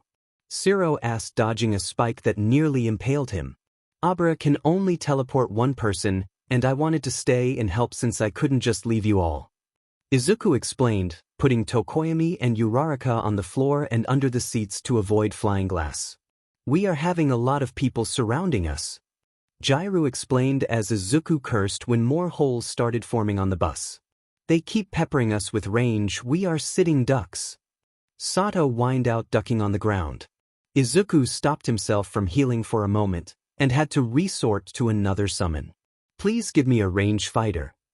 Suddenly he smiled as he knew what this Pokémon was capable of. Hat. The Pokémon known as Hatina replied. Perfect. Shoji. Be Hatina's eyes and tell it where to shoot at. Izuku called out, passing the Pokémon towards the tall male as he nodded in understanding. What do I say to it? Shoji asked, taking the Pokémon and placing it on his shoulder. Sheet. Mishiro replied, dodging back in the bus, avoiding a rock throw. Tell it disarming voice for spread, or Psybeam if you need to take someone out with extra power. Izuku explained, taking the Pokémon for a second and aiming it at the mountain zone, peppering them with range. Midoriya? 13 asked, unsure of his plan. Disarming voice. Midoriya ordered as everyone shivered when the Pokémon smirked as it had a death aura around it. Please don't kill them. The Pokémon shouted as its powerful voice traveled up the mountain, knocking a few rocks and villains back and out of place. Jairu definitely heard the voice but was surprised it didn't hurt her. He immediately gave the Pokémon to Shoji and replied. Hopefully that revealed where they are hiding, have Hatina snipe them. Got it, and thanks for trusting me to lead it. Shoji nodded, placing the Pokémon back on his shoulder. No problem, just make sure she doesn't kill anyone. Izuku responded, making the teen sweat at the psychopathic Pokémon on his shoulder. Suddenly he saw 13 working on Sato and asked, are they all okay? Should be, but they need medical attention sooner than later. 13 stated, taking a piece of glass off Sato's head and using his mask and Zero's tape as a bandage. I can help heal them now, but it will probably take a toll on me. Izuku thought, seeing as this was a risk that would likely give him a migraine later. Taking a deep breath, Izuku summoned another Pokémon as he felt his heart colder and his brain pounding. I need a healer. Toge. A Pokémon called out as it suddenly summoned. Yes. My quirk is sort of listening to me. Togepi, I need your help, please. Heal them all under 13's guidance. Izuku pleaded, petting the egg Pokémon. Toge. The Pokémon cheered, walking towards 13. Who is this cutie? 13 asked, glancing at the Pokémon as she finished cleaning up some glass and started laying her students under the seats. Togepi, she has a decent healing power and is ready to help you. Izuku called out, making the pro-hero's eyes widen before softening. Understood, I was scared for Sato's head injury. 13 explained, picking up the egg Pokémon and getting to work on the boy nearly about to pass out. Suddenly Tsuyu ducked down in the bus, with her arm pierced by spikes while carrying Mina, who was drenched in water and bleeding from the leg. What happened? Izuku asked, rushing towards the girls and checking the damage. They are having water quirk users attack both Bakugo and Mina, and she tripped when they scratched her leg. I went to rescue her, and got pierced by stray needles. Tsuyu explained, taking out a few needles. I see, and DMN it, Kakin is out there. Izuku muttered, as he ripped out the bottom of Mina's pants and exposed the wound. Water users against Kakin and Mina? They must have someone scouting out weaknesses. Hey, you should ask me to dinner first before ripping my clothes off. Mina teased as she winced when Izuku started drying the wound. I apologize, but just tell me, is your blood acidic? Izuku asked, drying the wound as he tore Tokoyami's cape for a makeshift gauze. Kind of, but it's not bad. It has the same acidic pH as lemonade. Mina explained, getting serious. Thank goodness, don't know if water will affect you badly. Izuku explained, moving on to Tsuyu. Don't die! A familiar voice called out, following an explosion as he ducked in the bus, covered in blood and water. Kakin, what's the situation outside? Izuku asked worriedly, seeing if Kakin was retreating then it was bad. Shut it, nerd, there is no situation. Bakugo yelled out, wiping the water off him. They arrived with reinforcements. Ida called out, rushing in the bus as pieces of his armor were damaged. I was worried about that. Midoriya muttered, trying to adapt to the plan. Bro, there is an army heading for me. Kirishima called out as he stood his ground, even though Izuku could tell he was running low on stamina.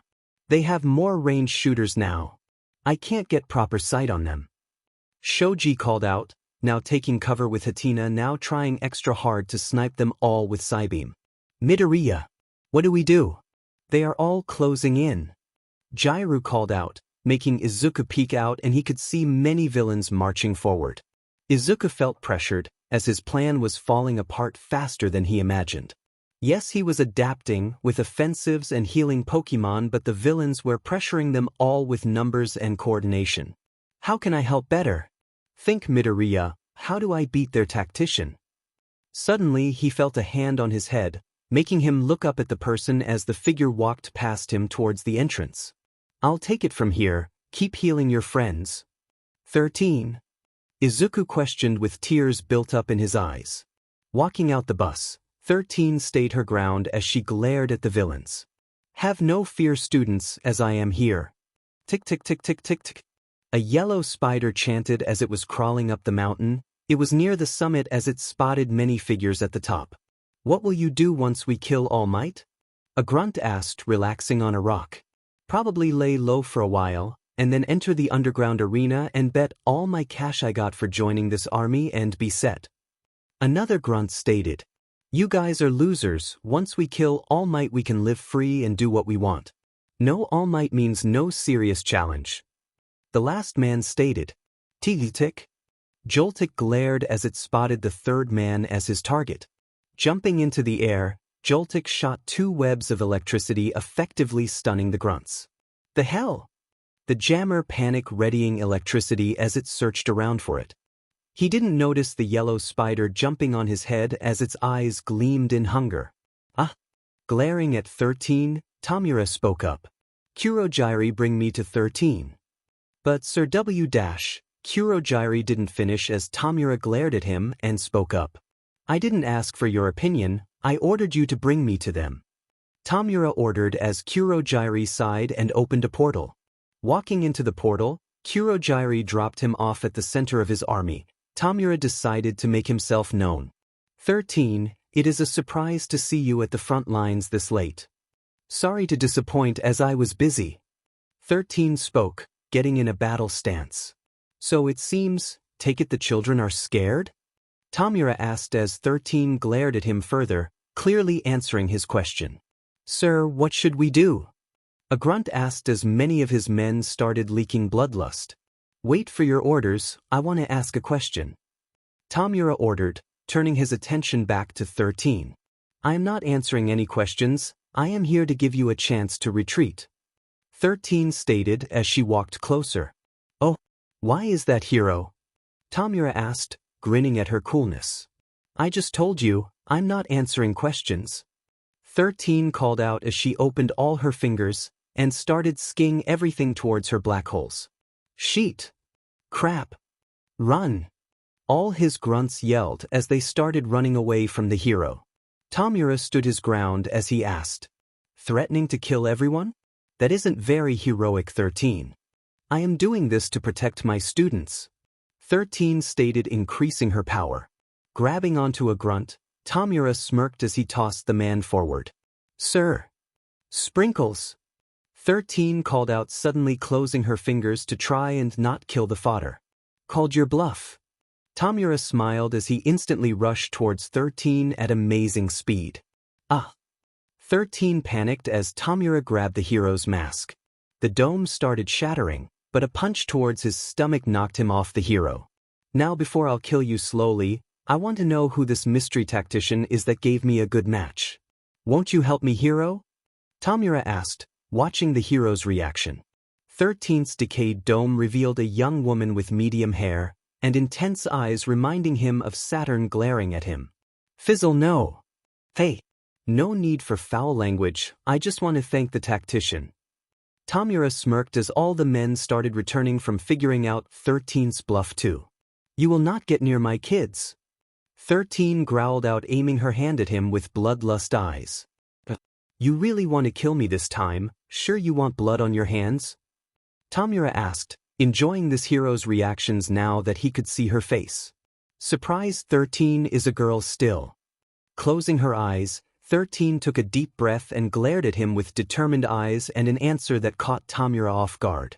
I don't see the problem with adding one more body count towards my debt. She suddenly unleashed her quirk towards him, and this one felt more powerful than the rest. Panicking, he called out for his only counter. Kurogyri. Yes, sir. Kurogyri called, suddenly teleporting in front of the black hole as he redirected 13's quirk. Puppies. 13 called out as her suit started tearing down from her own quirk. Goodbye, 13. Tamura waved, seeing the hero about to be dead.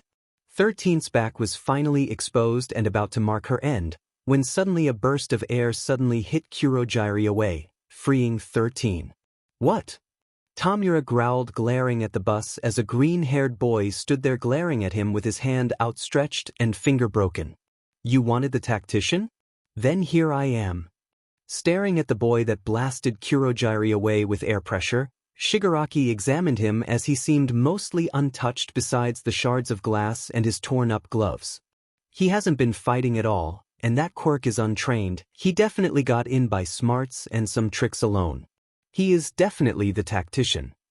Looking to the side of him, he can also see what appeared to be a custom-made gun, making him curious since the only other child that had weapons on him was the explosive blonde. It's rare for heroes to carry weapons. You're the tactician all right, and I have to say thank you for making this game fun. Tamura spoke, walking slowly up to the boy as he stood in front of 13. Game? The child asked, nervously studying him. Yes, game, and I dash. However, he didn't get to finish when someone interrupted their conversation. Die! The explosive brat from earlier yelled out, launching a massive explosion at both of them. Dodging quickly, Tamura was just safe from the heat until he saw the green-haired child quick draw a gun at him. Bang! He was just lucky to get grazed by the bullet as it didn't hit him but the grunt behind him instead. Looking at the grunt, he could tell it wasn't a real bullet but instead some sort of dart.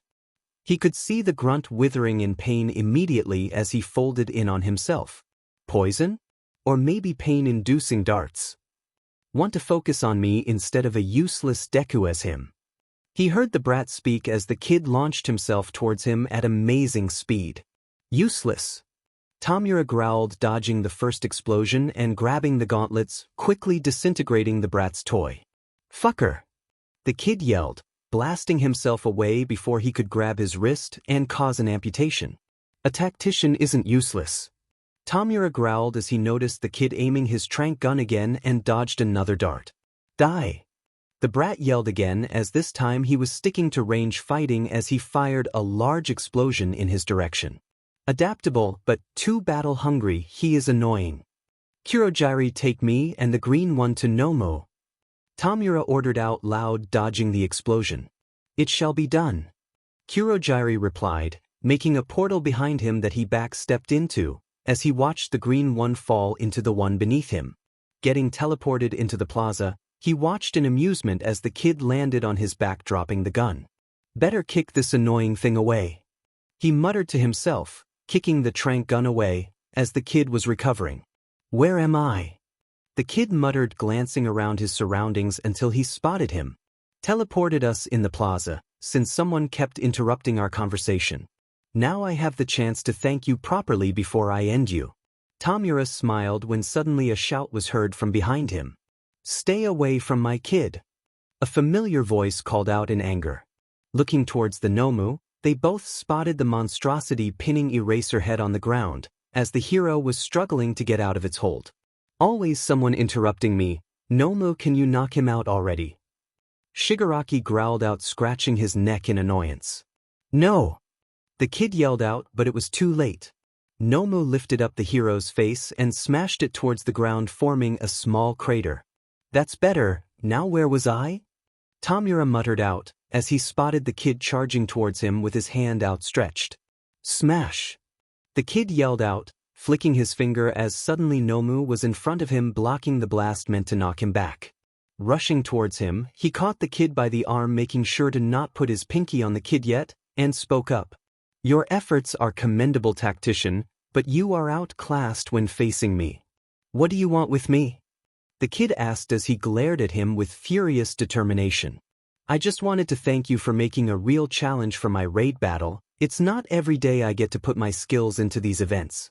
Maybe ask a few questions as well for how you handled the situation." Shigaraki chuckled out, watching the kid try to squirm from his grasp as panic started settling in. "Help, please!" The kid called out as suddenly there was a bright flash of light in between them, making Tamura let go in case of an attack. What he didn't expect was to spot a familiar creature flopping on itself. "Carp! Burn in hell!" Bakugo roared out as he blasted another group of weak villains away with his explosions. He had to add some more firepower into his attacks since the villains kept soaking him with water, effectively washing away his sweat and dampening his explosions. He was set off about their attempts at weakening him, but what made him furious even more was that the leader of these clowns thought Deku was the real challenge to his army. "He has done nothing. I am the one taking out most of this stupid army anyway." "Just give it up, kid, you're surrounded." A weak but villain ordered, making his anger rise. "To hell with surrender. Now die." Bakugo roared out, jumping into the air and aiming at the ground, unleashing a large explosion. Landing back down, his arms were aching and he managed to defeat a good portion of the army he was fighting off. However, he saw many range fighters taking the high ground and more bulky villains were coming towards the front lines to stop him. "Give it up, kid, or we dash." The villain didn't get to speak as Bakugo blasted forward and smashed his face in with his knee pads. "Quit your useless yapping. Now who is next?" Bakugo asked, liking his lips for enjoying the challenge. Suddenly all the villains were frozen in place in mere seconds, making Bakugo turn towards the source of this attack. "Sorry for the wait, I'll take it from here." That half and half BSRD spoke as he continued freezing the battlefield. Looking behind the BT, he could see that stupid egg Pokemon being carried by High Class as she made her way towards 13. Soon enough, even Birdface and Twinkle Beach decided to join the fray, with the latter blasting towards the range fighters. "No. I had all this under control. Bakugo, take a rest. Togepi healed us up and we came to help and handle the rest from here." Birdface spoke, making him furious. "Don't tell me what to do extra. I had everything under control and don't need your help." Bakugo roared out as he blasted forward in hunt for the remaining villains left. However, there wasn't anyone left to fight when he was done searching. "Why now? I'm so dead. I could try another summon but don't want to unsummon Togepi or Hatina." Izuku thought seeing this was the worst-case scenario. As soon as he felt a spike of warmth return to his heart, he knew Joltik did its job or ran out of time. However, this meant he had a free slot open to summon, so he summoned anyone to help keep the villain at bay. Carp. His Pokemon Magikarp flopped as it glared at the villain, staring at it in surprise. "Great, even the villain is shocked by my quirk." However, he didn't expect the next thing to happen ever in his life. "It's a Pokemon. Kurogiri, look, it's a Pokemon. Do we have any Pokeballs?" "Wait, this isn't the game." The villain cheered, bouncing around as he started admiring his Pokemon happily. "What?" was all Izuku could ask in this situation. "It's a Magikarp. It looks so cool and useless that I want to squeeze it." The villain cheered as Izuku was sure this was a dream. "You know my Pokemon?" Izuku asked, wanting to buy time for rescue. "Of course. I'm a fan of the franchise and have played all the games. The villain replied, kneeling in front of the fish as it flopped around. This is awkward. Izuku muttered to himself quietly as one moment the villain was overwhelming and next it seemed he was a child. I love training Magikarps. However, it isn't my favorite Pokémon. The villain spoke, poking the fish as he could tell Magikarp was equally confused and annoyed. Tamura, get a hold of yourself, we are in the middle of a raid. Kurojuri called out as the villain, now known as Tamura, glared at the man before speaking. The raid can wait. It's not every day you see a real Pokémon. Tamura spoke, glaring at the man. It's like a parent and child fighting. How about a compromise then? Take the kid, he seems to be the source of this creature. Kurojuri explained, making Izuku panic. I'm gonna get kidnapped because I can summon Pokémon. Brilliant idea, Kurojuri. Maybe I can chat with the kid, seeing he is useful as a trainer and tactician.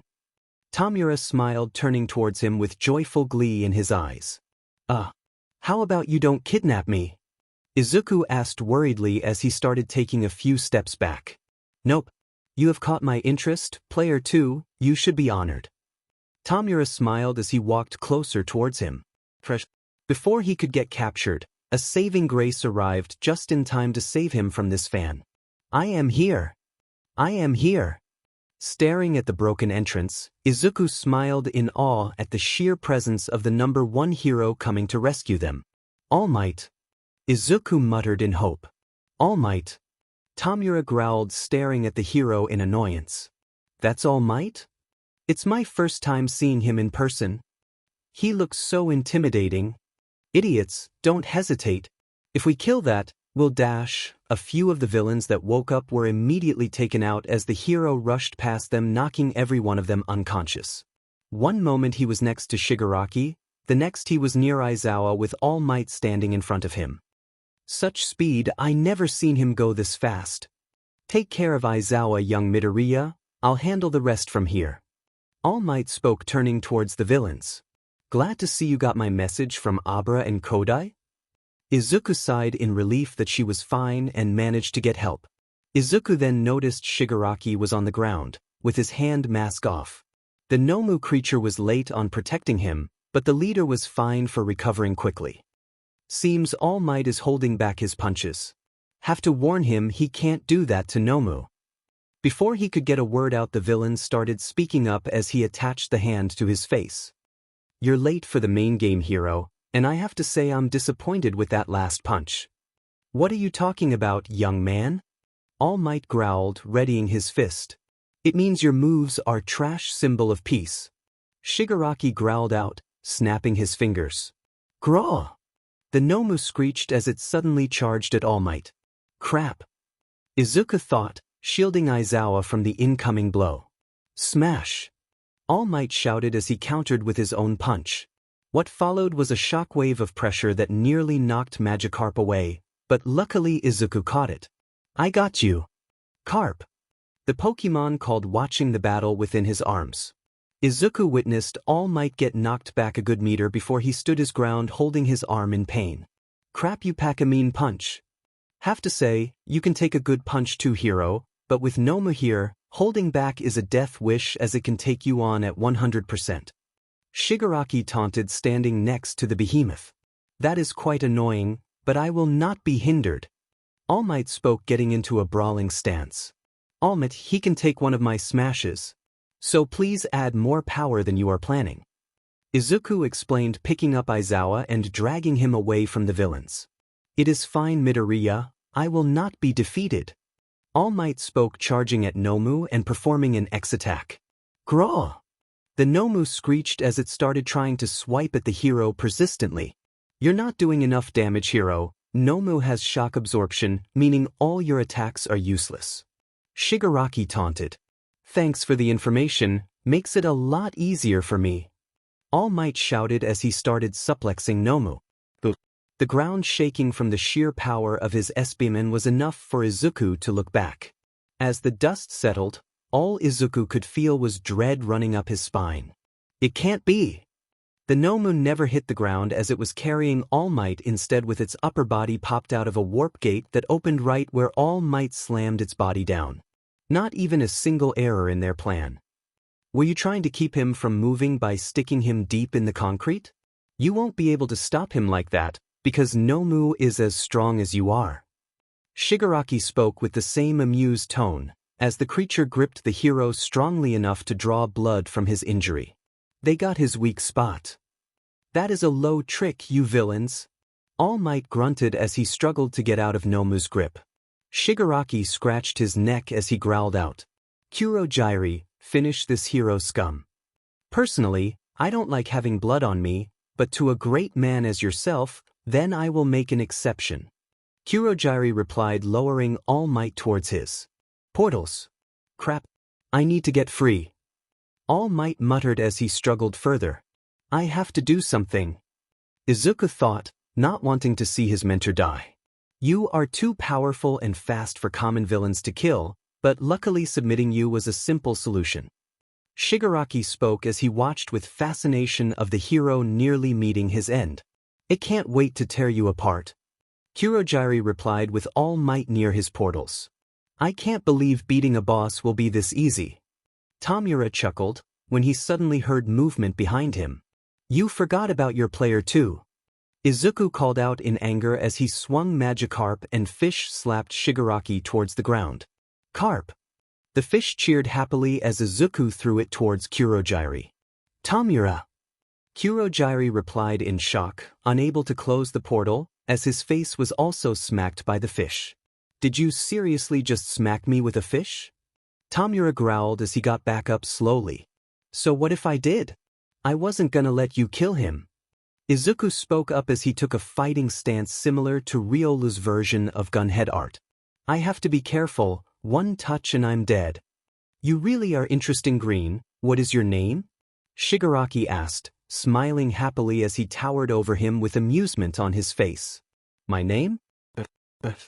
Izuku glared at Tamura with pure determination and had a smile on his face when he spoke his name loud and clear.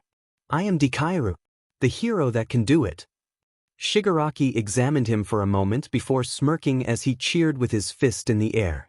Dikairu, a worthy rival. Our battles will be legendary. Midoriya, take Aizawa and run. All Might roared out as his body was near the portal. Finish him off already. Tamura ordered. No! Izuku yelled out, charging forward and attempting to punch Tamura out and rescue All Might. Nice try, Dikairu. Tamura sidestepped, catching Izuku's arm and planting a hand on his neck, keeping a pinky up. Carp. Magikarp called, trying to find some way to help. Being shoved on the floor, Izuku gasped for air as Tamura pinned him on the floor, lifting his face up. You are too slow to handle me. Now being forced to face All Might, Izuku watched in horror as All Might's legs were now in the portal, as the gateway started closing. No! Bear witness, Dikairu, the fall of the symbol of peace. Tamura spoke happily. The portal was about to squeeze All Might as his mentor stared at him and gave a soft smile. I believe in you, my boy. Izuku felt so emotional as the only person who helped him and told him he could do it was about to die. Taking a deep breath, he gave a final shout of plea towards his hero to not give up. All Might. Suddenly a bright flash of light pierced through the Nomu's arm, severing it as the glow started taking form. Standing on the other side of a now freed All Might, Izuku noticed the glow had the form of a Magikarp as it started growing bigger. Magikarp? Is this what I think it is? Shigaraki asked as he and Izuku stared in awe, as the Pokémon started growing massively. Towering up to a height of nearly 20 feet, the glowing Pokémon started taking form as it unleashed a burst of power, finally revealing itself. What was once a small red fish was now a massive blue serpent that had a long body covered with slight overlapping scales, and a dark blue crowned crest, as it radiated power. Gyarados! Izuku muttered in awe. Opening its blood-red eyes, everyone immediately felt intimidated by its very gaze, making Shigaraki let go of Izuku in fear of angering it. Roar! The Pokémon roared as it glared at everyone within its range. Don't draw attention or we all die. Shigaraki whispered towards everyone as they all nodded slowly. Even All Might was freaked out and didn't know what to make of Midoriya's Pokémon suddenly growing. A random villain woke up groggy from his earlier beatdown with Eraserhead and spotted the massive Pokémon towering above everything. Ah! Ruhar! The Gyarados roared as it started charging towards the no-name villain, tackling him against a tree. Sheet! Nomu! Shigaraki called out, staring at his abomination as it went towards his side, regenerating its missing arm. Taking this chance, Izuku crawled away from the leader and went towards Aizawa's side. I can't believe it, my Pokémon evolved. Roar! The Pokémon yelled out as it suddenly spotted Tamura's group and slithered towards them quickly in rage. Is it gonna kill them? A new shield. Tamura ordered out in fear as the blue atrocity was suddenly halted by the abomination holding it in place barely. All Might, finally snapping out of his stupor, suddenly rushed towards the Pokémon's aid and smashed the Nomu's side, making it falter its attempt at stopping Gyarados. Now pushing Nomu back, Gyarados stood tall and opened its mouth, releasing a piercing scream. Ruar!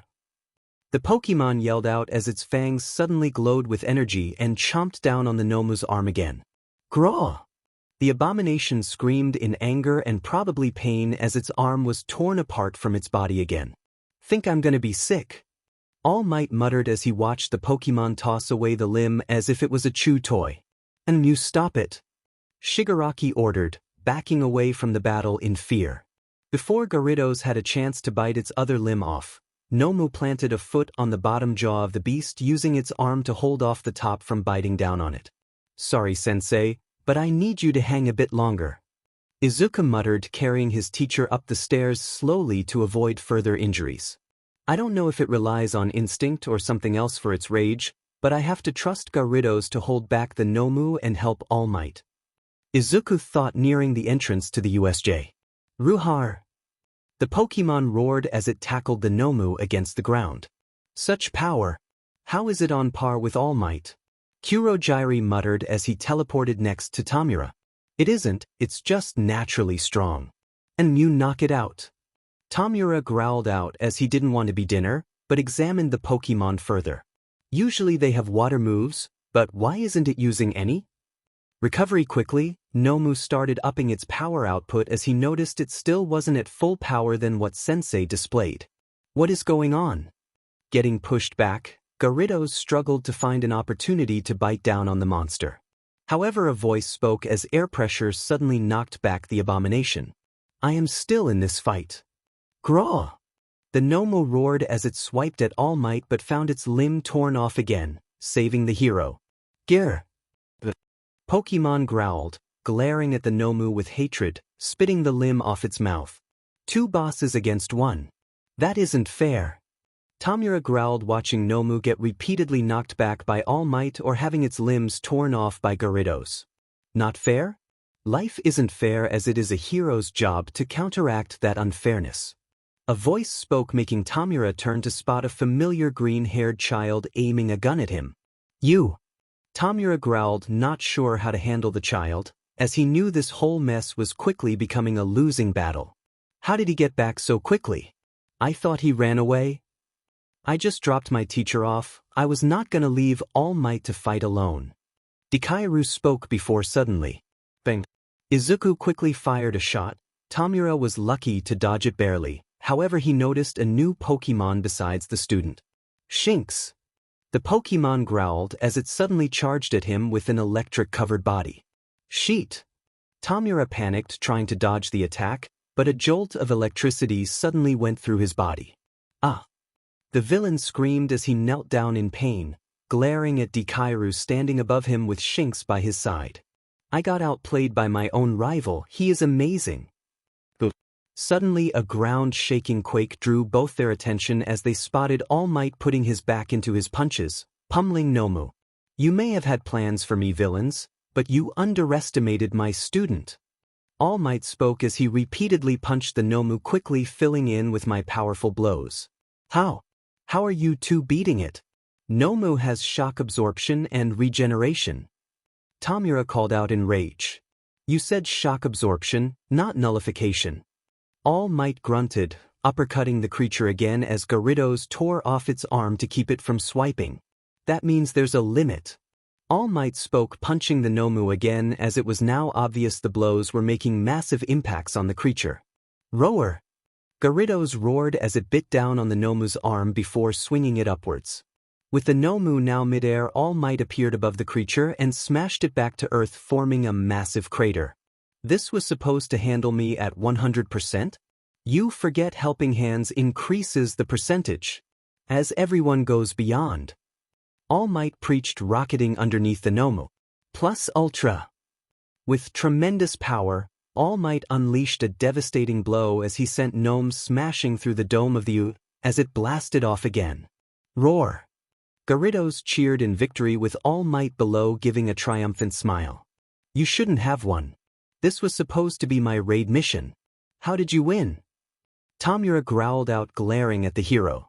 Bang! Suddenly he felt a jolt of toxic electricity pulse through his body, as he turned around to stare at Dekairu, lowering his tranq gun before speaking. You just played the wrong game, villain. Welcome to my world. Izuku answered, petting his shinx. And what world is that? Tamura growled as he could see Kurogyri started to wrap him in mist and teleport him away. Welcome to my Pokémon world. With the two leaders of the League of Villains escaping, Izuku took a deep breath and lowered his tranquilizer, trying to calm his nerves. Shinx! The Pokémon he summoned ran up to him in worry. I don't know if Togepi or Hatena returned or why, but glad they gave me a final slot to summon. I'm going to be fine, Shinx, just need a moment. Izuku explained, turning towards his mentor. You did a fine job, my boy. Now before I go, help the others. Where are they? All Might asked, holding his wound in pain. I don't want him to leave with that wound, but the others may still be in trouble if that's why they returned. They are in the mountain zone. Last I saw they had reinforcements arrive. Izuku explained, lifting up his Pokémon and walking towards his mentor. That's good, head towards Aizawa and Wadash. Before All Might could finish, he was tackled by a giant blue serpent, knocking him against the tree. All Might! Izuku yelled out as he stared at his mentor, shrugging off the hit. Ruhar! His newly evolved Gyarados roared out, glaring at the hero. Gyarados! Calm down, why are you attacking him? Izuku called out in anger and worry. Ruhar! The Pokémon suddenly charged again towards the hero, but was intercepted. Shinx! The blue and black-furred Pokémon howled as it used Spark, electrocuting the giant fish Pokémon. Roar! Gyarados roared in pain as it glared at the small Pokémon. Before he could attack again, Izuku rushed in front of Shinx, with his arm out in hopes to protect and calm the raging atrocity. Stop this, Gyarados. Tell me, why are you attacking everyone, or return now? Grr! The Pokémon didn't answer him, as it huffed and started slinking away from the boy. Still don't know how most of my Pokémon refused to return. Gyarados! Izuku called out for a moment. Growling! The Pokémon ignored him as it went towards the lake and started bathing in it for relaxation and washing some blood from the Nomu off. Midoriya, are you okay? All Might asked, rushing towards him. I'm fine, just confused why he attacked you. Izuku explained, watching the Pokémon glare at All Might. I have no idea, my boy, but luckily it seems to have calmed down. All Might spoke, placing a hand on Midoriya's shoulder. Did you do something to make him mad? Izuku asked worriedly. No idea, but we have to do something about this later. I still have a job to do. All Might informed as he started making his way towards the mountain zone. Staring at the Pokémon, Gyarados played in the water, making Izuku smile softly despite the recent problems. My Pokémon can evolve, we can grow stronger together. Walking with Shinx towards the front entrance, Izuku made his way towards the unconscious Aizawa next to the door. Looking out, he could see the remaining heroes arriving just in time. Just hold on, Aizawa, help is coming. Izuku yawned, as with the adrenaline from battle gone, the effects started coming. His headache and fatigue started taking over, making him sit next to his teacher for some form of relaxation, as he leaned on him for comfort with Shinx guarding them. This headache is unbearable, but the pain was worth the risk of protecting everyone. Being teleported into an empty bar, Tamura withered in pain as the toxic started getting worse. Ouch, this stings like a effing beach. What happened, my young apprentice? A dark aura spoke, from an old TV that had voice only written on it. I was shot by a poison dart, and Nomu was defeated. Tamura growled, getting off the floor and sitting on the stool. That is a shame, and the doctor will not be pleased to hear that. The voice spoke in annoyance. Want me to get the doctor, or do you need some quick pain meds? Kurogyari asked, lowering his mist to reveal a bartender's suit, with armor around his neck. Gore, pain meds please. The antibiotics kind. Tamura growled out, scratching his neck. Why do you say that, Tamura? The TW voice asked. Dikairu used it against me, and since he didn't seem worried, guessing this stuff is non-lethal. Still FNG hurts though. Tamura growled, taking a glass of water and medication that Kurogyari teleported in front of him. Dikairu? The voice asked, interested. Everything went according to plan, from kids being cornered to Nomu almost killing All Might. That was until Dikairu leveled up and beat me. Tamura spoke while drinking his medicine. This Dikairu must be an interesting hero if he was able to stop your plans. The voice hummed in interest. Dikairu isn't a hero, at least not yet. Kurogyari replied, mending his own wounds. Excuse me? The voice asked in confusion. Dikairu is a green-haired kid, and my only worthy rival that I want to keep alive. Tamura smiled, feeling the pain wash away instantly, seeing he was right. So antibiotics count as antidotes, better stock up on those next time. Wait, why do you wish to keep this child alive? This is strange for you, as you never took an interest in anyone, let alone declare them as a rival. The voice asked, clearly interested in Tamura's reasoning.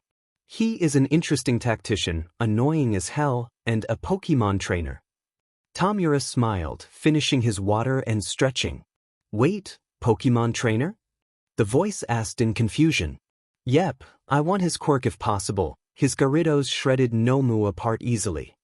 Tamura replied, shuddering from the brutality of the atrocity Pokémon. That is interesting, never thought I would see a day a Pokémon will become real. The voice praised. Which reminds me, I have a personal request for the doctor, and want it done before my next mission. Send him to my room, as I will give him a detailed list later. Tamura ordered, making the T.V voice interested further. But, as you know, my doctor is too busy with his current side project. The TW voice asked. This will benefit his side project, trust me. Even then he has proven himself useful to you, but not to me. Let me test if his skills are up to my standards. Tamura replied, having a true sadistic smile on his face. Spoken like a true king, Tamura, as this battle has affected you in a positive light despite the loss. Very well, I will give him 2 months to make his work useful towards your standards. His teacher informed in a hopeful manner. Thanks, sensei, I also want your broker's information. He would be wise to hear my proposal. Tamura spoke while eating a small meal Kurogyari provided him. Really? What do you have to ask towards my best broker in the underground? His sensei asked in interest. Isn't it obvious? I want to recruit the best of the best for a future plan. I don't need just grunts, I need admins that will stay by my side. Tamura declared, eating his meal. I see you want quality allies then, and what else are you hoping for? His sensei asked. I want to ask this broker for a bounty hunter, if I am to supply my new doctor. Tamura chuckled menacingly as he finished his meal. Are you going to tell me any of your plans? His sensei asked, making him very curious. And ruin the fun of a surprise? No, let me prove that I have what it takes to be your successor. Tamura declared, looking at the T.V standing proudly.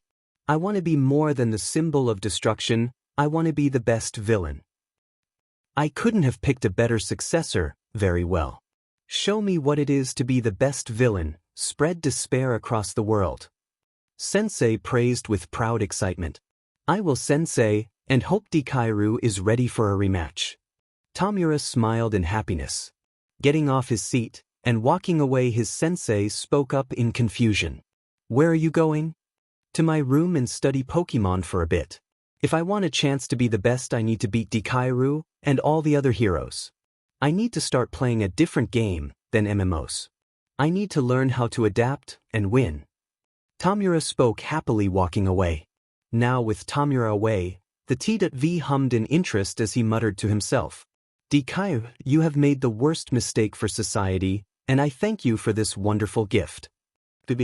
Hearing the soft sound of a rhythmic beep, Izuku opened his eyes to find a familiar place again. I should get Recovery Girl a gift basket if training is gonna send me here every day. While I would like a gift basket, I will let today slide for the unfortunate events you all went through yesterday. Spoke a familiar female voice. Recovery Girl? Izuku asked, rubbing his eyes softly.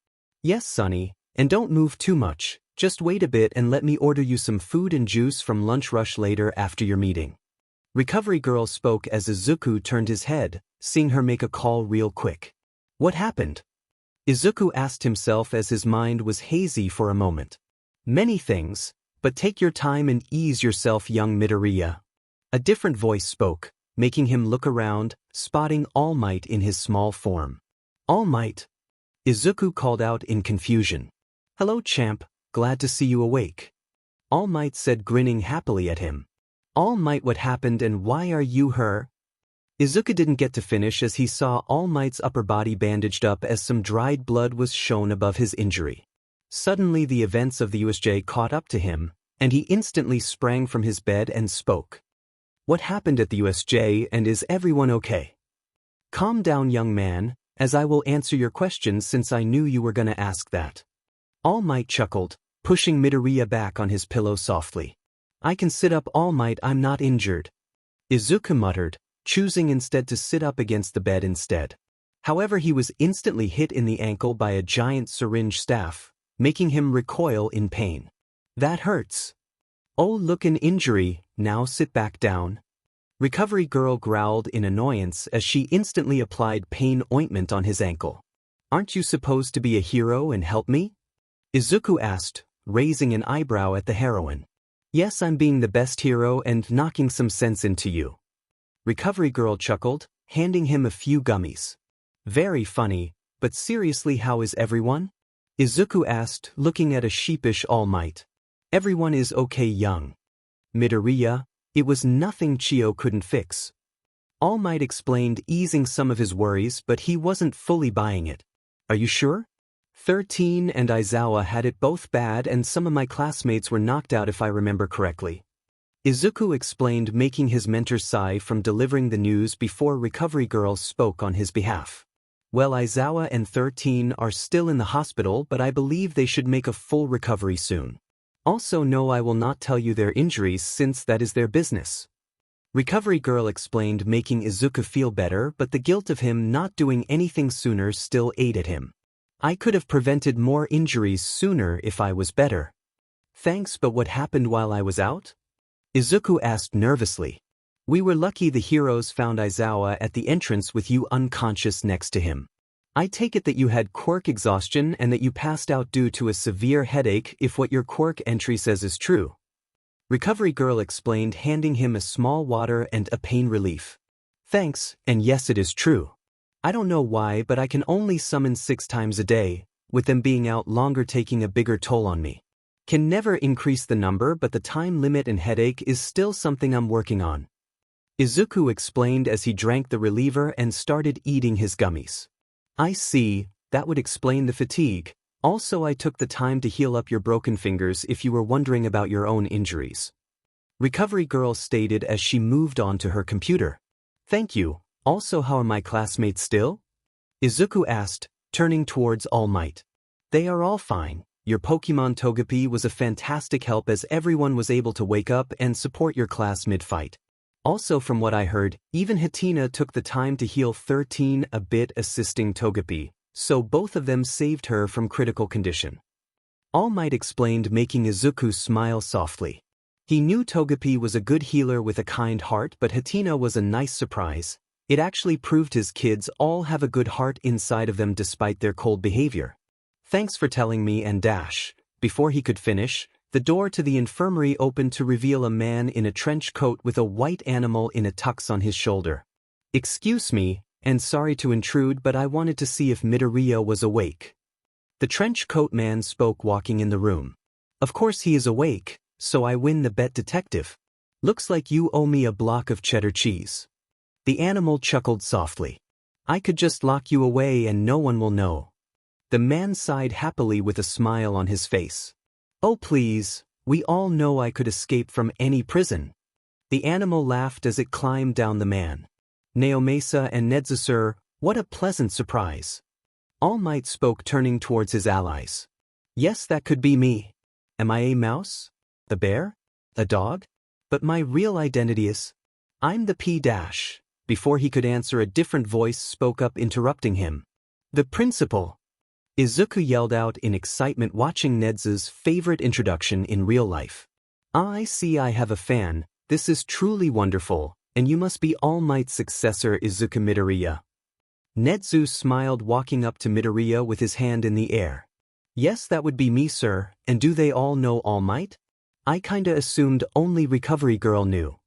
Izuku asked worriedly, glancing at the man and principal. Sorry for not telling you, my boy, but these two are trustworthy. Nedzu just knew already because he knows nearly everything, and Naomasa kind of figured me out. All Might chuckled as he rubbed the back of his head. Kind of figured you out? You ditched my first meeting multiple times to go be a hero, while bringing back a cat and a messed up hero suit. The detective scoffed, having a small smile on his face. To be fair, I didn't expect a giant robot to. All Might chuckled out. Even then, it is only us in this room, Midoriya, besides two others that are not part of our staff.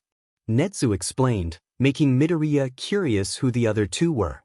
All right, and you needed me for something, sir? Izuku asked, looking at the detective. Yes, as I am Detective Naomasa Tsukachi, and I would like to ask you some questions regarding the USJ incident. Will that be okay? Naomasa asked, making Izuku feel better that someone close to All Might would investigate the League of Villains. Of course, sir. What would you like to ask first? Izuku asked, wanting to assist the detective. Many students pointed out you were the one to help notice the villains and deduce their plans first. How? Asked the detective, starting from the beginning. Well, it wasn't me actually, as my Pokémon Joltik figured it out first. I just understood its worry and wanted everyone on alert. Izuku explained, being grateful for his Pokémon's help. Pokémon? Naomasa asked, raising an eyebrow. My quirk, it summons creatures from an old media a long time ago that have a mind of their own. Izuku explained towards the detective. Very interesting quirk, and how did this Joltik know where the jammer was? When we asked around, they kids said that this creature was responsible for defeating him. Naomasa asked curiously. Probably has something to do with electricity, as Joltik is also an electric type. Also, it isn't big at all, so it would go by unnoticed. Izuku explained. Maybe I can set up some other exercises for it to have easier time tracking electric users. Good. Moving forward, when the bus was falling, you were the only one to act and save everyone's lives with a reckless plan. How? Naomasa asked, writing down many things on his notepad. I didn't want anyone to die, and everything was moving so fast. When I saw my friend Uraraka, I knew she was our only chance without any deaths. Izuku explained, looking down and wondering if she was okay. Even then, you caused several injuries, however that plan wasn't done yet from what I heard. Naomasa asked curiously. Yeah, I blasted a hole for us to slow down the crash and just took a chance with calling out one Pokemon specifically. I don't know how, but Stufful listened to me when I summoned it and our chances of surviving increased. Izuku explained as he felt sick as he realized it was all luck that they survived. I should be in trouble for putting everything on chance. I wasn't a hero at all. Don't worry about consequences, young man, as while it was reckless, it was a decent plan. Even then, that is why we as teachers are here to help nurture you all, so everyone can have a plan with little chances of death. Nedzu spoke, making Izuku feel slightly better from the praise and support he got from the principal. Thanks, and sorry for muttering. Izuku chuckled weakly. No worries, young man, but moving on, I will just ask why you came up with the plan during the bus defense? Naomasa asked curiously. I was scared of the unconscious and injured, not safe at all, as we were basically being surrounded. We couldn't move them all away safely, so we needed to defend them and work on their injuries, so I was prioritizing slowing down the enemy and healing with Togepi. Izuku explained, feeling bad about how little they succeed, as if it wasn't for 13 they would have been overwhelmed. Got it, and it was a good plan, but not everyone was experienced with dealing with threats. Also, we got a call from Kodai after she called All Might, and I wanted to know how she got at your house and why. Naomasa asked, already hearing this side of the story but wanted to make sure. Sorry, All Might, about her calling you randomly, but she was the closest person next to me when I summoned Abra, as it could teleport anyone to a waypoint we set up together. Also, I trusted her enough to not spill our connections to everyone since she was one of my first friends. Izuku explained, as he didn't regret sending Kodai away from the fight to get help. Why didn't you go, young man? Nedzu asked with a glint in his eyes. I couldn't just leave anyone while they were about to fight for their lives, as I also had an option to help with whatever I summon, like Hatina and Togepi. Izuku explained, making Nedzu smile, along with All Might for not leaving his classmates to die. As for the last few questions, what can you tell us about Shigaraki and Kurogiri? From a few students, it seemed Shigaraki was very interested in Midoriya. Naomasa asked, paying extra attention to the boy. I don't understand why he was interested in me at first, as he said he wanted to thank me for some opportunity before he killed me, but all that changed. Izuku shuddered, remembering that encounter very well. Changed as in how? Naomasa asked nervously, seeing the boy shudder. When I first summoned my Pokémon, he recognized Magikarp. He switched from a real threat to a child, and it was weird. I'm guessing he loves Pokémon, as he didn't want to kill me anymore because of it and wanted to kidnap me instead. Izuku explained, feeling a bit of confusion about his supposed rival, as Shigaraki stated. Writing down the last bit of information, Naomasa looked up from his pad and smiled softly.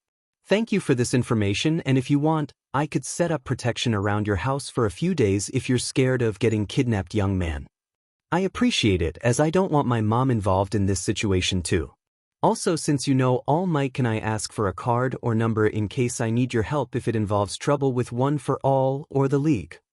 Izuku asked nervously, as he wanted to stay in touch if something ever happened. I don't see why not, young man. You need as much help as you can get when you go pro. Naomasa grinned happily as he handed him his personal card. Thank you, detective, I won't let you down. Izuku bowed, feeling better with this arrangement. I have a bad feeling this won't be the end of the League of Villains. I know you won't, champ, but please don't spam me with dog pics like your mentor here. Naomasa chuckled as he walked away, leaving an embarrassed hero. Naomasa isn't one to crack jokes rarely, so I believe he trusts you a lot, young Midoriya. All Might chuckled, trying to change the subject from ever happening. Or he just has a soft spot with children. Recovery Girl shrugged, still working on her computer. What happens now? Izuku asked, looking at his mentor and the principal. We would be taking this time to upgrade all security and some press releases, but you all should take some rest and check with Hound Dog if you need therapy. Nedzu suggested, making Izuku feel anxious about seeing a therapist. Can I visit Aizawa and 13? I want to see for myself if they are okay. Izuku asked, looking at the principal. That's a very thoughtful idea, young man, and I will see if they are comfortable with it. Also, I would like to ask you something, young Midoriya? Nedzu asked, having a small smile on his face. Yes, Nedzu, sir? Izuku asked, wondering what the principal was thinking. To his shock, the principal seemed embarrassed as he scratched his cheek and pulled out a handheld console from his tuxedo. Would you mind if we played some Pokémon after school? I have no friends who like to play with me. You were late for class that we almost died at because you wanted to give me a bike voucher? Izuku asked, bringing both hands to his face, pinching his nose. And some nostalgic high-tech earbuds. All Might grinned nervously as he handed him the small gift bag. You are so lucky we are in front of the gates, and away from staff, as if they heard that reason, you will probably not see daylight again. Izuku sighed while taking the gift bag. Yeah, I should really pick my timing better, huh? All Might chuckled weakly. We were gonna meet again next week. Izuku explained in a deadpanning emotion. Sorry, young Midoriya, I'll try and be a better teacher and mentor, But even then I am way out of my league when it comes to teaching you all. All Might sighed as he kicked a small rock away softly.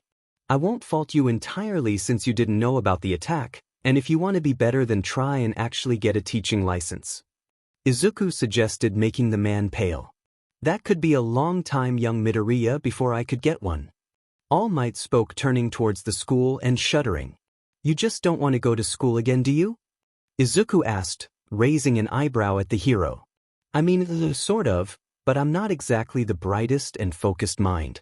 All Might chuckled weakly. Tell that to my still scorched hero suit in the workshop still. But you are dedicated, sir, otherwise you would have given up on me when I collapsed multiple times during the beach. Izuku brought up, making All Might surprised from his pupil's words. That was all you, young Midoriya, and besides I still have hero work I'm still busy with. All Might interjected, making Izuku stare at him as if he was an idiot. He is busy? I have a job, school, and still training, yet I still have time to spare. You have a few hours, All Might. That's not a lot of time for you to work, sir. You basically have 20 hours a day to do something else with your life. What will you do when you finally retire?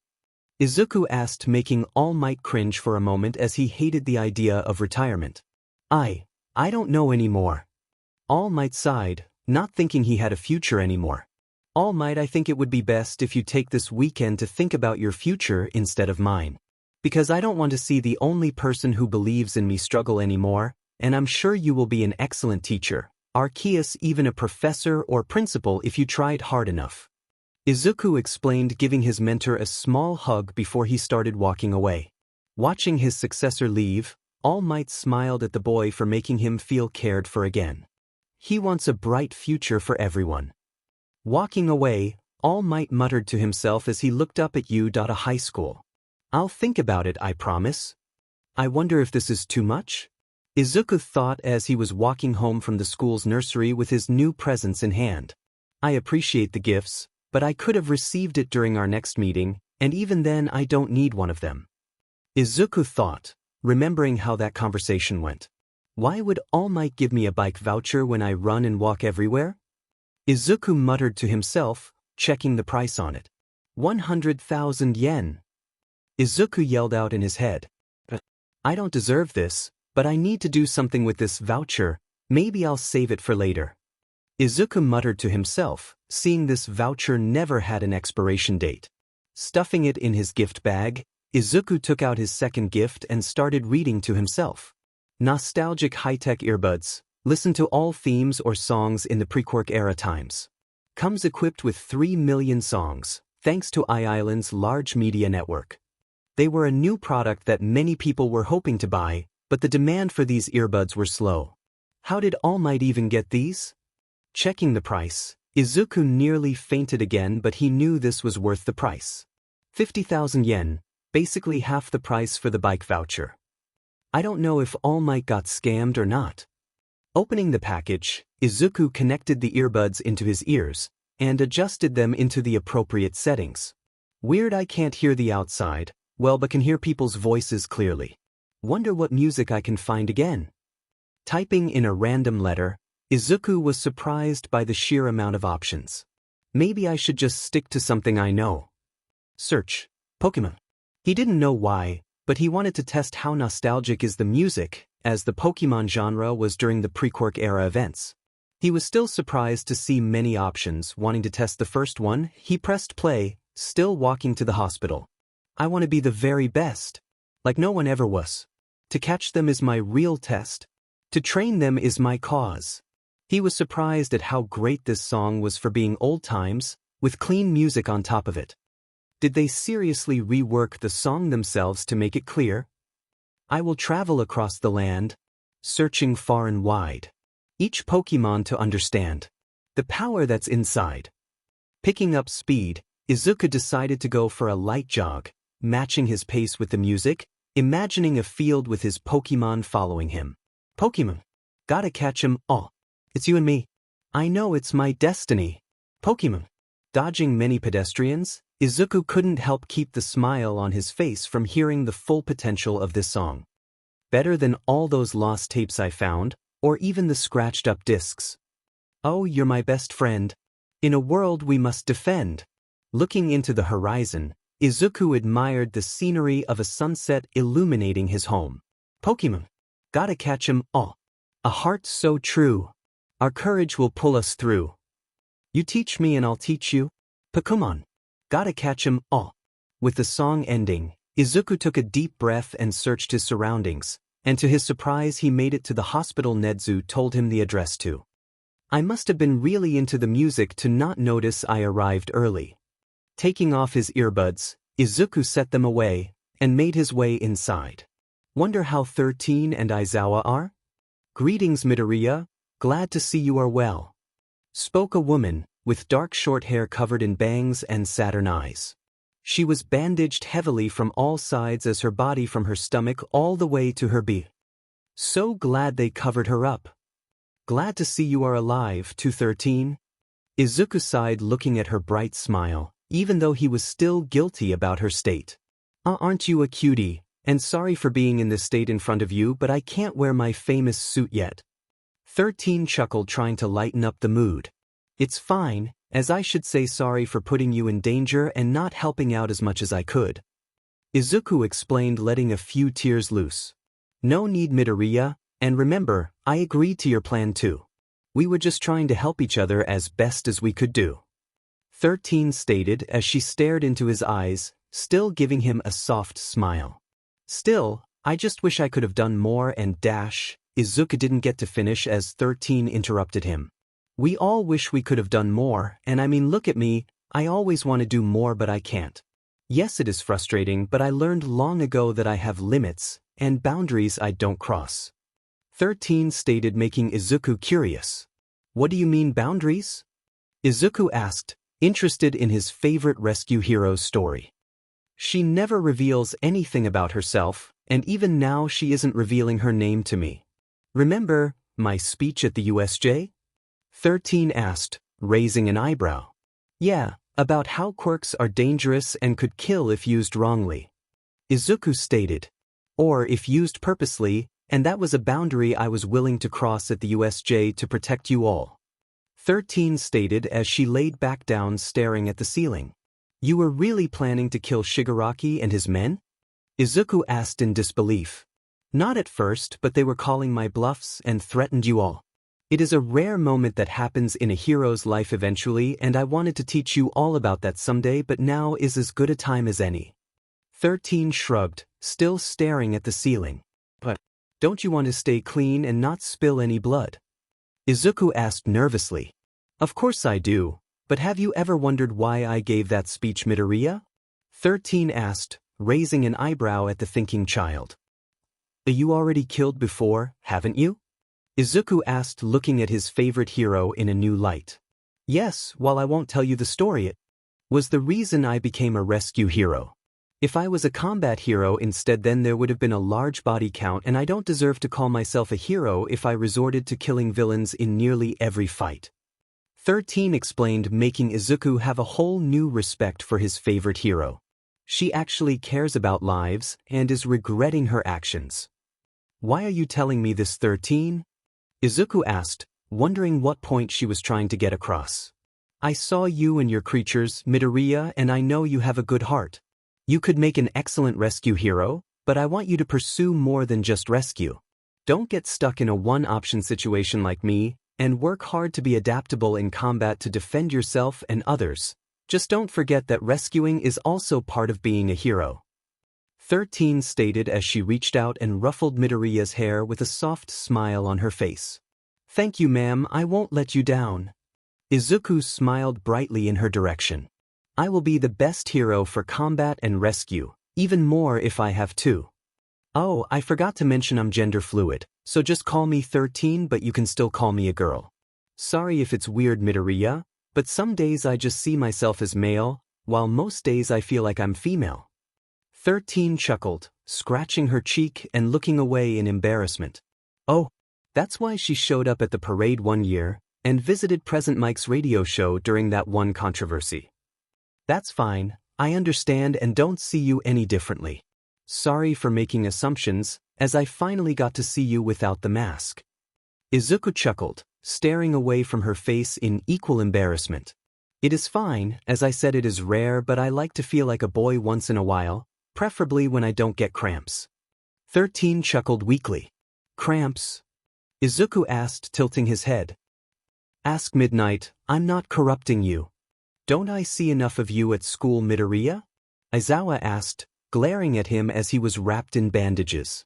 Why is he covered like a mummy? I mean sort of, but even then I wanted to see if you were okay myself. Sorry if it seems childish, but I do care for you all. Izuku explained as he bowed towards his teacher in an apologetic approach.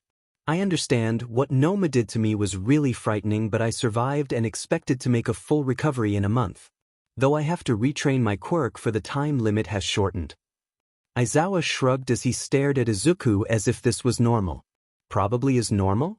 Still, I wish I could have helped you sooner, and maybe I could have done something differently to make Izuku didn't get to finish as Aizawa interrupted him. Stop, Midoriya, that has already passed, and even then this was what we all agreed to when we were assigned to be heroes. I didn't regret jumping into the fray then, and still don't have regrets now. I'm just glad you all are safe. Aizawa spoke, making Izuku tear up and smile at the hero.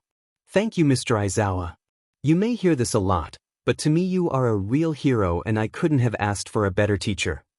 Izuku bowed, feeling grateful for the man. I appreciate the thanks, and I have a request, Midoriya? Aizawa asked, still staring at him. Yes. Izuku asked, tilting his head. Please bring me a cold coffee from a random cafe down the street. These nurses are a pain and Mike is too busy. I need my drink, also a jelly pouch if possible. I will pay you back. Aizawa explained with a serious face, still glaring at him, but Izuku could see his pleading eyes. He is like a cat. Chuckling softly, Izuku looked up at his teacher and smiled. Will do, and I'll be a good student and throw in some shredded chocolate and whipped cream on the house. You can do that? Aizawa asked, raising an eyebrow. Of course, see ya? Izuku called out as he walked away. So glad he chose someplace I work. I will make him and 13 the best coffee ever.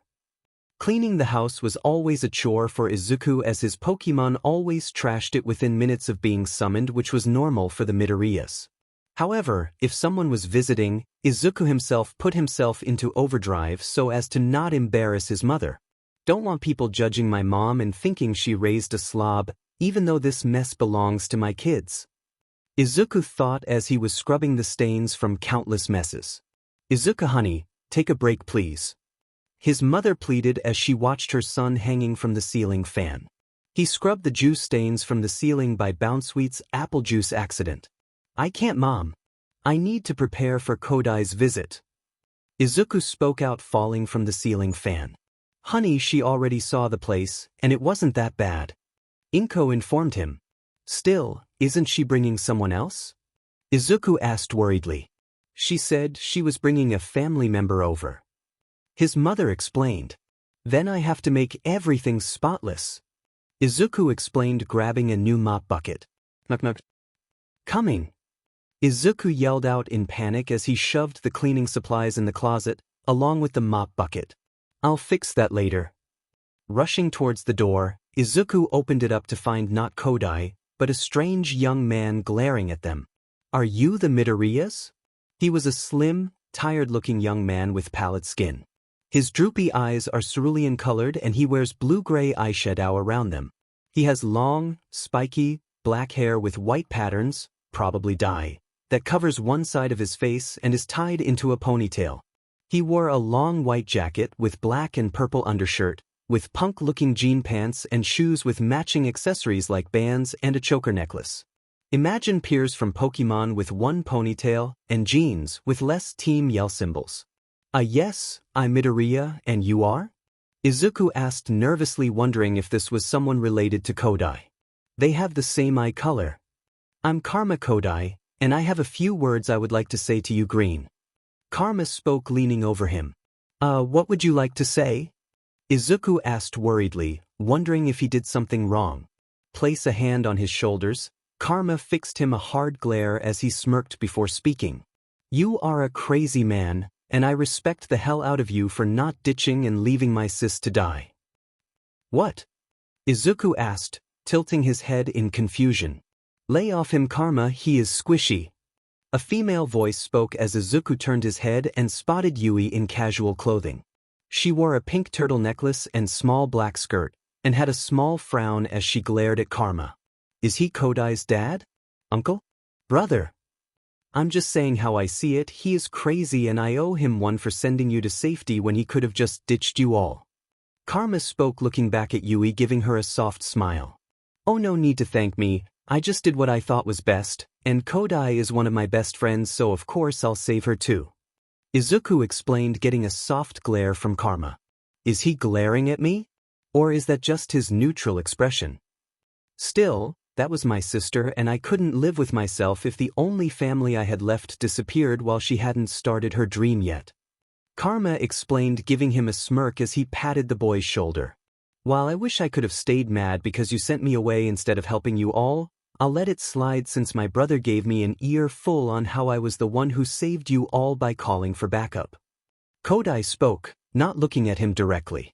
That is true, why I'll say you saved her, Izuku, she was equally busy with trying to save you all. A sudden voice spoke up. Mom. Izuku replied, turning around quickly, to spot his mother carrying a tray of tea. Want to invite our guest in for tea? Inko asked, smiling softly. Oh sure, come on in, and make yourself at home. Izuku replied, walking towards the couch with the Kodais following him.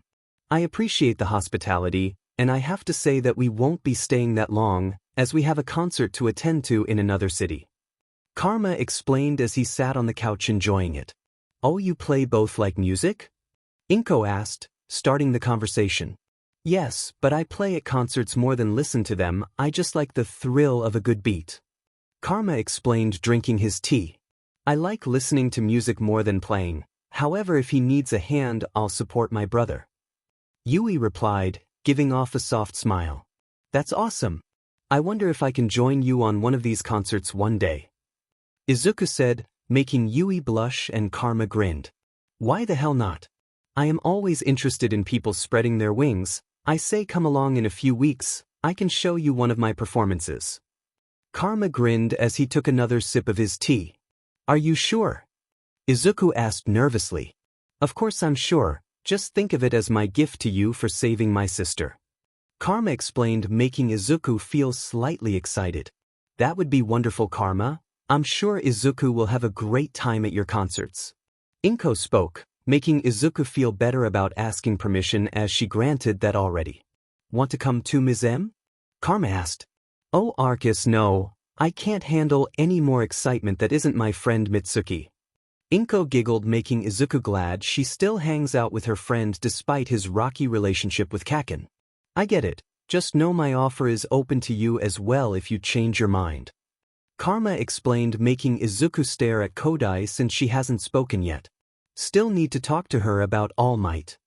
I'm sure of it, young man, and besides it would be fun to spend a night with Mitsuki in a few weeks myself. Inko giggled, making Izuku smile for his mother. Oh Izuku, before I forget, how do you know All Might? Kodai asked, suddenly making Izuku stiff as a board from the sudden name drop. Wait, you know All Might? Karma asked, raising an eyebrow at him as he sipped his tea. I have been wondering that too, and I would like to know as well. Inko informed as all eyes watched him carefully. Think of something recent. Izuku thought, remembering the nurse's office before the USJ. Kodai, remember how I ended up in the nurse's office after the battle trials training he was supervising? Izuku asked nervously, staring at her. You what? Inko asked as Izuku ignored her for a pleading answer from Kodai. Yes, the one where Bakugo blasted you with a charged explosion, smashing you through the wall. Kodai informed, taking a sip of her drink. What? His mother yelled out in shock. Not helping my case? Yeah, and after All Might sent me to Recover Girl and finished his teaching. He checked up on me and told me he could probably teach me how to help with my new power output, but he needed my number because he was busy and wanted to find a good time to train me. Izuku explained in partial truth as All Might was already training him and not doing a good job at it. New power output? Inko asked in confusion. Saving it for a surprise later, Mom. Izuku muttered to her, giving her a soft smile. Then, the big man teaching you himself, I don't know how that will go, but I say knock him dead and learn as much as possible. Karma shrugged as he poured himself some more tea. I will also don't leak any of this to anyone. All Might told me he let this one slide because it was an emergency, but he doesn't need villains targeting us because we know the #1 hero. Izuku explained, looking at everyone's reaction, which was normal except Karma. Is that why there is a police scout walking in this neighborhood? Because you fear they may target you both because of All Might? Karma asked as he raised an eyebrow. They work fast, and that was for something else. Izuku explained, not wanting to worry his mother. There is police outside? Inko asked in confusion. Yes, and I take it you and your son are being protected in case the League of Villains find out about your son's connection with All Might. Karma explained, easing his mother's worry. As they finished their tea and were about to leave, Izuku couldn't help but think to himself. How did he know so much? Leading them towards the door, Karma placed a hand on his shoulder and spoke up. I said it before and I'll say it again, thank you for protecting my sis, and if you ever need a hand or ear, here is my card. Getting a card, Izuku noticed it had a rock band on it with Karma's number. Thanks, Kodai. Don't mention it, I'll see sis downstairs if she needs me. Karma explained, walking away as he stretched his body. Sorry about my brother, he can be a bit excited about meeting new people. Yui explained, making Izuku stare at her with a soft smile. No need to apologize, I like your brother, and would be glad to hang out with you two again. Izuku stated. With me too? Kodai asked, raising an eyebrow. Of course, I think you are awesome and you are my friend, right? Izuku asked nervously. Also cute and cool, but I won't say that out loud. Yeah, I guess I am. See you around Midoriya and hopefully I can visit again sometime soon.